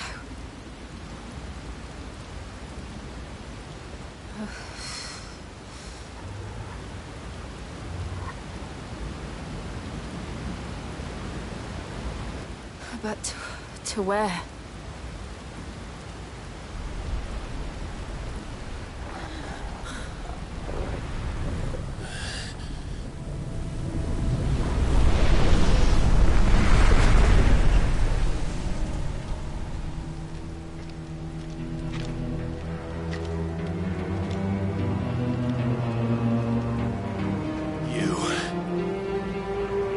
What did you do to Joshua?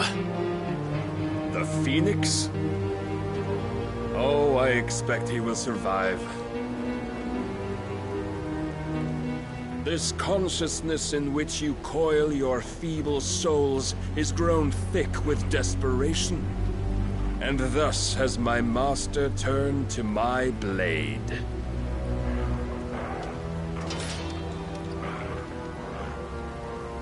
The world will soon be painted in black. And all that live shall gather in death's autumn wake.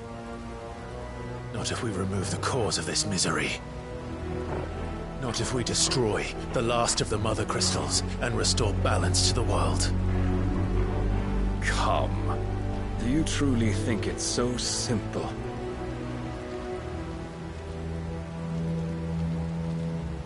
The blight is inevitable. Not even the Almighty might stop its endless march. Your efforts will avail us naught. Naught, that is, but suffering. You must embrace the truth, Mythos. Accept your place with the Lord. Keep it. As long as there's a chance, there's a choice.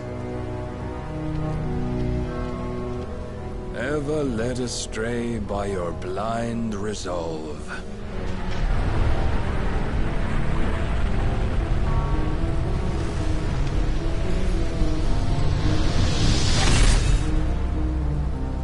Now, it is time you learn the inevitability of your divine fate, however much it may hurt. Get as far away as you can. Clive, no. Trust me, Jill.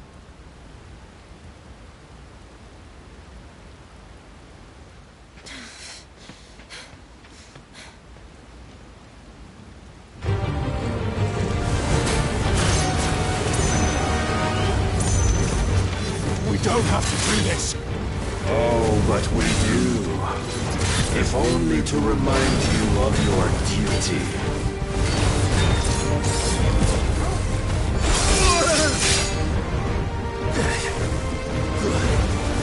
Rise, we must.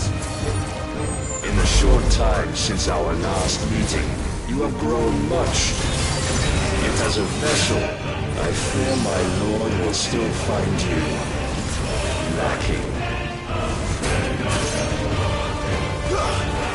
Waken winds! Defend yourself! All this fire and fury, and for what? Stopping the blight. A foolish notion fed to you by a foolish man. How dare you? You know naught of this world nor of our place in it. If our fates were so easily rewritten, we would all be gods.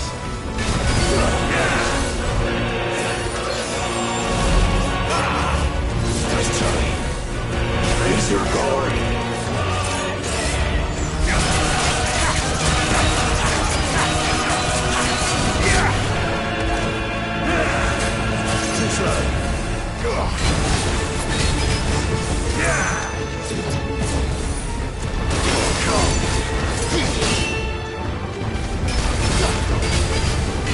I have seen enough.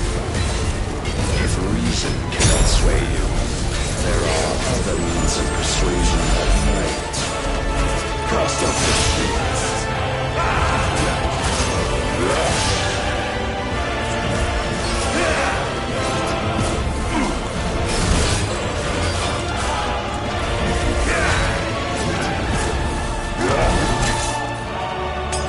Are you ready?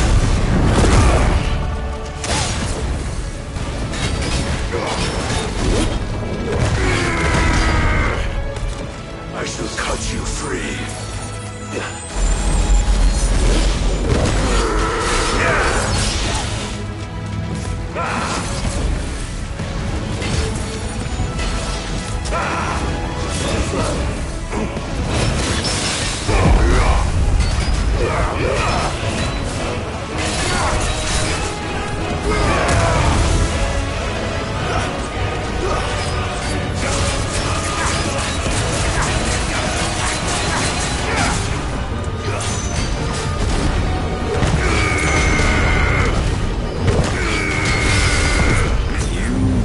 Assume the mantle you've been given.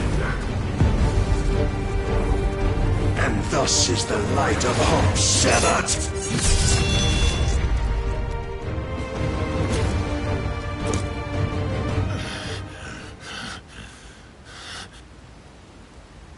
You would yield so soon.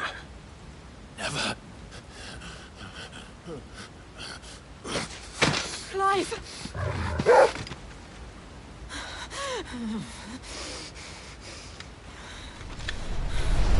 Do you not see? Your iron will weighs you down, dragging you ever further from your purpose. And what is my purpose? Mythos. Who are we? What are the dominants? The breath of the Creator still warm on our lips. We carry his light that we might guide the masses in his name. We are but mighty acts of God. We are more than that. You would be nothing without what he has granted you. The power we wield is his, and yet every time we draw upon it, it wears away at our very being. It breaks us. It unmakes us, that its immaculate aspect might reveal itself. The icon. It is too much for even his chosen few. Apart from you, Mythos. You wield the might of many, yet your body does not answer for its avarice.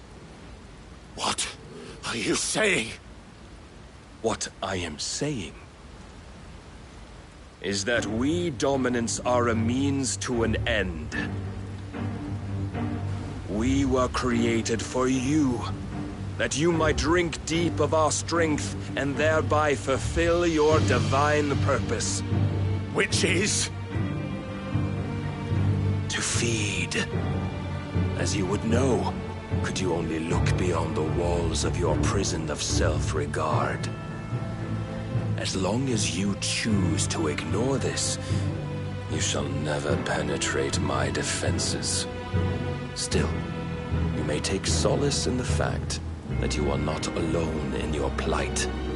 The chains of volition shackle all of mankind, but there is yet cause to rejoice. For the Lord, in his mercy, has taken pity on his flawed creations, and shall see them restored to their proper forms. And what exactly would that be?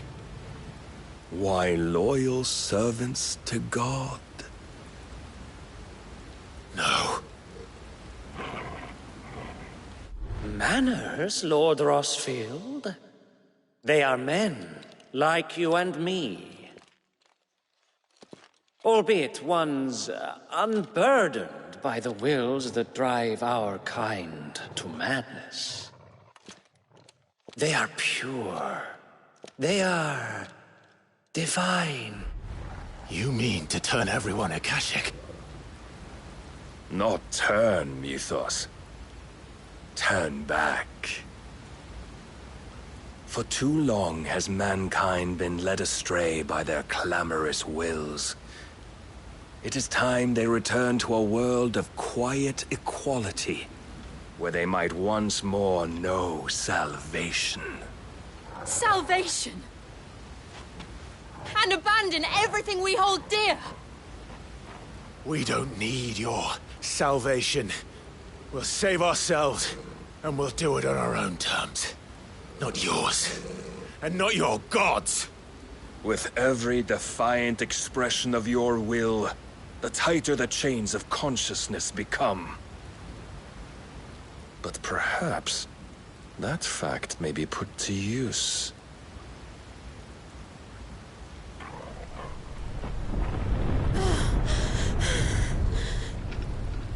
Clive!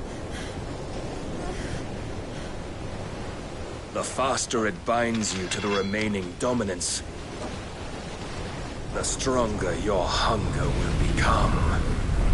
Until it leads you back to the only answer there ever was. Mayhap not by the path my master intended, but back all the same.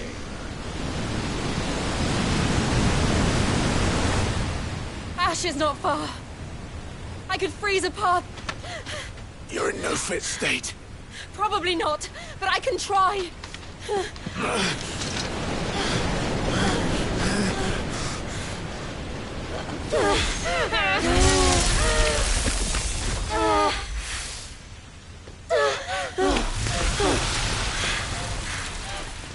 Don't look back!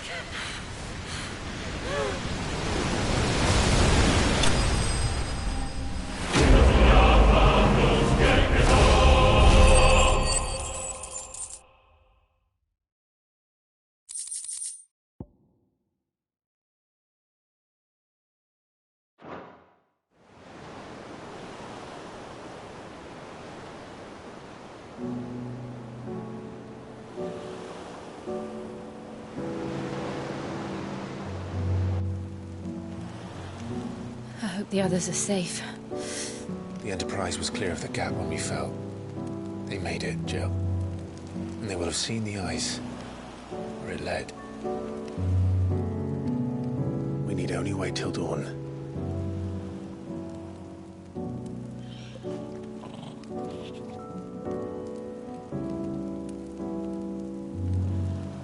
This is the second time Barnabas has bested me. I'm powerless against him. And maybe there really is nothing else for it but to give yourself to his master.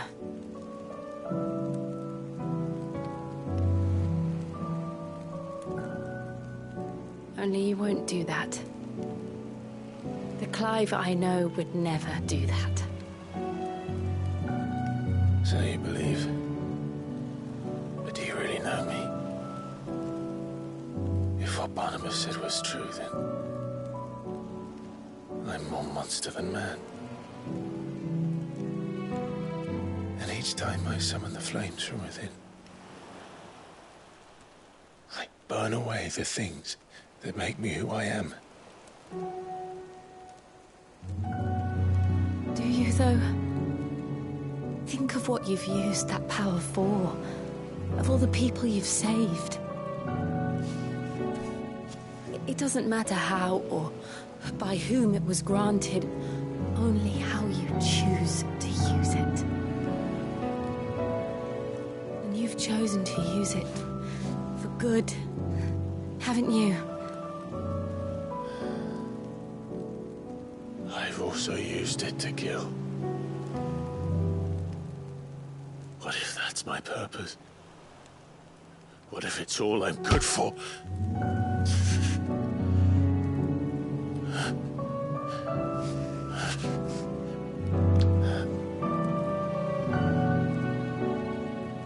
You're still that same boy I grew up with. Always so eager to save everyone around you, and yet always so alone. Because you failed to realize the one thing that needed saving most of all. You, Clive. You. You never once took the time to save yourself.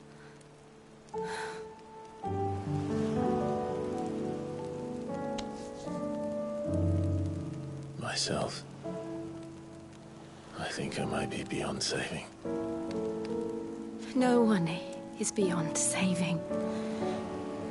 Provided they want to be saved. You fight to survive. And you survive so that you may protect those you love. It's what you do. What you've always done.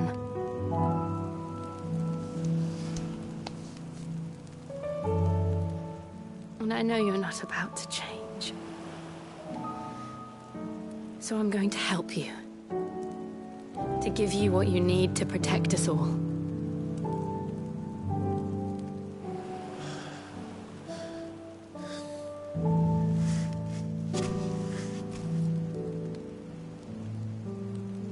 Jill. Are you sure? If this is what you want, then...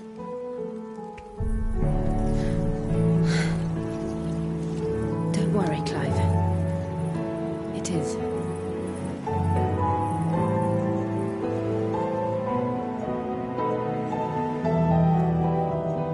This burden, I'll give you the strength to bear it alone. But I'm not alone. These burdens I carry, my sins, my pain, my sorrow, I see now that they are all a part of me.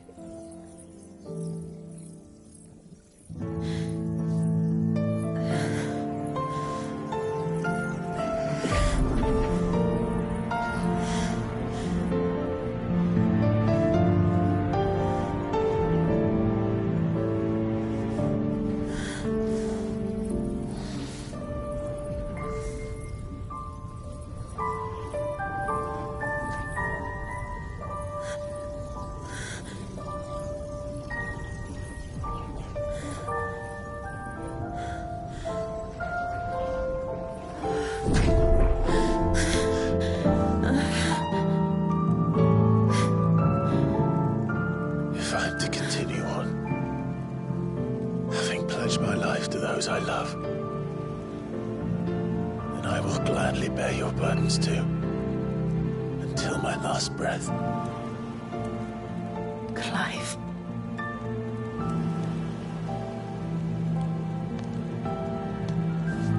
I promise you, Jill. We will find a way to escape this fate. Find a way to save each other.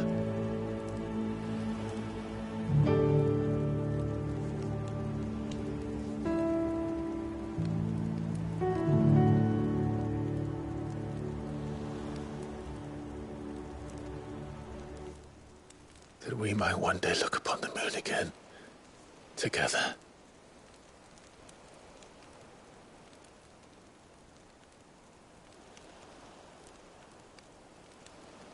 And I promise you, Clive,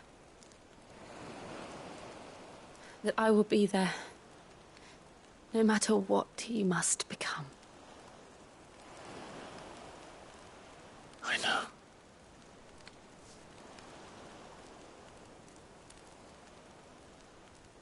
I never thought a smile could bring me so much joy.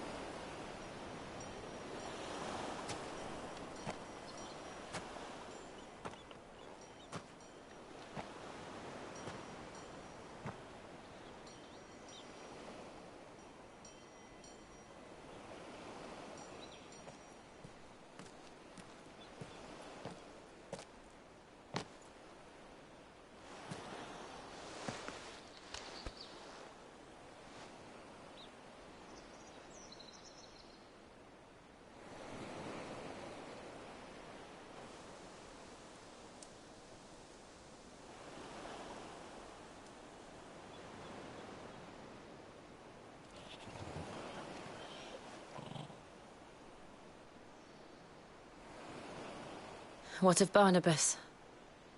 Do we pursue him? No. Our paths will cross again soon enough. Whether we like it or not. Besides, there is something we must do first.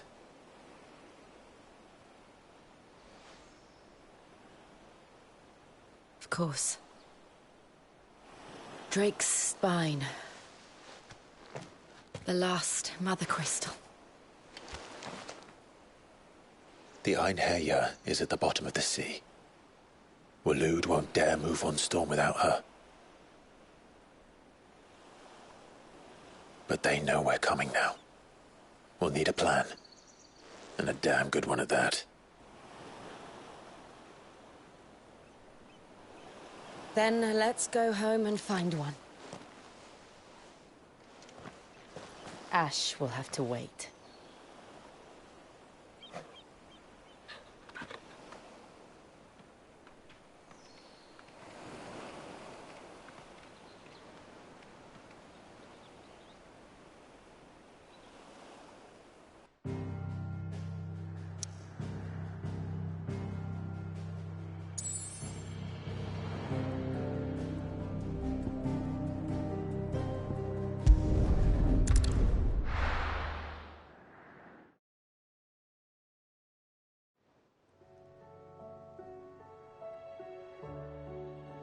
Mid says Odin split the sea in two.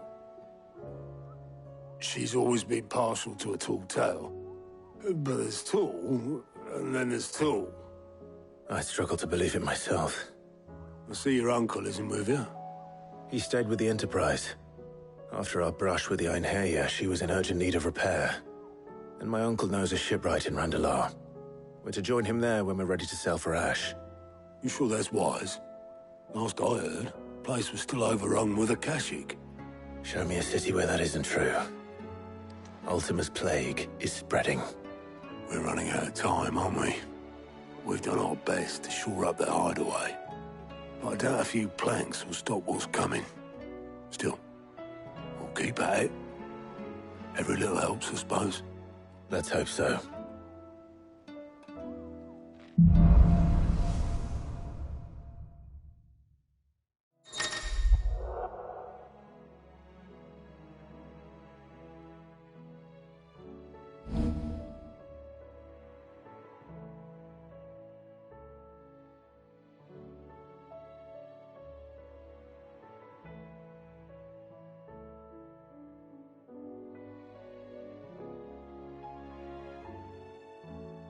I should visit Joshua, assuming Talia will allow it.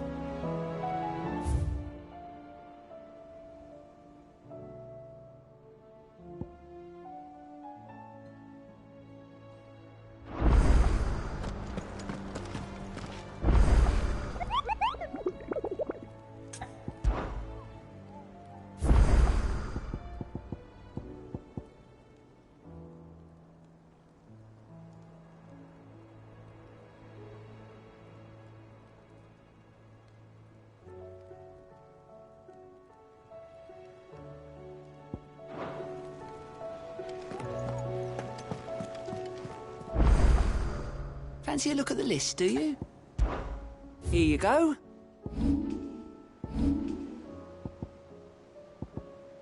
Think you can help?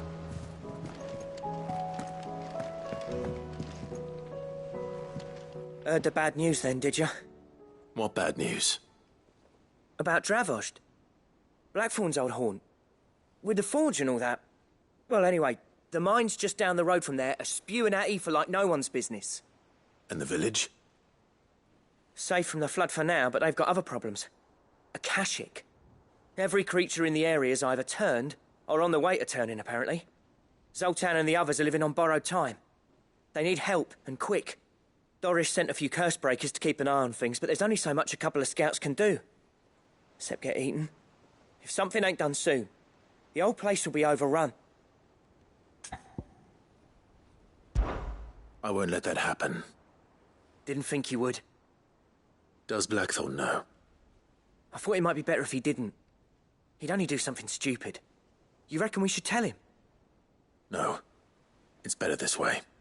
Yeah, well, I can't stand about knowing what's happening out there, so I'm off. I'll see you in Dravost.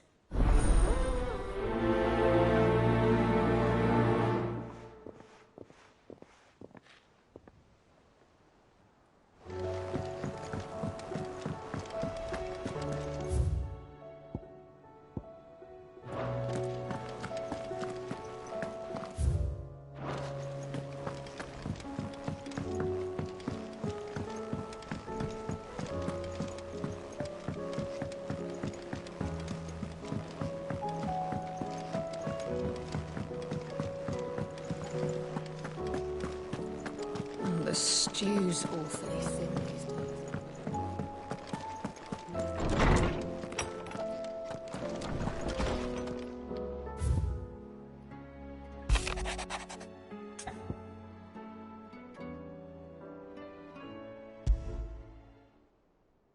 There's no way of knowing if Doris will confide in me. But I can speak to her at least.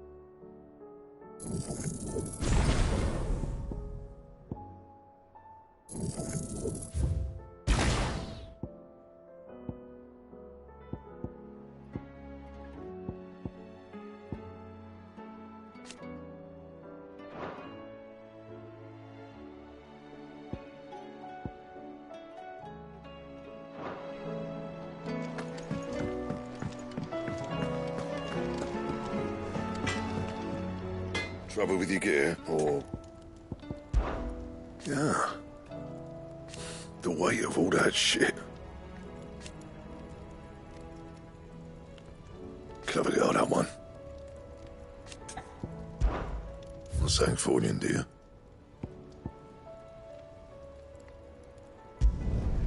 Not bad, if I do say so myself.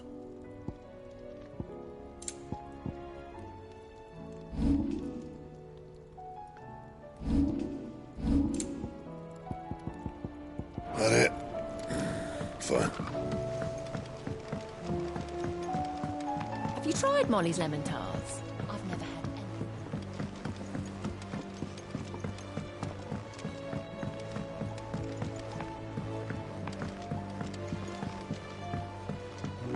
Canva lost? It can't be true. Miss, can we read Miss Editor's story for our lesson today?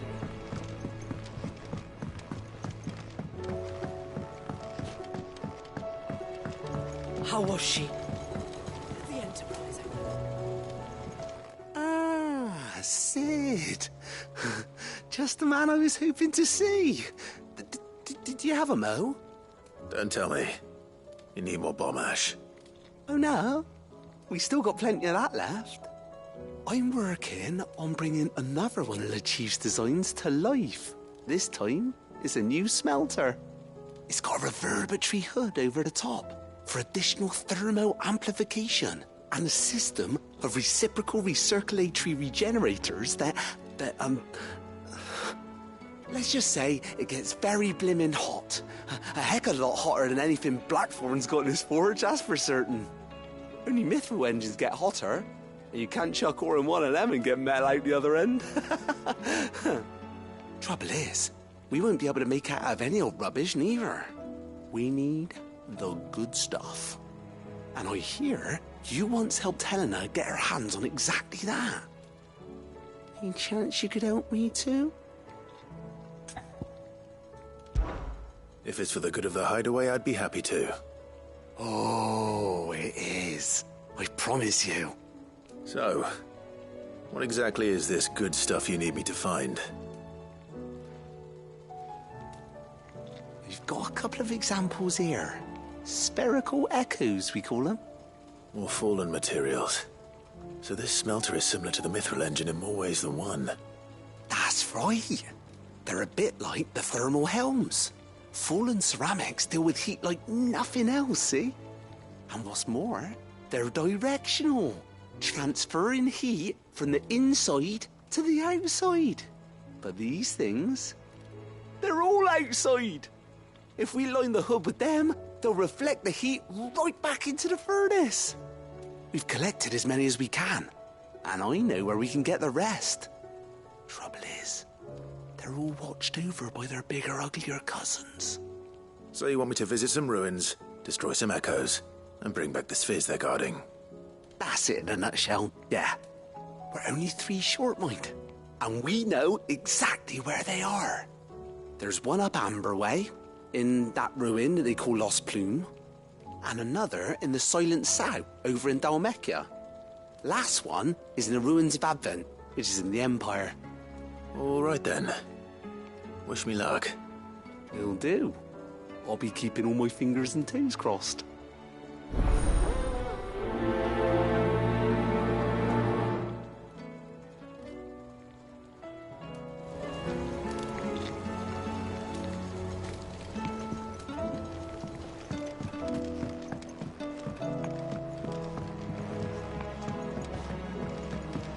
So, she don't need saved?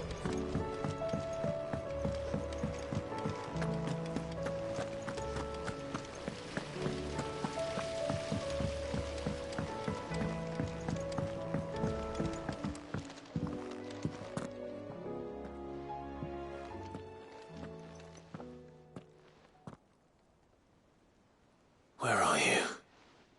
Can I help you, Sid? I'm looking for Doris. Is she here? I'm afraid not. She's at Martha's Rest on a job. My job, actually. When she heard what the mission was, she insisted on going herself. Alone. Did she? What was the mission? Following up on some new information. Once they'd settled in, the bearers you helped liberate in the Dragon's Eyrie were keen to talk about their imprisonment. And about their captor. The slaver Cole's team were tracking when they were attacked by the Beastmen. I'll go and find her. She's at Martha's Rest, you say? If she's not moved on already, yes. I hope everything's all right. Why would Doris insist on going alone? Maybe Cole was right to be worried.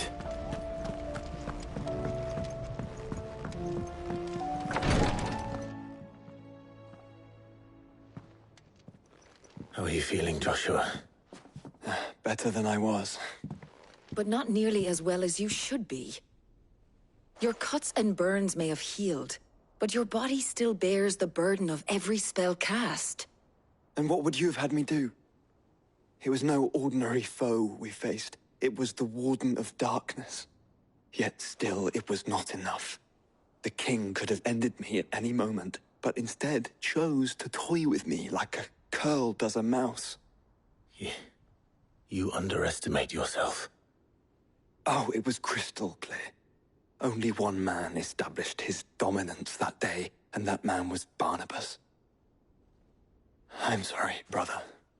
That was ill-spoken. It's just, I have never felt so powerless.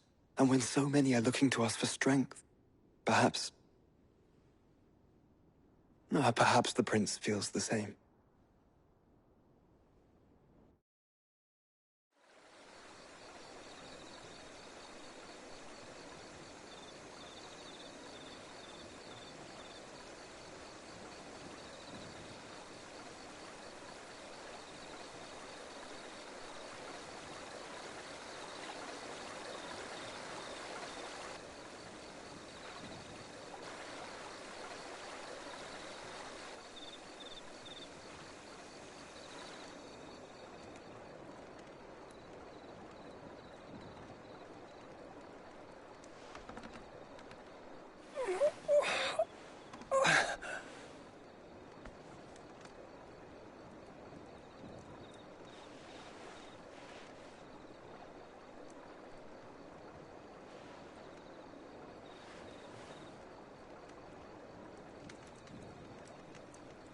What is this place?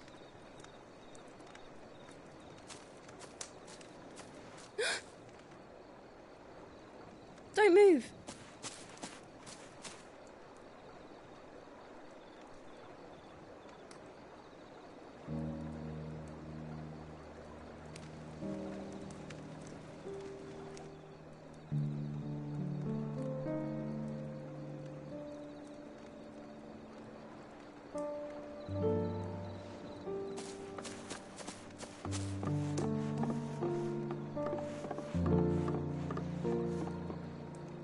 Here, it's fresh from the well.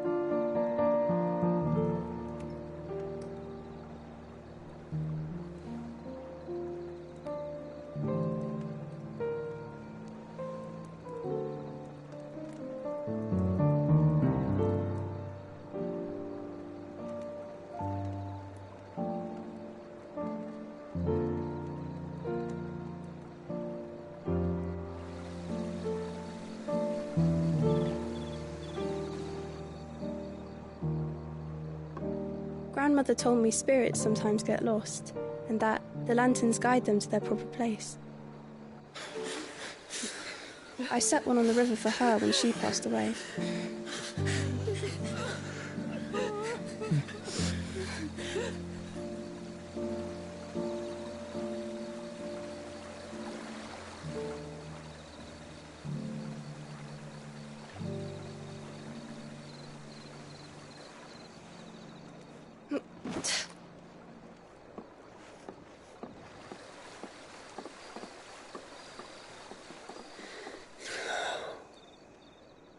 The fiend works from the shadows.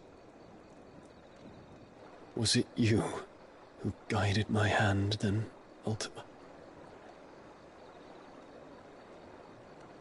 No, not you. This is my doing, my fault, my sin to bear. And for it, I must atone. Your hurts are healing nicely. It was my poultices that saw you well. You make them? And sell them, or try to. Earns me enough for bread, most days. Forgive me. I have nothing to... I know, but I couldn't just leave you lying there.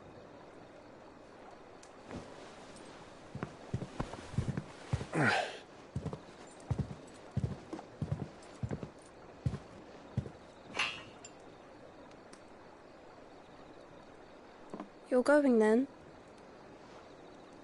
Of course. I'm healed. Thanks to you and your poultices. Will you promise to come back and visit?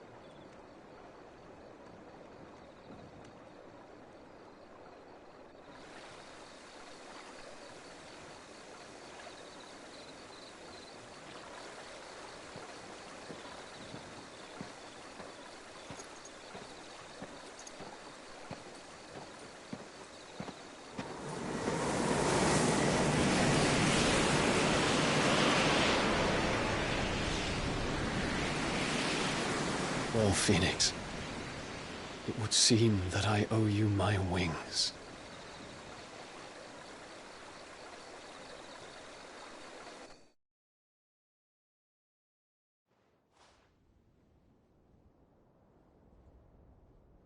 Perhaps he can find an answer. You will be returning to Waloed soon, I gather. I see no reason to wait. Then neither do I. I can think of a few, but I doubt they'll stop you. You will take your medicine. Of course, Lady Daya. Set on leaving already, are you? How long will it take us to get back to Ash? Dunno, about the same amount of time it took us to get here. Maybe less, if your uncle can find someone trustworthy to patch up the Enterprise. All depends on where we're putting into port, mind. Yes. It's not as if we can put ashore wherever we choose. We have to assume that the whole of Ash is hostile, and that we'll be attacked on sight. Then we must find a place they won't think to look. And I have an idea who might know of one. The Professor! I'll go and tell you coming! While you're plotting our course, I'll be in the shelves with your lawsman. I wish to pick his brains about Ultima. Then I'll talk to Karen about supplies for the journey. They may not be easy to come by in Ash.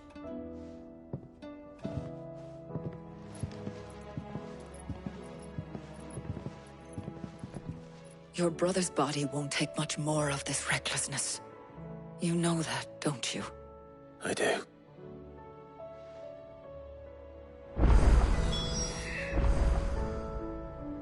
You've seen more of the world these past 5 years than most do in a lifetime. It's a shame you never had a moment to enjoy it.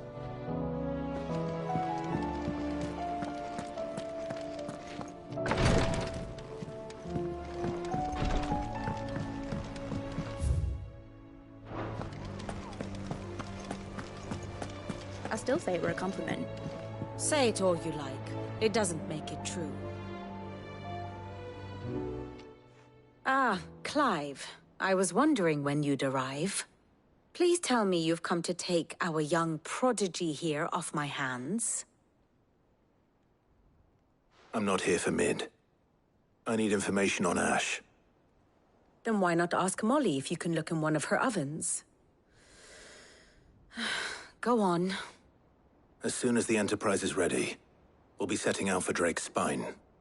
And we're going to need a safe place to land. Preferably one that won't see my ship blown to shit and splinters. If it were that easy, do you think Waloed would have resisted invasion for so long?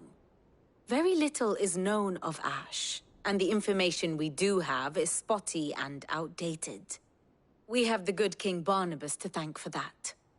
Waloed's borders have been closed to outsiders since the day he seized the throne. If there is anywhere safe to land, you won't find it on my map. Then tell us what we will find. I'm sure you know better than we do. But no splinters. All right, if it will get you out of my hair.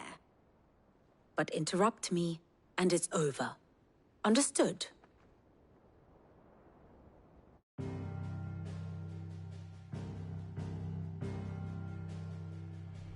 Barnabas Tham, the one they call the Last King.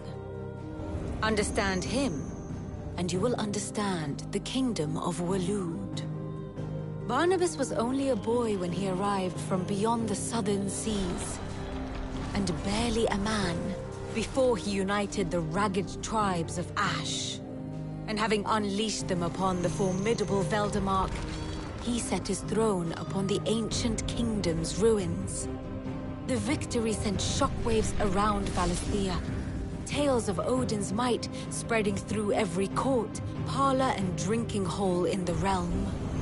Note that this was in the year 843, and that the king still sits upon his throne some 40 years later, quite untouched by time.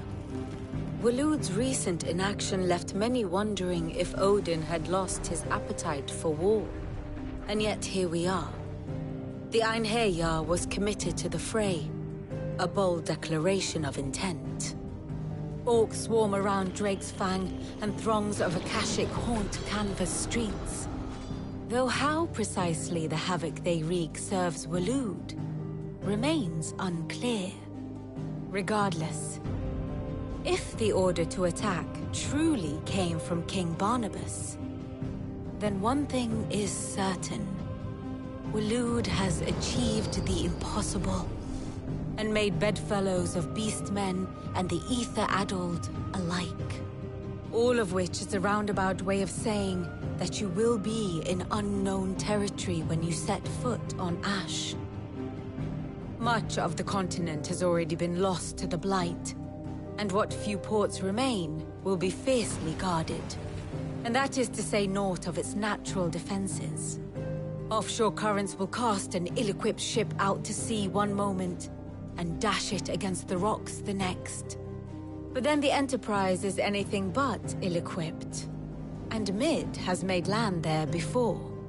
Now, if only there were someone with an intimate knowledge of the Shadow Coast, and where a daring gentleman might put ashore.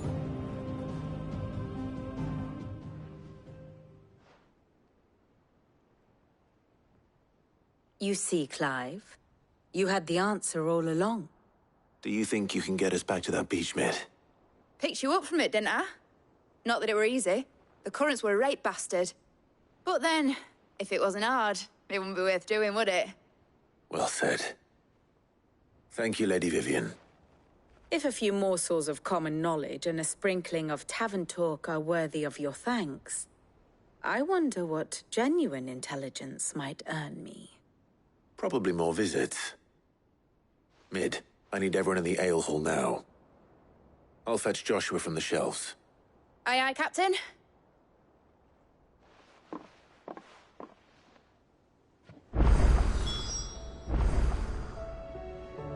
What will it be today? And how could it not? But are we any better?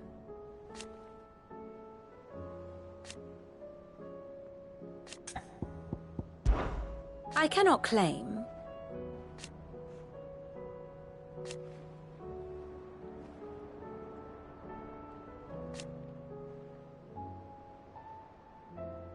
Such are the wages.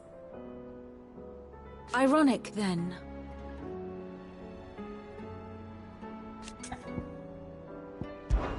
I'll want a full report when you return. My map of Waloed is in sore need of revision.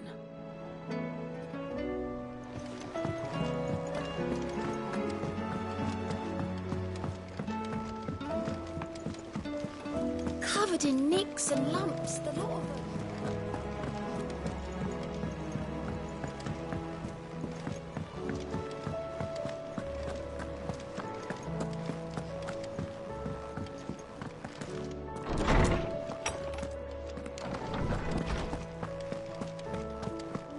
I have no reason to assume otherwise. Well, then that changes everything. Clive, you must listen to this. Lawsman, tell him. Do you recall when we spoke before on the divinity of Ultima? Well, it inspired me to delve deeper into the subject. And what I discovered appears to agree with the findings of His Grace. You will recall that my quest to uncover Ultima's origins began with the mural at Phoenix Gate. But while I've always known it to be important, its secrets have heretofore eluded me. Now, however, I believe I know where to find the more complete example, one that will reveal all we seek. Master Clive, have you ever in your travels chanced to hear of the Circle of Malleus? I would think not, if you have. But there was once a time when the faith flourished, the oldest known religion in the Twins, and though its popularity eventually waned on Storm, hints of its dogma remain embedded in more modern faiths such as the Crystalline Orthodox. Wait, you said it waned on Storm. What of Ash? Religious monuments are often torn down or repurposed when new faiths rise to prominence. But if no new faith arose, then perhaps the ancient temples might still stand. And so, you see now why I must accompany you to Waloed. It would appear the past still has much to teach us, though in this case, it would not have been possible without the musings of Moss. To think that you carried a copy of my old mentor's chronicles all along. I am relieved to discover it in good hands. I shall guard it with my life. Joshua, if you're finished here, join me in the ale hall. I need to speak to everyone before we leave. Right away.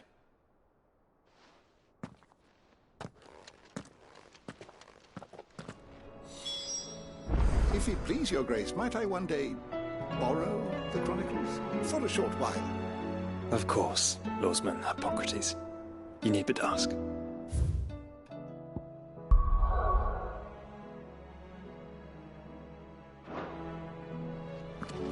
Mid said I could ride the Enterprise next.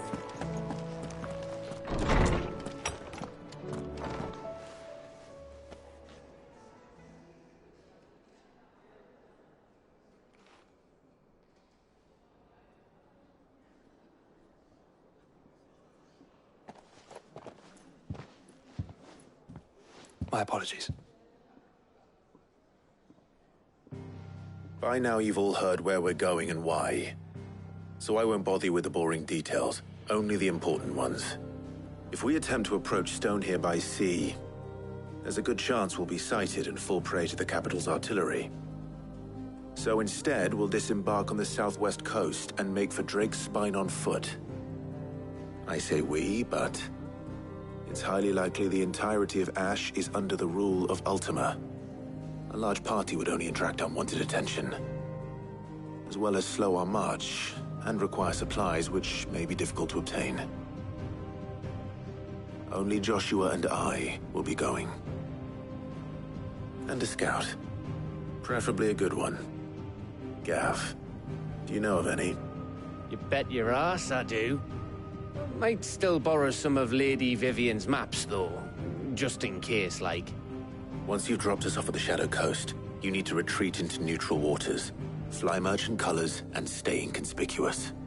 If you sense any danger at all, you leave us behind and return to Storm. Inconspicuous is my middle name. But like hell am I leaving anyone behind. The ship ain't going nowhere till your scurvy mugs are smiling on deck. Jill, The Enterprise will appear a tempting target for royalists and pirates alike. You're to stop anyone boarding. Don't worry. I'll keep the ship and her crew safe. You'll be needing passage home, after all. But... very well. If there are no questions, I'll see you all at the docks.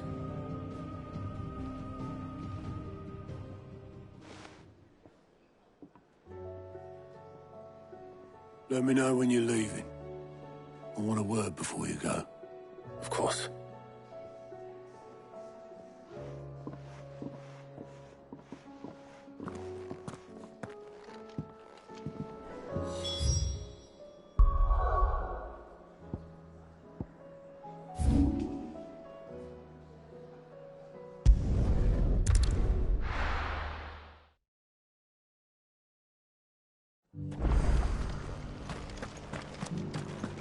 Doris should be somewhere nearby.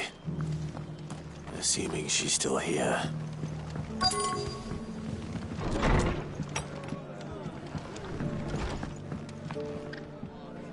Ah, Clive. I was just about to send for you. I'd like you to take something to Sir Wade up in Eastpool. Seeds for planting. Thought it was about time they started growing their own food. I'll keep providing them with whatever they need in the meantime, of course. But if Eastpool's going to survive, it's got to be able to fend for itself. As have those poor bearers. They've lived their whole lives in servitude, but now they're their own masters. Small wonder they ain't got the foggiest how to provide for themselves. So it's up to us to teach them. And if you're wondering why well, the wagoneers taking supplies up that way have been coming back with more and more reports of Akashic around the village of late. Sir Wade's putting a brave face on it, but I think even he's starting to worry. And if he's likely to share those concerns with anyone, it's you. All right. Thanks. Wouldn't ask if I didn't have to. There. That should be enough to keep him in Gazal Greens for a few years at least. Gazal Greens? Not the most mouth-watering crop, I'll admit. But they're hardy, they grow fast, and they fill a hole. Better that than something that'll wither away at first frost. And chocobos love 'em too, which is no small thing. When I say all of us need to pull together to get Eastpool back on its feet, I mean all of us. They ain't exactly succulent, but cook 'em right and they're just about bearable. I'll take your word for it. Anyway, Sir Wade'll know what to do with them. And if he don't, well, I'll go up there and show him myself. I'm sure you will.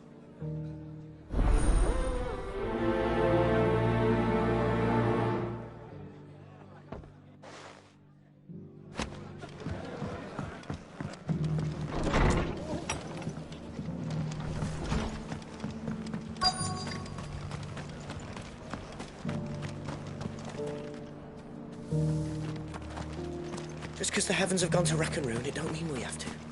I've got greens of all shapes. It doesn't still hurt, does it? It's been a pleasure, Doris. Just like old times. I'll give your offer some thought, my lady. How goes the investigation? Sid, what brings you to Martha's Rest? You. I heard you were out here on your own, tracking our slaver. I trust you're being careful. Of course. And it had to be me. The bearers from the Dragon's Eyrie confirmed a long-held suspicion of mine that the slaver we've been tracking is an old acquaintance. She's no fool. If we'd come in force, she would have spotted us straight away, and then vanished without a trace. That was her just now, wasn't it? So, was it a fruitful reunion? I'd say so. She tried to recruit me. Seems her time in Rosaria is coming to an end. She's abducted bearers from across the region and is looking to smuggle them back into Sambrek. After her brush with those beastmen on the road to Northreach, she hired herself an Imperial escort, which she wants me to join. She's dangerous, Sid, but I think I can stop her. Then I'm going with you. I'll take care of the escort. You can see the bearers to safety. Where are they? The Baum Archers, soon to break camp. You go on ahead. I'll follow once I've sent word back to the hideaway.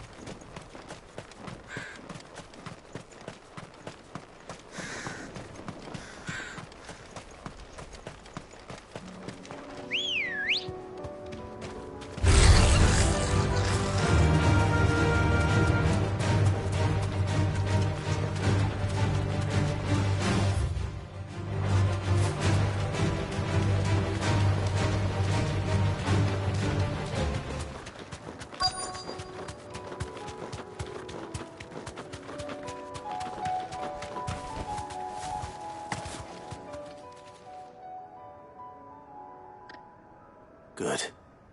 They haven't broken camp yet. How did Doris come to know a slaver, I wonder?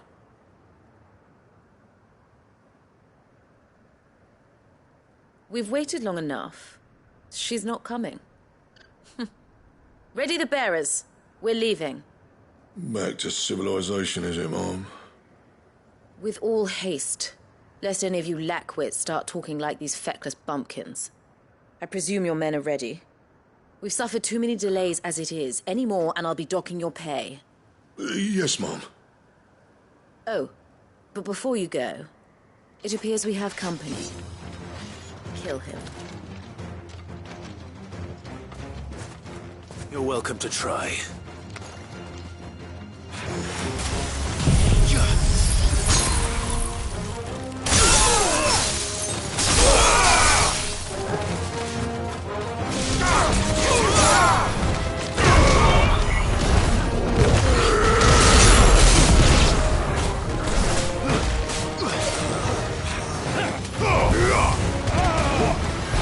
Too slow.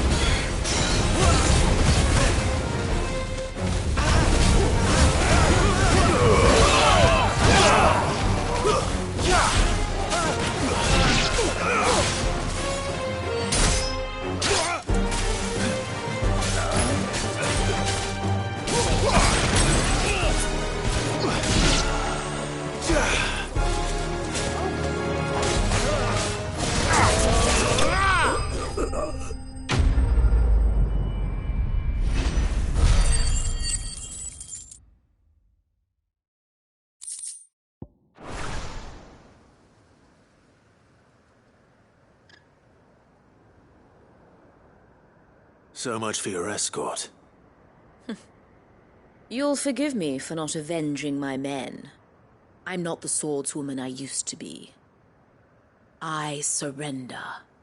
Do with me as you wish, Sid the Outlaw. Sid! Ah, Doris. I take it you're not here to rescue me from our brooding renegade? You know, I always wondered where you'd vanished to. But casting your lot with this criminal of all people. Better fighting for a cause than killing for coin. I'm sorry, Sid. I should have told you sooner. This woman, my former master, once trained bearer children to be weapons in service of the highest bidder. She raised me like a daughter. And I did terrible things to earn her favor. It wasn't all terrible, surely. We had our fun, too. You were always so eager to learn, and had such clever hands. All my other children took either to the blade or to the books. Always either or. But you proved yourself a master of both. That's why I kept you for my own. How about it, my little dagger? Care to swear that blade to me again? I never swore my blade to you, nor will I ever. I fight for a higher cause, to liberate the bearers of this world. Farewell, Master. Thank you for making me the weapon I am. You always were a righteous child. Perhaps that's the reason I loved you so.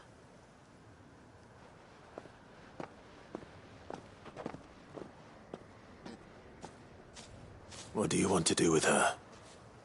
I am not the killer she wanted me to be. Not anymore. And she no longer has friends in high places. The Dame does, though. Her connections at the Imperial Court will see that justice is done. All right. If you're certain. I am. And thank you for everything. Now, I better let these bearers know that they're safe.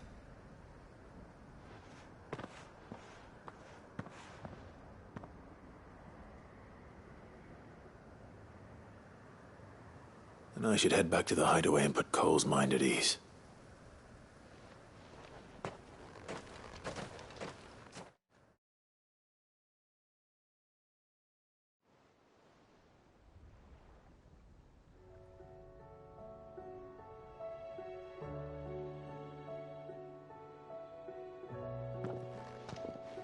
Welcome back, Sid.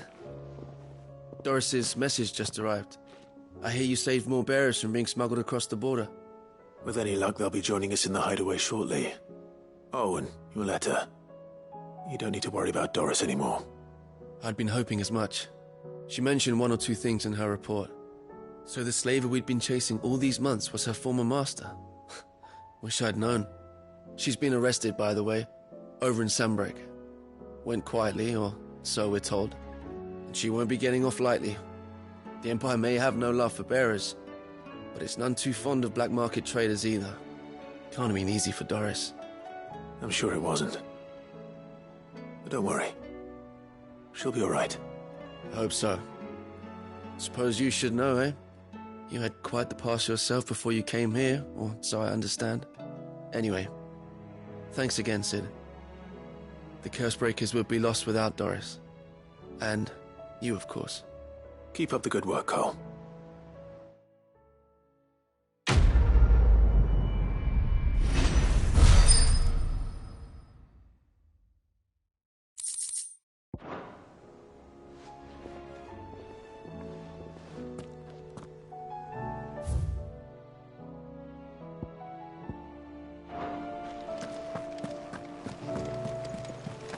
Covered in nicks and lumps.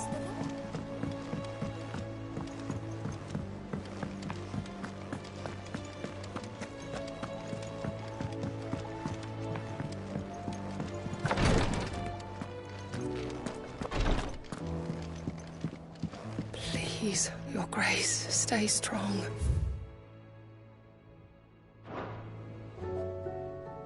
Ah, my Lord Marquis.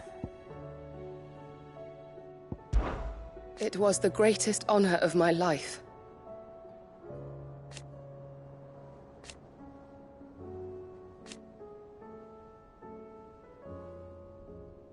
But now, so I bid you. Your companions are kind indeed. I must admit,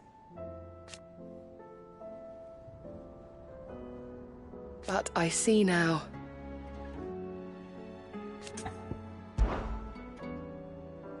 Yote, is anything the matter? You seem troubled.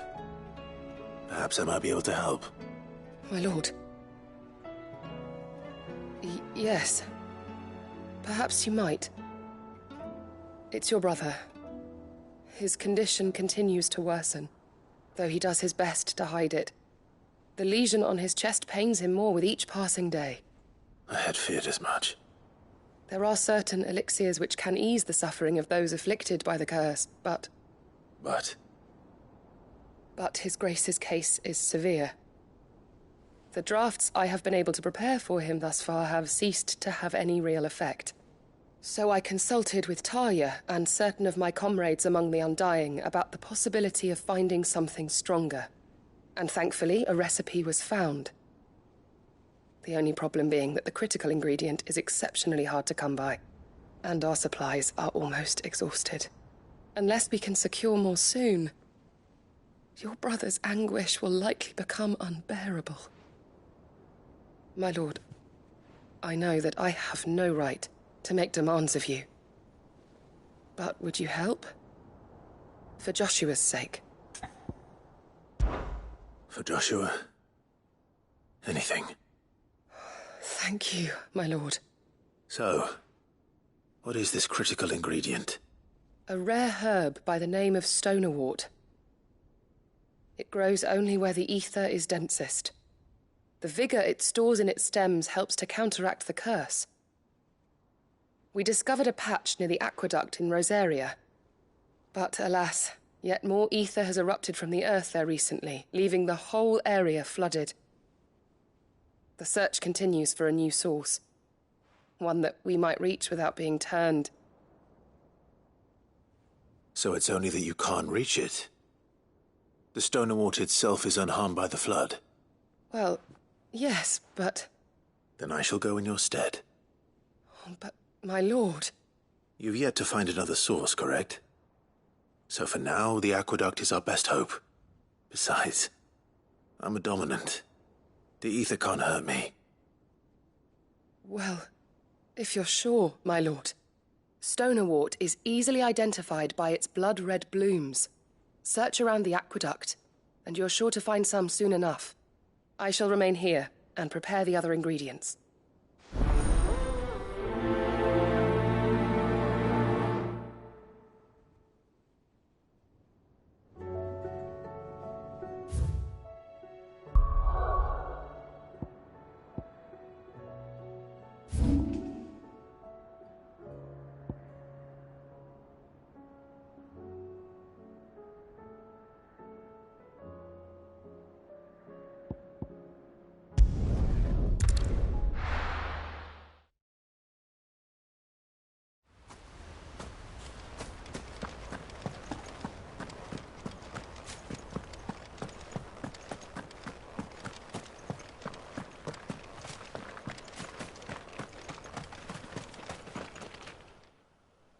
Ah, Lord Rossfield. What brings you to Eastpool? A delivery from Martha.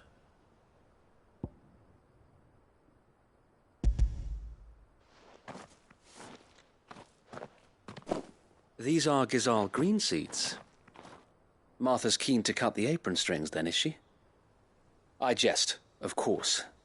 You see, I had thought we might be able to revive the old wheat fields, but they'd long since gone to seed, only without the seeds. Martha was hoping he might be able to show the bearers how to plant and tend these, so that they'll be able to fend for themselves. That's not a bad idea. These bearers had only recently escaped their bonds before we brought them here. They know little of freedom, of providing for themselves and their loved ones. Unless we teach them how to live like free men, I fear that all we have achieved in bringing them here is to exchange one master for another. Not that myself and the Guardians have been the best example to them so far, subsisting almost entirely on Martha's charity as we do. It's about time we all started to provide for ourselves, bearers and Guardians alike. Unfortunately, we've been a little too busy of late to focus on much besides bolstering our defenses. There have been alarming reports of... The Horde is closing in. They're coming, so wait, all of them. Time it all. I thought we'd have more time. Gather the men in the square. Send to the rest for reinforcements. Yes, Sir Wade. The Horde. A Kashek, a veritable legion of them. They've been seen prowling around the northern reaches for a while now. We don't have the numbers to hold back a swarm that size. I had hoped to build a perimeter wall so that myself and the Guardians might be able to defend the village, but... Now you're out of time. Precisely. If reinforcements from the rest arrive before they do, we may just scrape through, but I fear that's rather an enormous if. What if you could call on reinforcements from Eastpool? You mean the bearers? We brought them here so they might live, not die, fighting for their lives. So wait. You said you lack men to defend the village. Are the bearers not men? Do they not wish to see Eastpool saved? Though they may not be trained soldiers like your guardians. What help they are able to offer could still prove the difference between victory and defeat. You're right, my lord. I will appeal to them.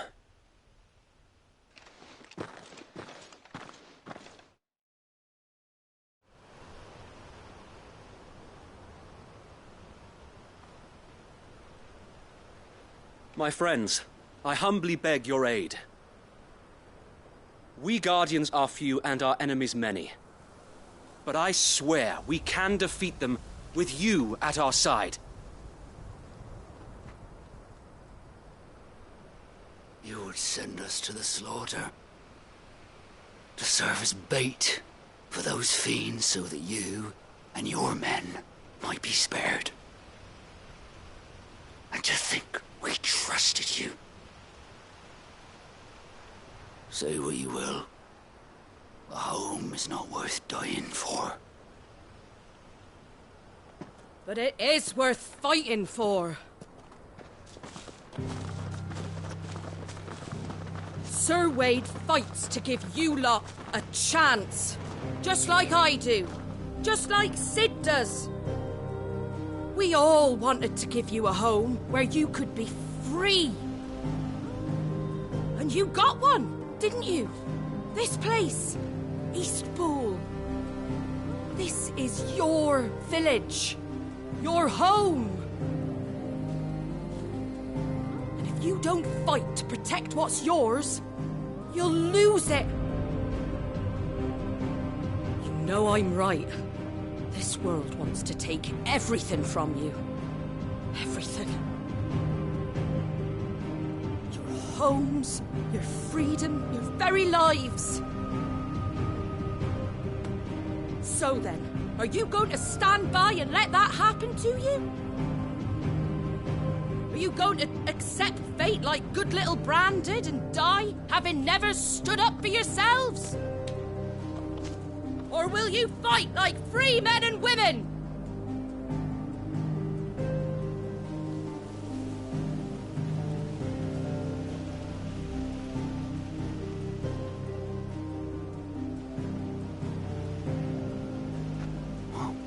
What do you do? All right. Give me a sword. I never dreamt I'd have a home of my own. And now that I have, I don't want to lose it. I will protect what's mine, or die trying. We all will. Free men and women, fighting together. I'm not... Right? For Eastpool! For Eastpool!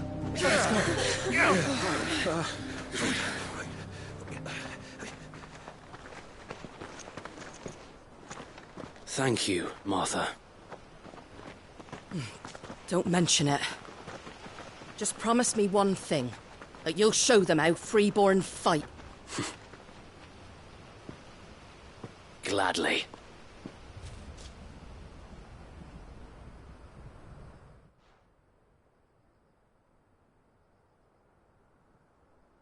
Well, if it was numbers you were lacking, you certainly won't be now.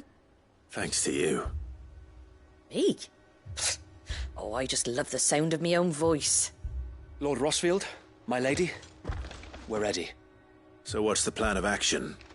We'll divide our forces into several small detachments, each made up of guardians, bearers, and guards from the rest. These will position themselves at strategic points around the village. Upon engaging with the Akashic, each detachment will keep the creatures occupied as best they can, steadily retreating all the while. You're going to lure them into the village? I am. We will have neither the time nor the resources to treat the wounded, so injuries must be avoided at all costs. Instead, we will focus purely on defense at first. By coordinating our withdrawal through the use of messengers drawn from among the bearers, we will aim to have the swarm converge at a point of our choosing. With luck, that point will be the village square. The perfect place for our most able warriors to surround them and fall upon them. And for you and I to finish them off. A sound plan, but one that'll require a leader with a cool head and strong nerves to coordinate the retreat. I'd say you have both in abundance, Sir Wade, but you'll be needed. Please, leave the last of the fighting to me. Ha! And let you have all the glory. Sir Wade! They're here! Then you know what you must do. We work together, everyone playing their part, each shielding the other that no man might fall, that Eastpool might live on. For Rosaria! For Rosaria! We've no time to argue, my lord. I'll do as you ask. And I will do as you ask. Suppose we'd better do our bit too then, eh? Right you are, Martha.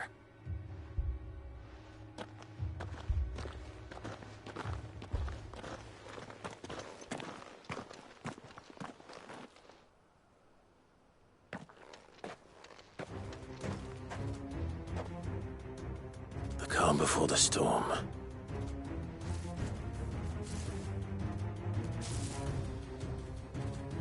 And here it comes.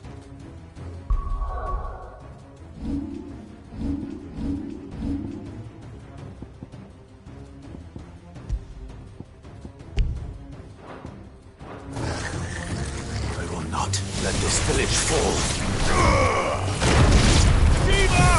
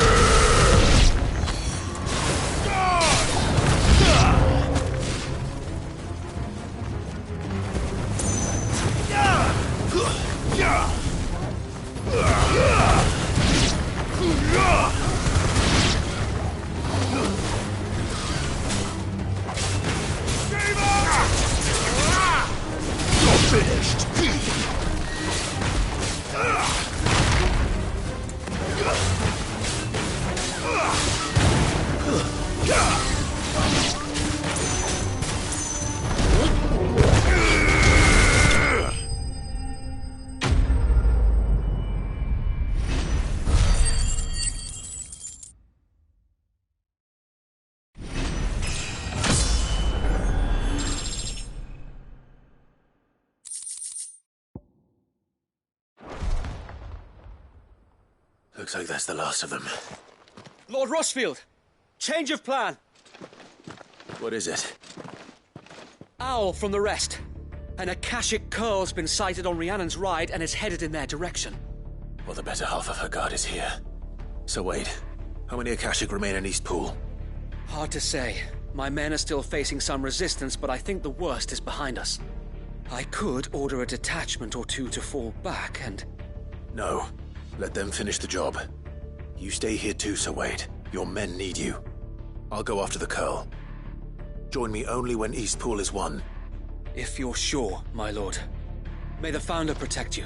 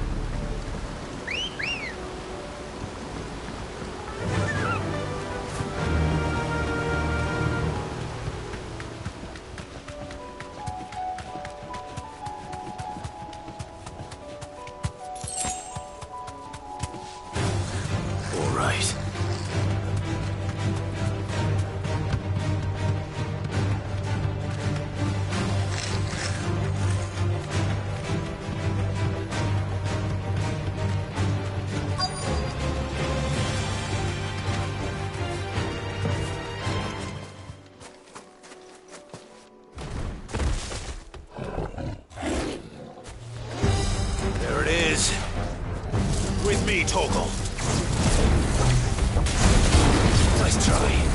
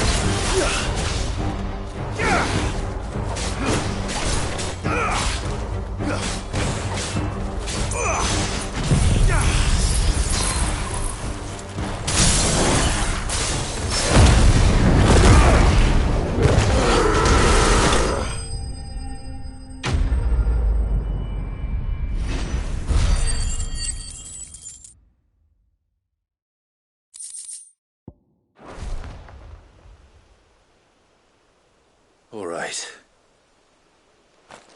Back to Eastpool.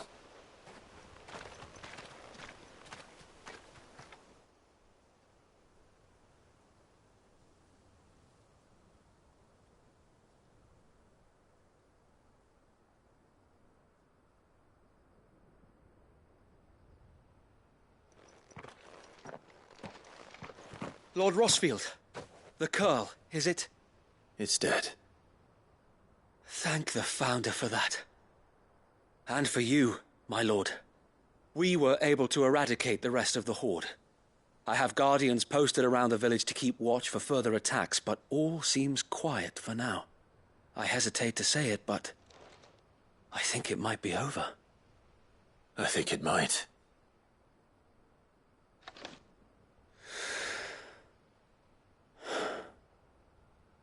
We did it.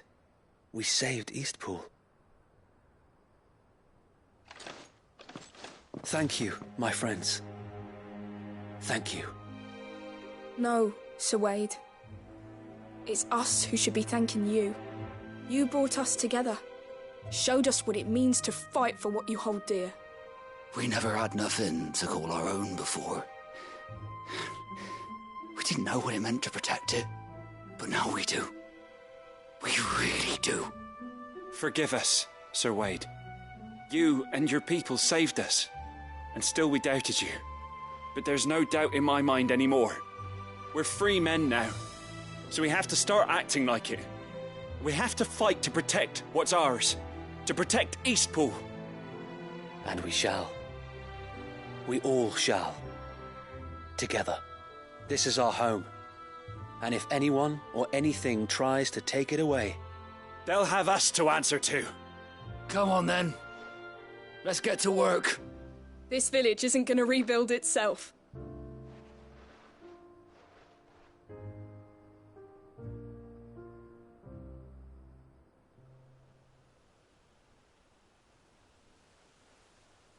They're not slaves anymore. no. They're Rosarians. Your father took pity on the bearer's plight, and I believe if he was still with us today, this is what he would have wanted.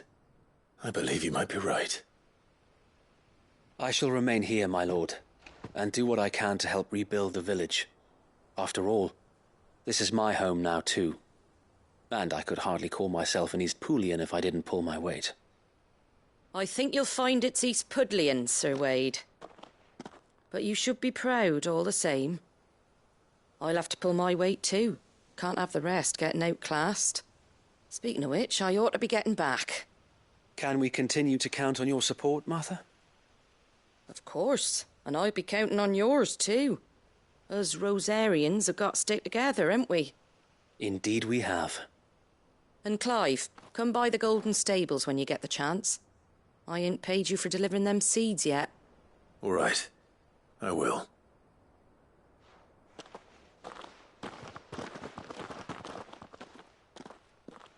Lord Rossfield, do you remember our very first mission together? Clearing the goblins from the Stillwind Marshes? How could I forget?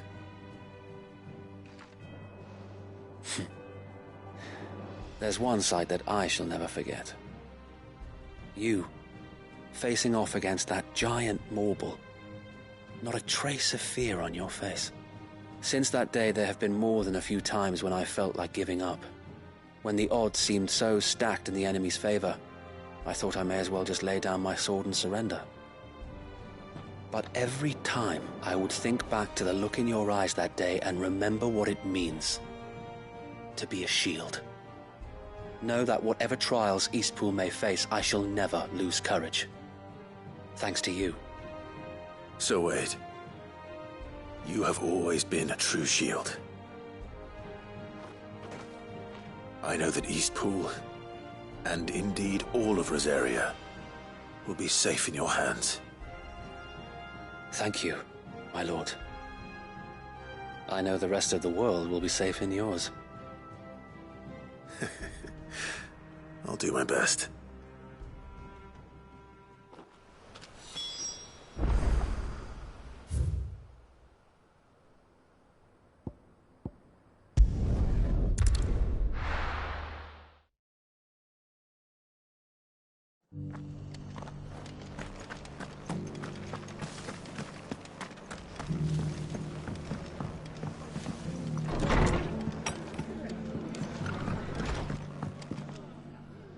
The hero returns.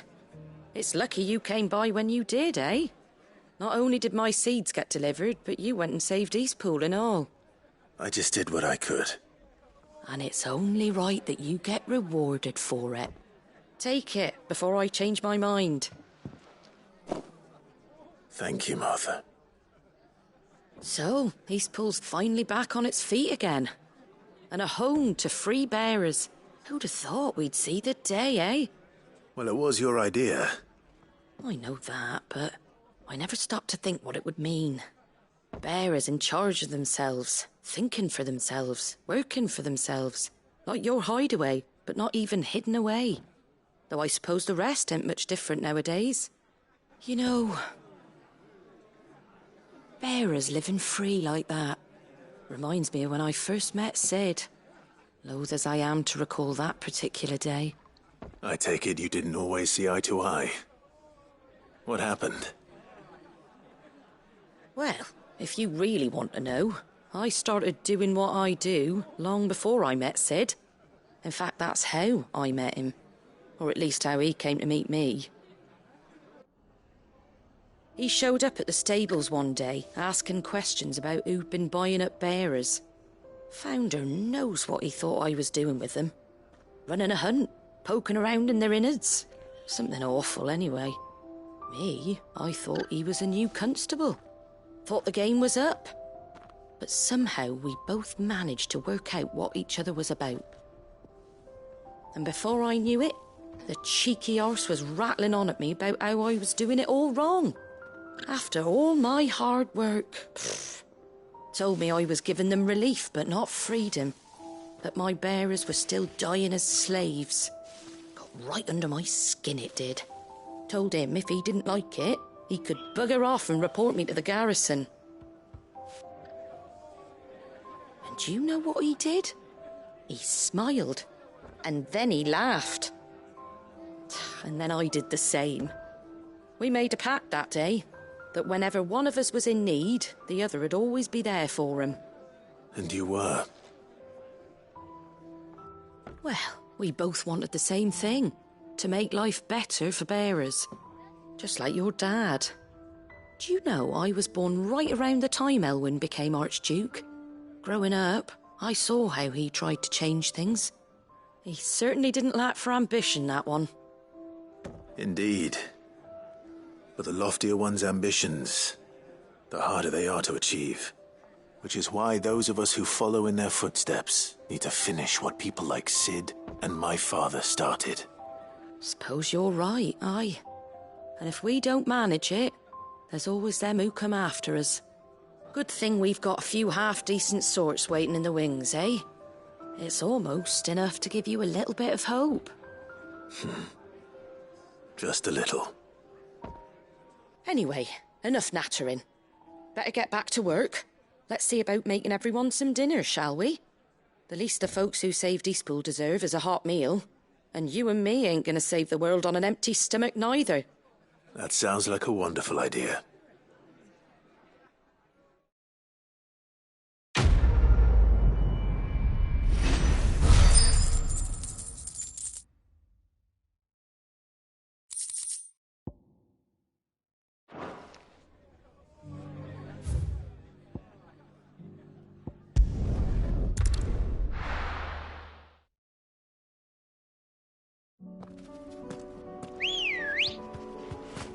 Good girl. Faster!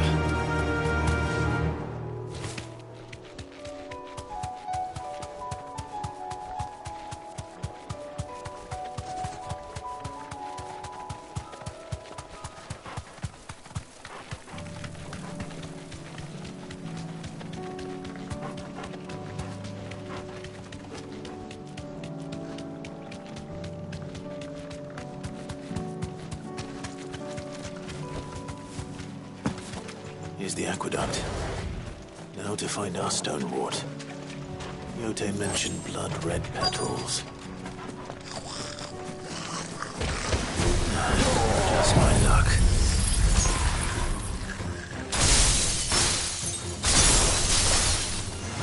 Well, I won't be picking anything too early on.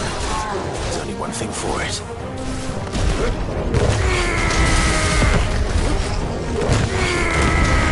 Nice try.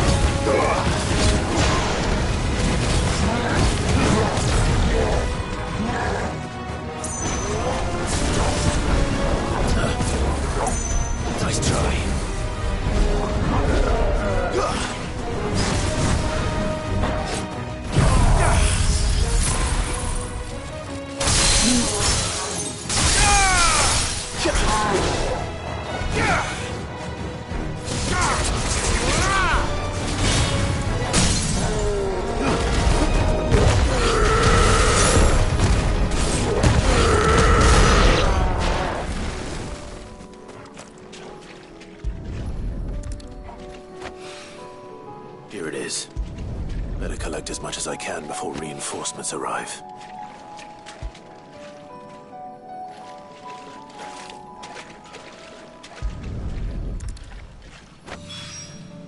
Right.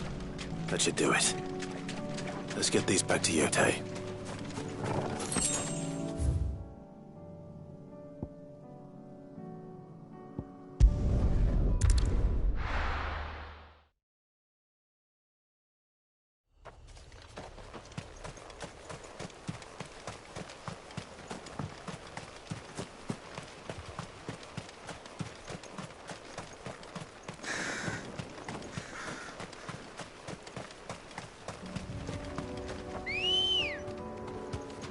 Good girl.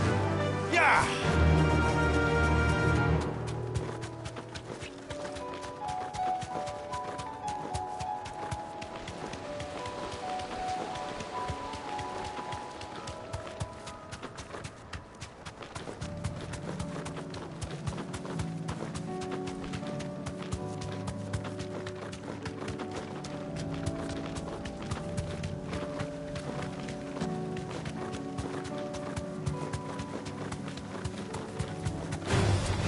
time to fight.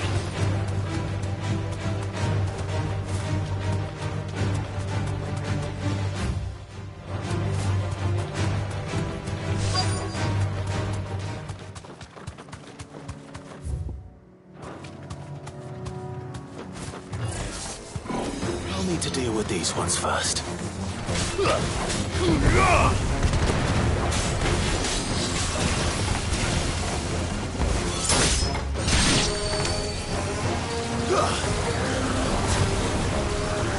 Nice try.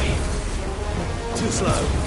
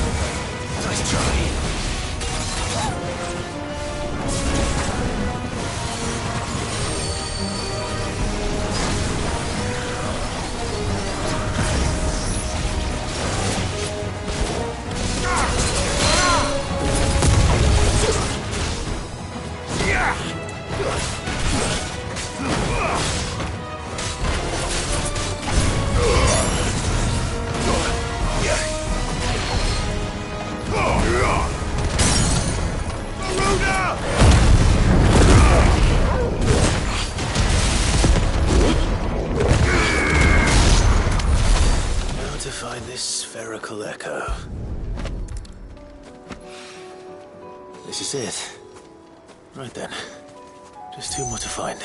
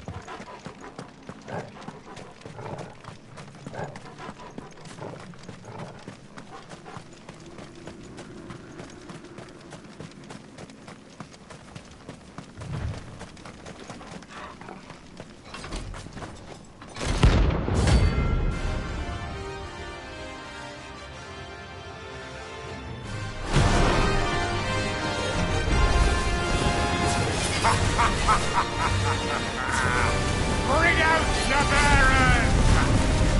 Let me and my water purge them of their sin!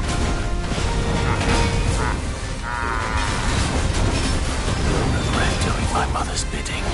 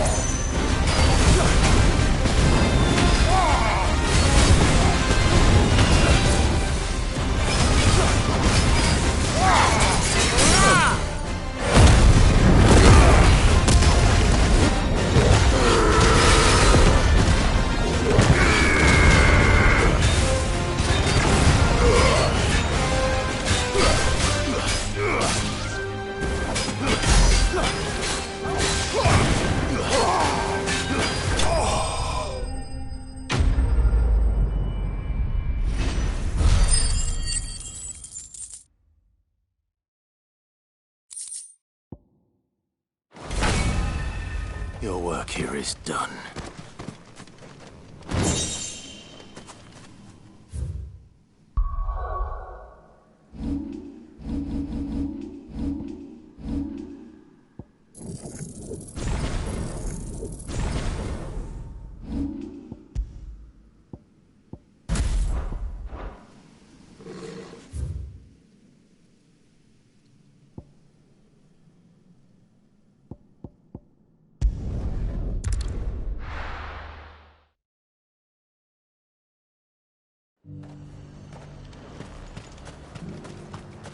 Sell anything today?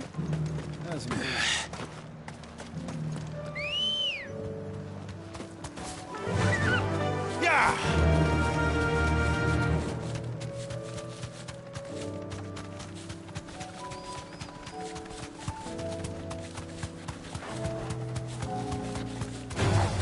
Time to fight.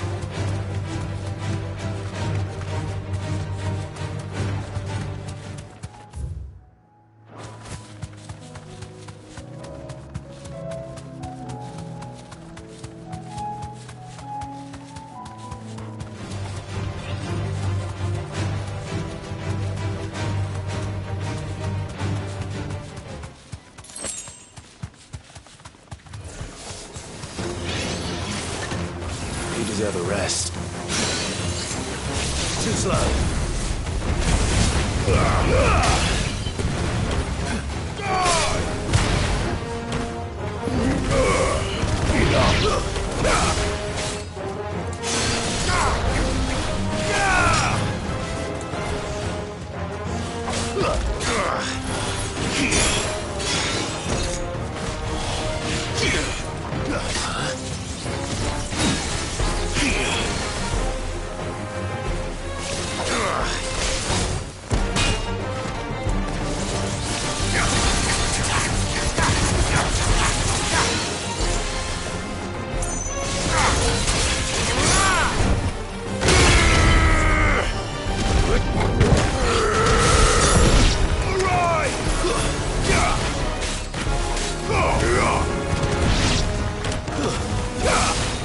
Nice try.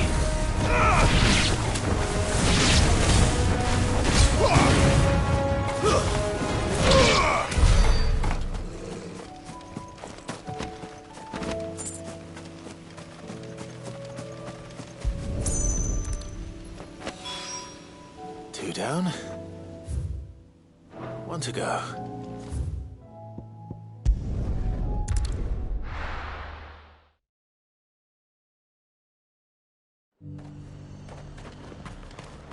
The Dominion's all but done for. Was that shouting I heard from the barracks?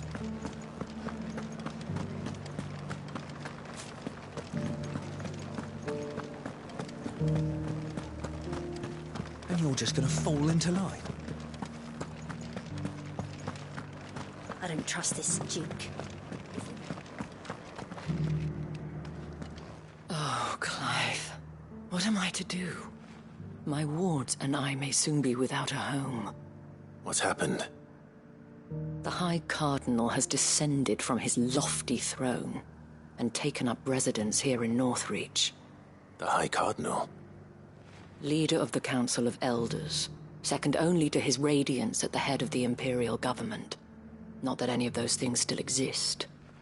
Now he goes by his noble title, the Duke of Oriflamme. And what does he want with Northreach? He wants to transform it into a military stronghold, a foundation upon which to build a new Sambrec. He's already secured the support of the various army remnants, with promises that they shall be afforded the respect they deserve in his empire. One built on the confiscated property of the people. He would rob the populace to pay for it. Believe me, I have used every means of persuasion to discourage him from this folly. But for whatever reason, he will not listen to me. What does Captain Philippe make of this? When the town was under attack, it was him the soldiers rallied around. Couldn't he use that influence again? How? By speaking out against one of the most powerful men in Sambrec. A man whose stated aim is to revive the Empire Philippe's comrades swore to serve, and to improve the soldiers' lot within it. The captain can offer them a regular supply of gruel, and an occasional trip to the Vale to help them forget the terrors they face each day. The Duke offers them a vision of strength and safety. No. Any attempt to incite mutiny would cost Philippe the support of his men, if it did not cost him his life. But given the mood around town, mutiny may yet be unavoidable. The people have little appetite for further deprivation, least of all when it serves only to elevate others. Who could blame them? Clive, would you appeal to the Duke on my behalf? For your services to Northreach, you have the respect of the soldiers, and they will take you to His Eminence if you ask them. And unlike Philippe, no bonds of loyalty prevent you from speaking your mind to the man. Well, will you try? You could hardly fare any worse than I did. I'll see what I can do. Thank you, Clive. Tell me then, where will I find this Duke of Oriflamme? In the garrison? Overseeing the troops, yes. All right. Wish me luck.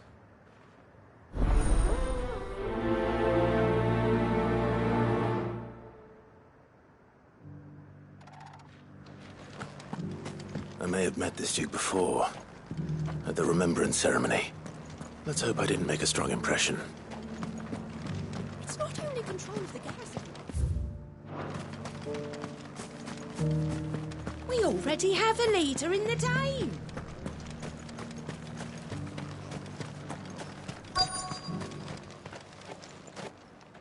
Halt! Oh, sorry about that. You're the dame's man, aren't you? You got some business with the captain? No, actually. With the Duke. I was hoping I might be able to speak with him. We're under orders not to let any civilians pass. But you should be all right. His Eminence has heard all about you and your heroics. Wait here. I'll go and ask.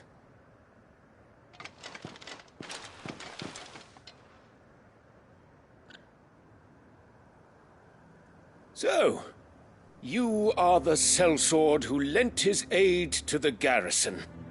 The Empire owes you a debt, and I shall see it repaid.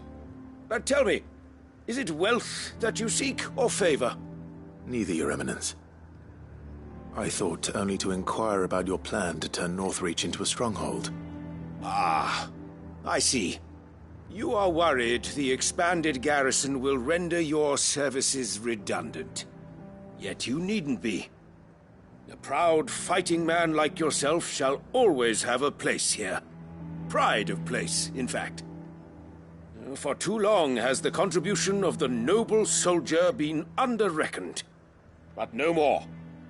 For it is they who shall see the Holy Empire rebuilt, beginning right here in Northreach.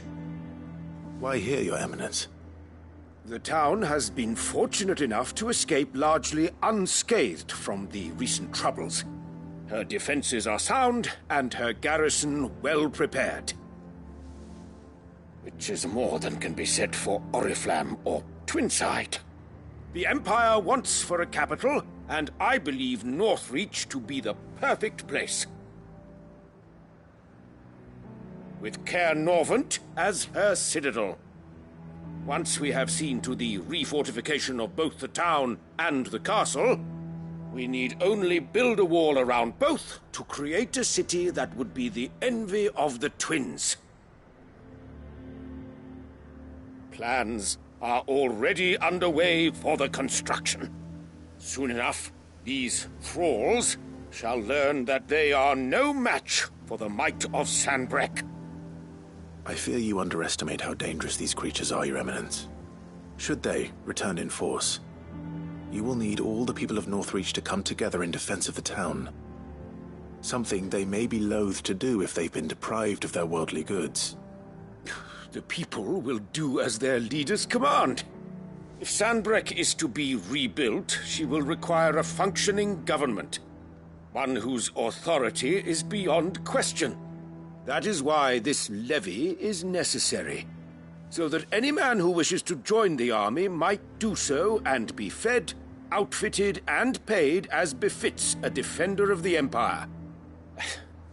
And yet there are those who persist in peddling the treasonous lie that I seek to steal from the people and drive them from their homes. I suspect they're afraid of losing what little they have left. Precisely.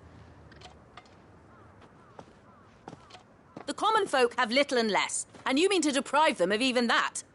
You would sow the seeds of your new empire in your own salted earth. Sabine, we have discussed this. Yes, and I told you then how putting the empire before her citizens would lead only to revolt. Without an empire, there are no citizens. And in yours, there will be only beggars. Is that what Griga wills for her people? Do not take her name in vain, Sabine. I'll come back later. The citizens revolt. I wonder what the people really think of the Duke's plan. It wouldn't hurt to ask them, I suppose. Let's begin with those on the other side of the wall. Sabine, you are embarrassing.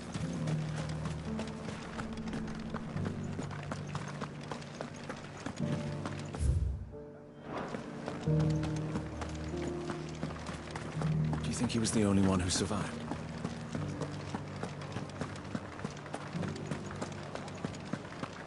Was that shouting I heard from the barracks? Could be trouble again. All right there. What is it you're after, sir? Just your opinion, actually. I wondered what you thought of the Duke of Oriflamme. Oh, him. Not much. None of us traders do. It's thanks to nobles like him that we had to set up shop this side of the wall in the first place. Couldn't have the rabble getting any closer to the holy capital, could they? And now he's trying to drive us out completely, threatening to take everything we got from us if we don't clear off. If the dame said she wanted him run out of town, I'd be straight through that checkpoint, tar bucket in hand. That so-called Duke is asking too much.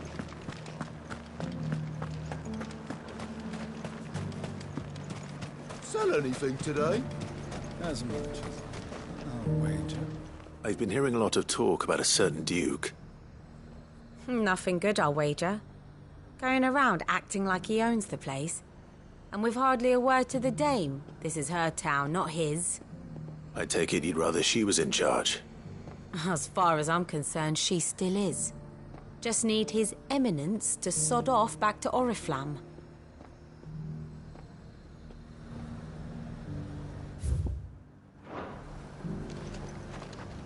Do you see anything you like? You've a keen eye. An excellent choice. The Dominion's all but done for. It is lucky.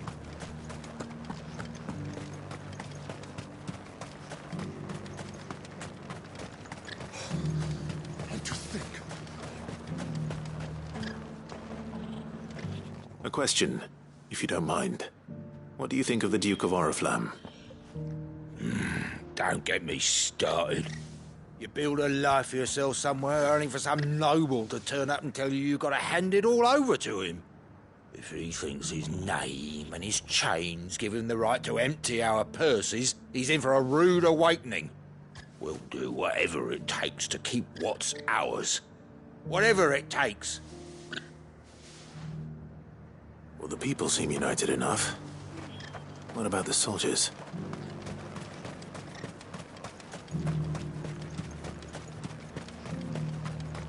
Was that shouting I heard from the barracks?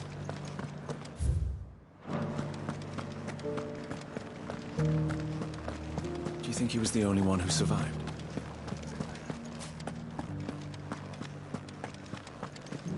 The captain wants 2 score pikeheads.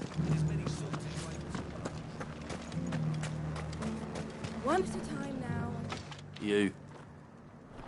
You're the one who was talking to His Eminence. On the Dame's behalf, yes. I was trying to persuade him not to take the people's goodwill for granted, but it seems my words fell on deaf ears. What do you think of his plans? I'm a soldier, mate. He tells me what to do, not the other way round. Listen, I've got nothing but respect for the Dame, but I've got a family to look after. That's where my loyalties lie, not with the town or the Empire, but with my wife and children. If the Duke can get us cement and the equipment we need to fight off those blue-skinned bastards, I don't care how he does it.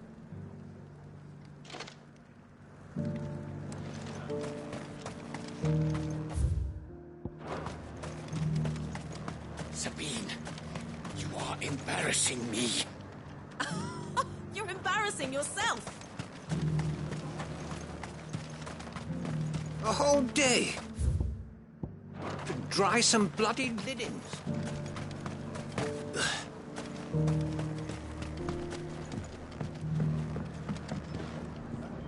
I hear the Duke of Oriflamme plans to turn this town into some sort of fortress. Do you think that's a good idea? It's not for me to say. All I know is that unless the Emperor orders me otherwise, His Eminence's word is law. Look, no one likes all these taxes and tariffs, but empires don't come for free. Once Sandbreck is back on her feet, we'll all reap the benefits.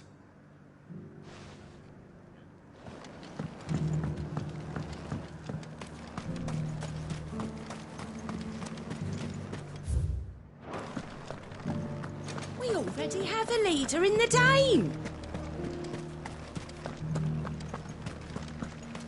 It's not only control of the garrison he wants, it's the whole of Northrend. Excuse me, do you have a moment? I wondered if you'd mind sharing your thoughts on the Duke of Oriflamme. Well, he's made a lot of enemies coming in the way he did. But I mean, look around us. You can see the state the realm's in. The traders might not like having the screws put on them, but if they volunteered a few more of their hard-earned gil before things got bad, maybe they wouldn't have to. I think the Duke's got a point when he says rebuilding the Empire's the best way of making sure we're all protected. And if that means people who don't know one end of a sword from another have to make way for those who do, well, that's just how it goes. Let's see what Philippe makes of all this.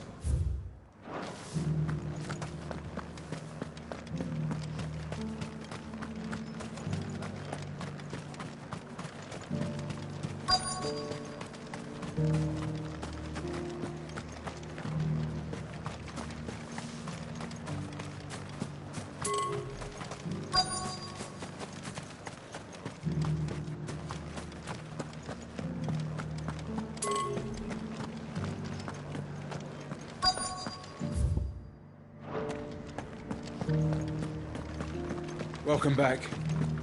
Wraiths give you any trouble? Captain, do you have a moment? For you? Certainly. Clive, wasn't it? Thank you for last time. How can I help you? I wanted to ask you about the Duke of Oriflamme. Do you intend to go along with his plan? But to tell you the truth, I'm in two minds. It's my sworn duty as a captain of the Imperial Army to obey his orders. But I can't say I agree with him. Philippe, I remember you saying that you became a soldier to protect the people you loved. The Dame included. That's right, I did. Well, she doesn't agree with the Duke's orders either. She thinks they could tear Northreach apart.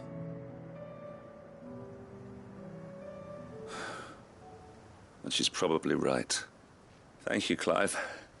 I know what I need to do now. Protecting the people I love is what matters. Doesn't matter how. Well, duty calls, so I better go. Thanks again.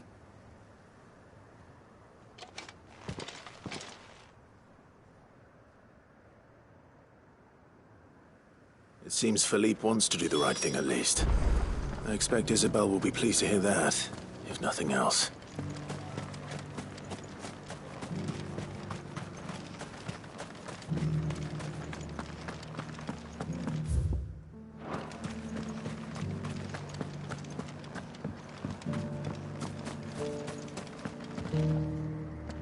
Ah, Clive.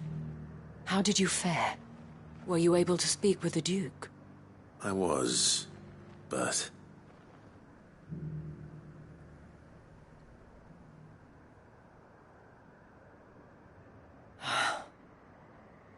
So Northreach is to be a fortress after all. Well, it will certainly help to hold back the thralls. There's no denying that. Though I doubt it will come as much consolation to the townspeople whose worldly goods are confiscated to pay for it. They deserve to be heard, Clive. To have a say in this new empire the Duke means to build. Sadly, His Eminence values their obedience more than their opinions, and hopes to reassert the authority of the state. I fear he sees the people as mere pawns on his chessboard to be sacrificed for the greater good. Needless to say, they themselves are of a different opinion, and would rather their destinies were in your hands. The soldiers, meanwhile, are content to follow their orders. And not just because of the Duke's rank, but because of his vision. I thought as much. Had I sworn to protect Sambrak, I dare say I too would want nothing more than to see it rise from the ashes. Thank you for trying. But the battle is lost. I don't know about that. What happened to your uniform? I handed it in, along with my resignation. Told the lads I wished them well, but that I owe it to those I love to call it a day. But why? Because I realize what really matters to me. Not following some nobleman's orders for the sake of it, but protecting what I care about. Protecting Northreach. I honestly don't know when those monsters will return, but I'm certain they're not finished with us yet. And when they do come back, we need to be ready for them. We need to stand together, all of us. And with you to lead us, milady, I reckon we can do it. It was you who finally convinced me, Clive. There's no point following orders if they go against everything you believe. Indeed. All of us, standing together. That has always been Northreach's best hope, and one which still lies within our grasp. We have only to turn our attentions to the true enemy. Thank you, Philippe, for showing me what I must do. Anything for you, milady. Speaking of standing together, would you mind if I borrowed a few of the lads from the Vale to help keep watch around the town? I fear His Eminence has loftier tasks in mind for the guard. Not at all. Be my guest.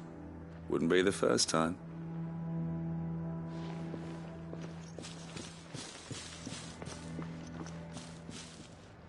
There may be hope for Northreach yet, especially with men like you and Philippe to champion our cause. I, for my part, shall continue to work upon the Duke, in the stubborn belief that I might still tempt him into joining hands. But I suspect I shall have to call upon your aid again. Until then, Clive. Until then.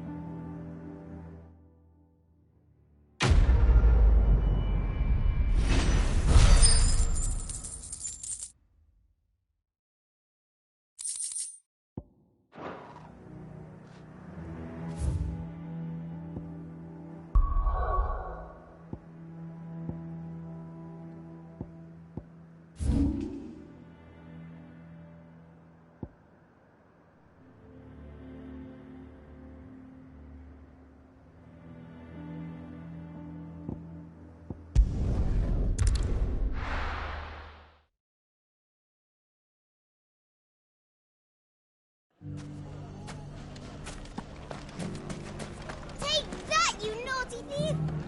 Clive! To what do I owe the pleasure?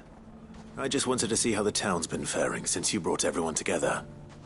Since we brought everyone together, all is absolutely wonderful.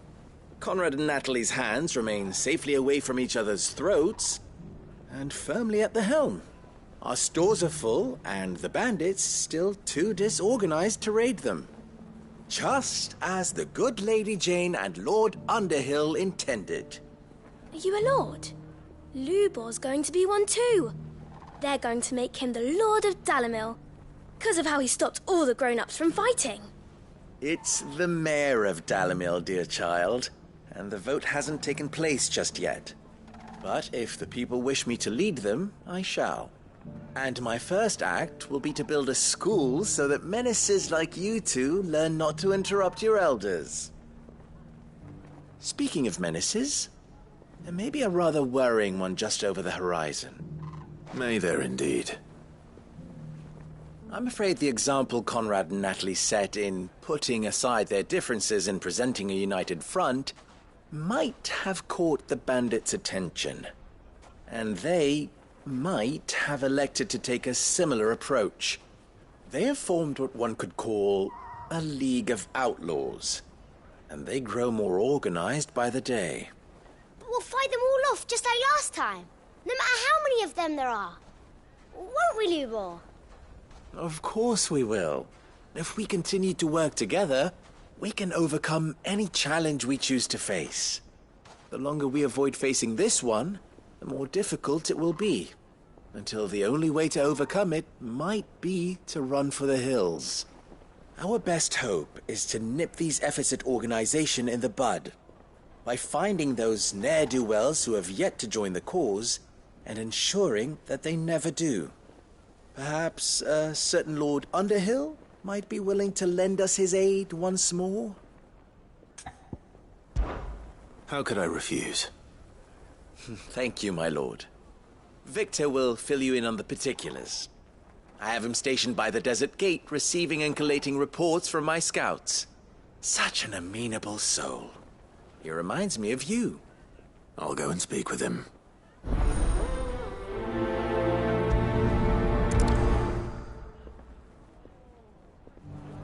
What's the difference between a lord and a knight? A League of Outlaws. Sounds like we have some competition.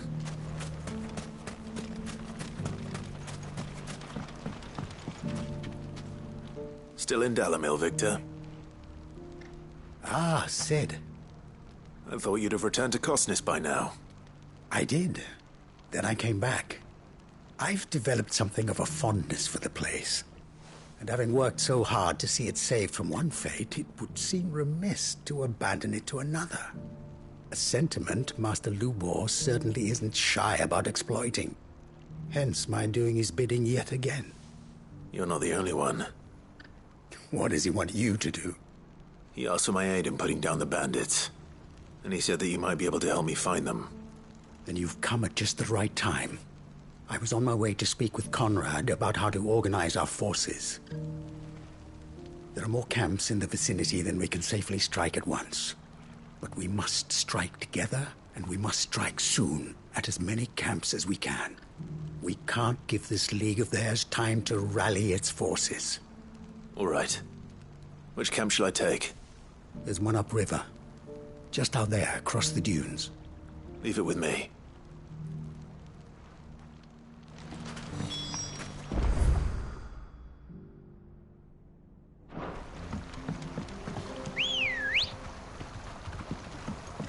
Good girl.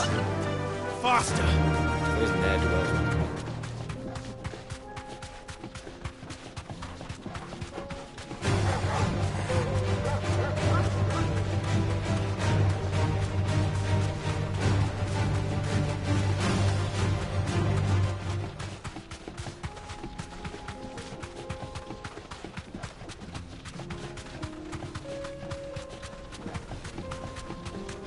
That must be the camp Victor mentioned. Come on then, Toggle.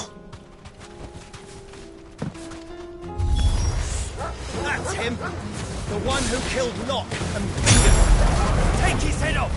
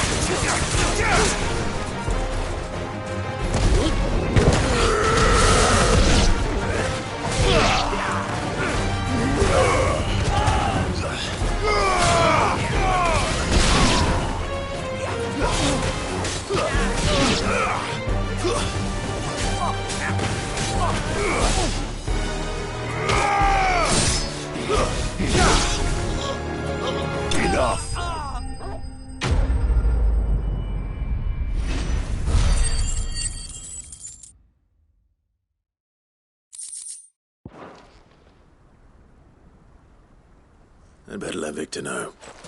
Sid, where are you? Ah, I see the bandits didn't pose you any trouble. No, but that's not why you're here, is it? No. Something's happened. We need you back in Dalimil. What is it? The whole town's in uproar. They're saying that Lubor is a bearer. What? Seems that one of our parties wasn't as thorough as they should have been. They let one of the bandits escape, and his escape route took him right through Dalimil. Some of the children spotted him, and he was about to silence them. And when Lubor felled him with a bolt of magic, and without a crystal. But that's not possible. It is, if he's a bearer and has been hiding it all these years, which is what people are saying. If he has, well, I wouldn't blame him. No man is branded by choice. Still, all those people see is a man who's lied to them all his life. One who was made a leader of himself when the world believed he should have been a slave. Fuck. I don't know where we go from here, but I know one thing.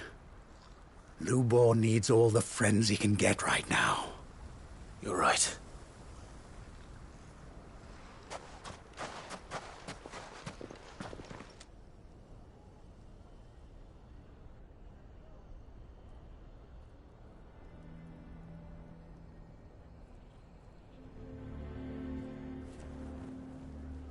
And now everyone knows. I made it a habit to keep a crystal close at hand for just such an occasion. And when that occasion arose, I forgot to reach for it. Well, it was bound to come out sooner or later. We're sorry, Lubor. We tried to keep running. But we just couldn't anymore. There's nothing to be sorry for. I rather enjoyed playing the hero for once. All that matters to me is that you two are safe. Look at him talking to his betters like it's nothing. All lies, I'll wager. Just like the ones he fed us all these years. Once people make up their minds, it's hard to change them. We need to do something, and quickly. Convince the people not to let their prejudices blind them. Convince them that nothing has changed. That their enemy lies outside these walls, not within them. You're right. We should speak to everyone. I'm glad you agree. I'll handle the townsfolk. I'm a Dalmec born and bred. They listen to me. You head to the tavern. Make Conrad and Natalie remember who Lubor really is. They know that Lubor and I are friends. I might not make for the most impartial of interlocutors. Lord Underhill of Randalar's League of Merchants, however, is a trusted and impartial mediator of note. I'll do what I can.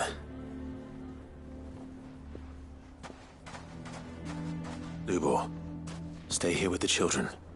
I can't promise anything, but we'll try. And that is all I can ask of you.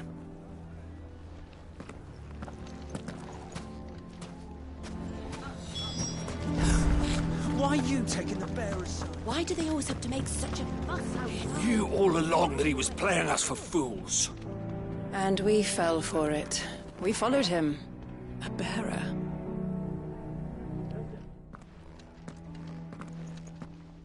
Forgive me for disturbing you, but could I have a moment of your time? I've seen your face before. As have I. Lord Underhill, wasn't it?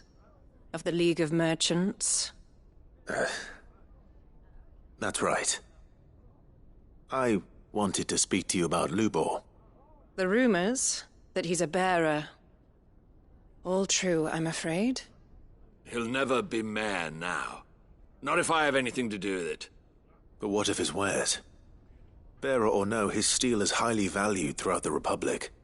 In this, at least, he's done the town a service. Might that not earn him a little leniency? Leniency?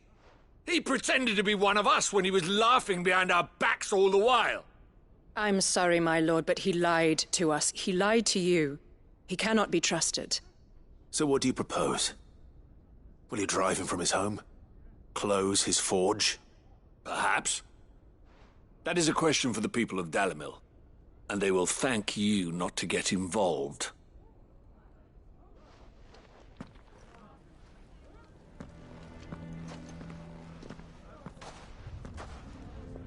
The townsfolk have made their minds up. There was nothing I could do. Nor I. Conrad and Natalie refused to consider anything but their own wounded pride. You never know. Once their anger is cooled, they might see things differently. For now, we should report back to Lubor. All right.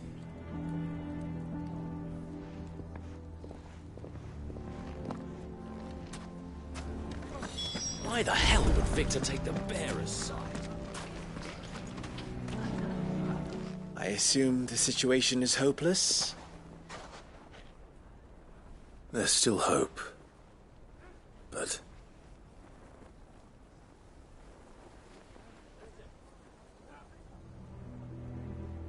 But perhaps not in this lifetime, I think it's fair to say. You mustn't think like that, Lubor. Give them time. They'll come around. We'll talk some sense into them in the end, you'll see. No, you won't. And your efforts would be better spent elsewhere. But Lubor... Rosina would often tell me that steel does not lie, that a blade is a reflection of the smith who forged it. To yourself be true, that was her point. Rather an ironic one when you consider that her life was taken with a blade of her own making. But I do not doubt that she was always true to herself and what she believed in, right to the end. And so must I be. I must do what I know to be right, no matter what others might think of me. And now, I know what that is. I must embrace my new role of villain so that the people of Dalimil have something to unite against. For only united can they hope to stand against the threat that awaits them. I'll need to make a suitably dramatic exit, of course. Don't go, Lubor. You're the only one who was ever kind to us. We'll be all alone. Again. Trust me, little ones. It is for the best that I go. Not only for the town, but for you, too. How could it possibly be for the best?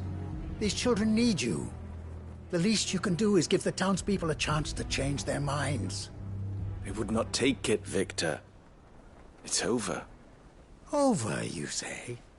And so just like that, you're going to throw this town and these children to the wolves? I thought you were better than this. But it seems you had me fooled as well. Victor. Forget it. Do what you will. You sure you're making the right choice, Lubor? Of those available to me, I believe it's the best one. Yes. Ah, but where are my manners? Here. A reward for clearing out that bandit camp. Right then. I have packing to do. If there's anything I can do. Anything. I'll bear it in mind. Thank you.